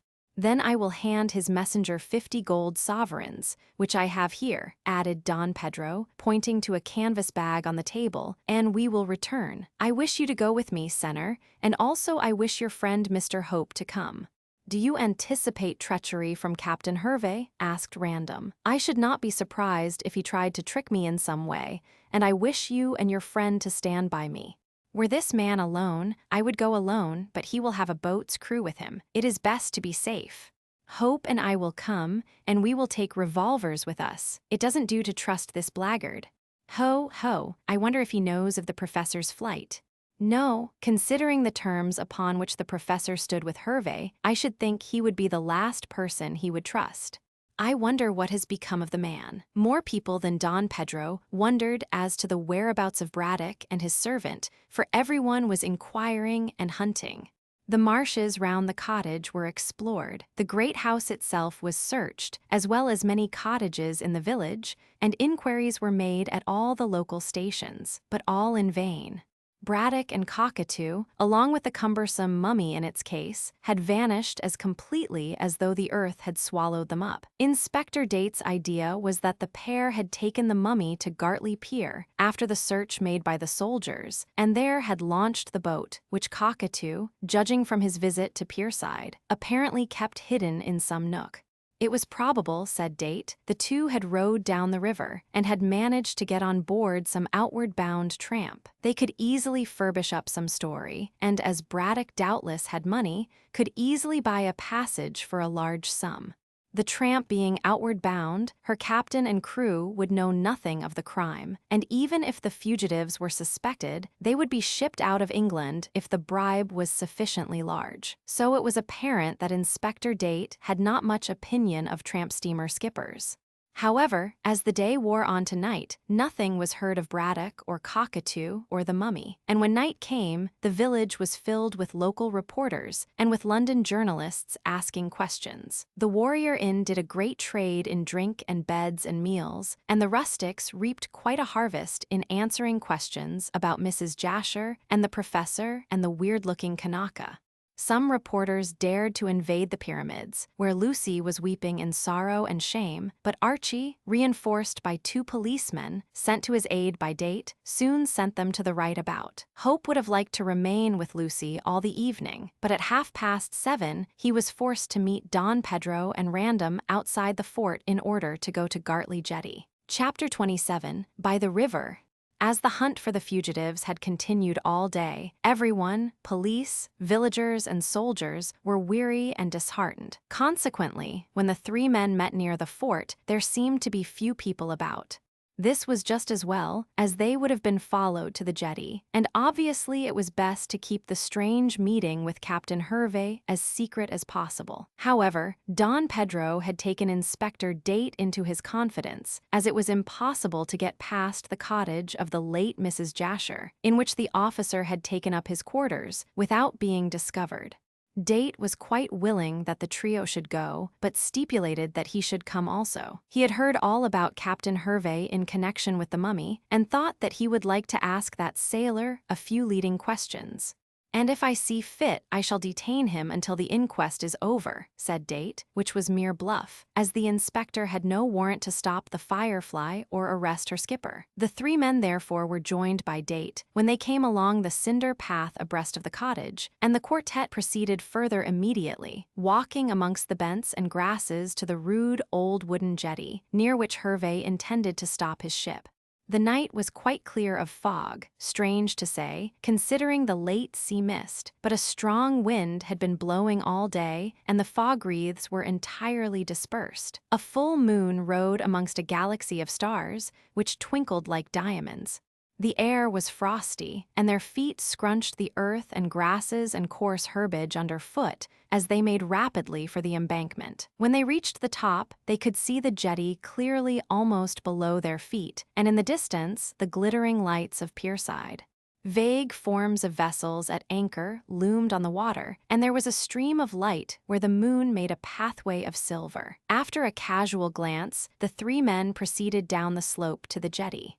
3 of them at least had revolvers, since Hervey was an ill man to tackle, but probably Date, who was too dense to consider consequences, was unarmed. Neither did Don Pedro think it necessary to tell the officer that he and his 2 companions were prepared to shoot if necessary. Inspector Date, being a prosy Englishman, would not have understood such lawless doings in his own sober, law-abiding country. When they reached the jetty, Don Pedro glanced at his watch, illuminating the dial by puffing his cigar to a ruddy glow. It was just after 8 o'clock, and even as he looked, an exclamation from Date made him raise his head. The inspector was pointing outstream to a large vessel which had steamed inshore as far as was safe. Probably Hervé was watching for them through a night glass, for a blue light suddenly flared on the bridge. Don Pedro, according to his promise, fired a pistol, and it was then that Date learned that his companions were armed. "What the devil did you do that for?" he inquired angrily. "It will bring my constables down on us." "I do not mind, since you can control them," said de Gallegos coolly. "I had to give the signal." "And we all have revolvers," said Random quickly. "Hervé is not a very safe man to tackle, Inspector. If so, you might have told me, and I should have brought a revolver also. Not that I think it is needed. The sight of my uniform will be enough to show this man that I have the law behind me." "I don't think that will matter to Hervé," said Archie dryly. "So much as I have seen of him suggests to me that he is a singularly lawless man." Date laughed good-humoredly. "It seems to me, gentlemen, that you have brought me on a filibustering expedition," he said, and seemed to enjoy the novel situation. Date had been wrapped up in the cotton wool of civilization for a long time, but his primitive instincts rose to the surface now that he had to face a probable rough-and-tumble fight. "But I don't expect there will be any scrap," he said regretfully. "My uniform will settle the matter."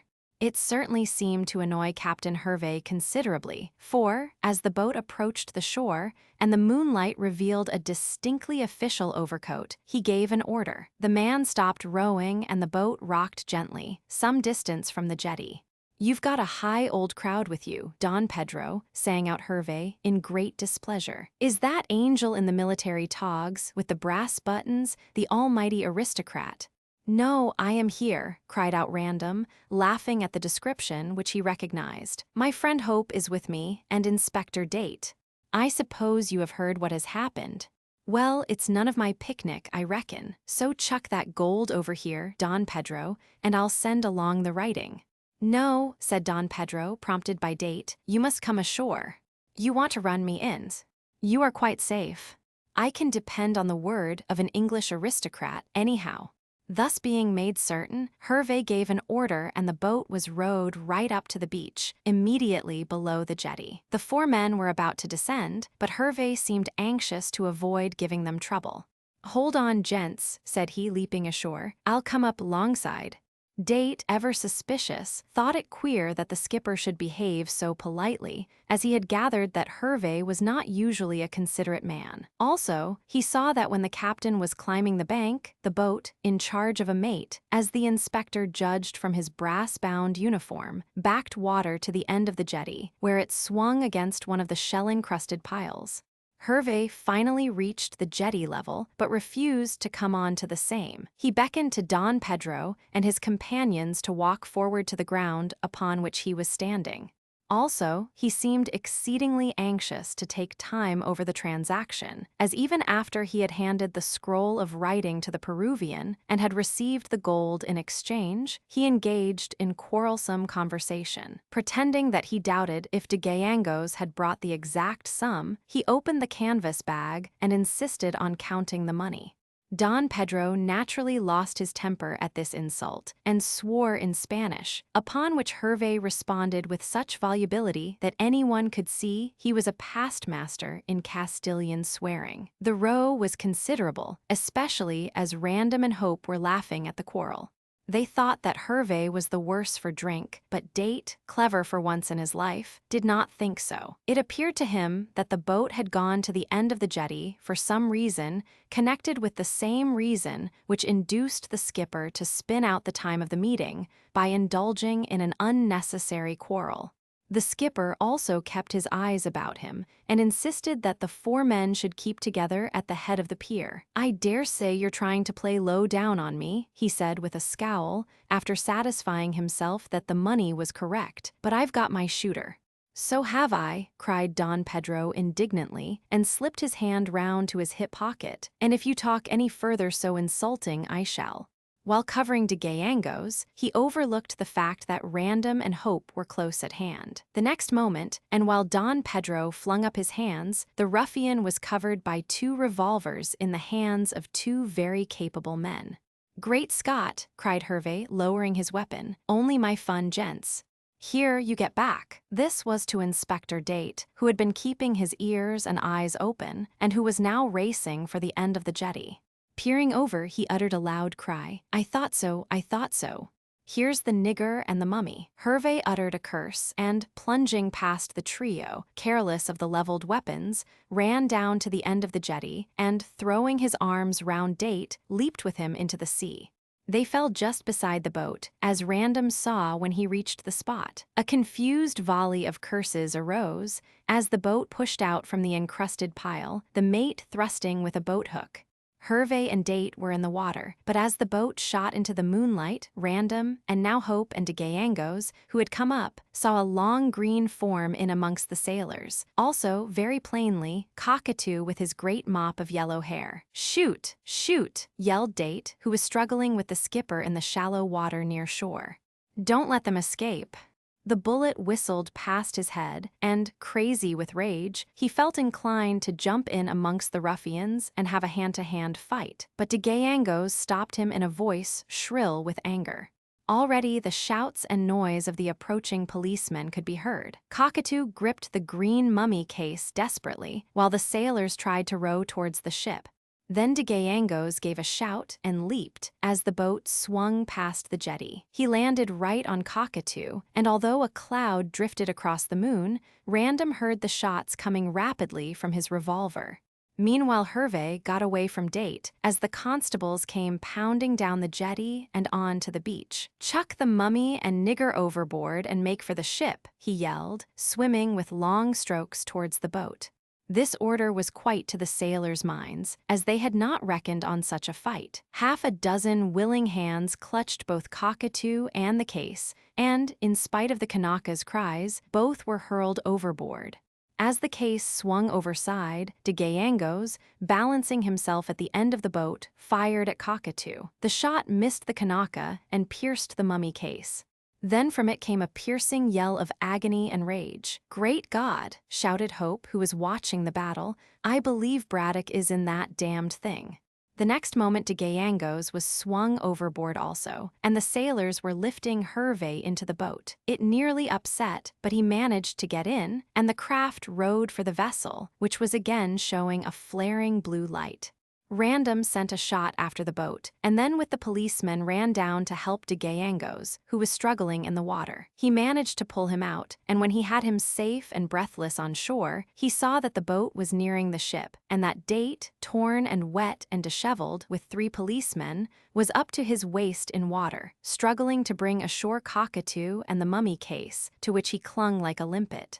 Hope ran down to give a hand, and in a few minutes they had the Kanaka ashore, fighting like the demon he was. Random and de Gallegos joined the breathless group, and Cockatoo was held in the grasp of 2 strong men, who required all their strength to hold him, while Date, warned by Hope's cry of what was in the case, tore at the lid.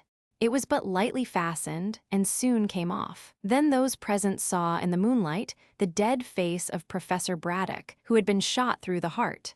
As they looked at the sight, Cockatoo broke from those who held him, and, throwing himself on his master, howled and wept as though his heart would break. At the same moment, there came a derisive whistle from the Firefly, and they saw the great tramp steamer slowly moving downstream, increasing her speed with almost every revolution of the screw.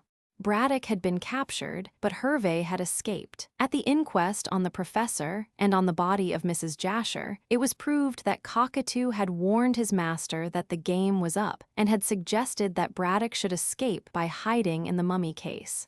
The corpse of Inca Caxus was placed in an empty Egyptian sarcophagus, in which it was afterwards found, and Braddock, assisted by his faithful Kanaka, wheeled the case down to the old jetty. Here, in a nook where Cockatoo had formerly kept the boat, the professor concealed himself all that night and all next day.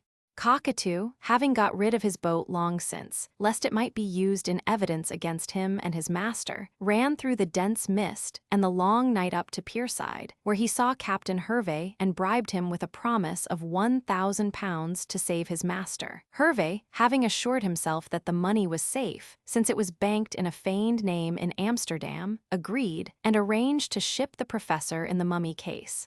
Thus it was that Hervey kept the four men talking up the jetty, as he knew that Cockatoo with his own sailors was shipping the professor in the mummy case underneath and well out of sight. Cockatoo had come downstream with the Firefly, and in this way had not been discovered. Throughout that long day, the miserable Braddock had crouched like a toad in its hole, trembling at every sound of pursuit, as he knew that the whole of the village was looking for him. But Cockatoo had hidden him well in the case, in the lid of which holes had been bored.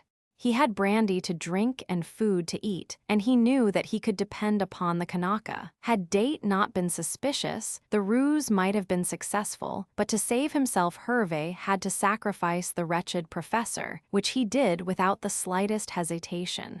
Then came the unlucky shot from the revolver of de Gayangos, which had ended Braddock's wicked life. It was fate. At the inquest, a verdict of willful murder was brought against the Kanaka, but a verdict of justifiable homicide was given in favor of the Peruvian. Thus Cockatoo was hanged for the double murder, and Don Pedro went free. He remained long enough in London to see his daughter married to the man of her choice, and then returned to Lima. Of course, the affair caused more than a 9-days wonder, and the newspapers were filled with accounts of the murder and the projected escape. But Lucy was saved from all this publicity, as, in the first place, her name was kept out of print as much as possible, and, in the second, Archie promptly married her, and within a fortnight of her stepfather's death took her to the south of France, and afterwards to Italy, what with his own money and the money she inherited from her mother, in which Braddock had a life interest. The young couple had nearly £1,000 a year. 6 months later, Sir Frank came into the small San Remo where Mr. and Mrs. Hope lived, with his wife on his arm. Lady Random looked singularly charming and was assuredly more conversational. This was the first time the two sets of lovers had met since the tragedy, and now each girl had married the man she loved. Therefore, there was great joy. "My yacht is over at Monte Carlo," said Random, "and I am going with Inez to South America. She wants to see her father." "Yes, I do," said Lady Random, "and we want you to come also, Lucy, you and your dear husband." Archie and his wife looked at one another, but declined unanimously. "We would rather stay here in San Remo," said Mrs. Hope, becoming slightly pale. "Don't think me unkind, Inez, but I could not bear to go to Peru. It is associated too much in my own mind with that terrible green mummy." "Oh, Don Pedro has taken that back to the Andes," explained Sir Frank, "and it is now reposing in the sepulchre in which it was placed, hundreds of years ago, by the Indians, faithful to Inca Caxus. Inez and I are going up to a kind of forbidden city, where Don Pedro reigns as Inca, and I expect we shall have a jolly time. I hear there is some big game shooting there." "What about your soldiering?" asked Hope, rather surprised at this extended tour being arranged. "Oh, my husband has left the army," pouted Inez. "His duties kept him away from me nearly all the day, and I grew weary of being left alone. So you see, Mrs. Hope," laughed Random gaily, "that I have had to succumb to my fireside tyrant. We shall go and see this fairy city, and then return to my home in Oxfordshire. There Inez will settle down as a real English wife, and I'll turn a country squire. So, after all our troubles, peace will come. And as you will not come to my country," said Lady Random to her hostess, "you cannot refuse to visit Frank and myself at the Grange. We have had so much trouble together that we cannot lose sight of each other." "No," said Lucy, kissing her, "we will come to Oxfordshire." So it was arranged, and the next day Mr. and Mrs. Hope went over to Monte Carlo to see the last of Sir Frank and his wife. They stood on the heights, watching the pretty little steamer making for South America. Archie noticed that his wife's face was somewhat sad. "Are you sorry we did not go, sweetheart?" "I only want to be with you."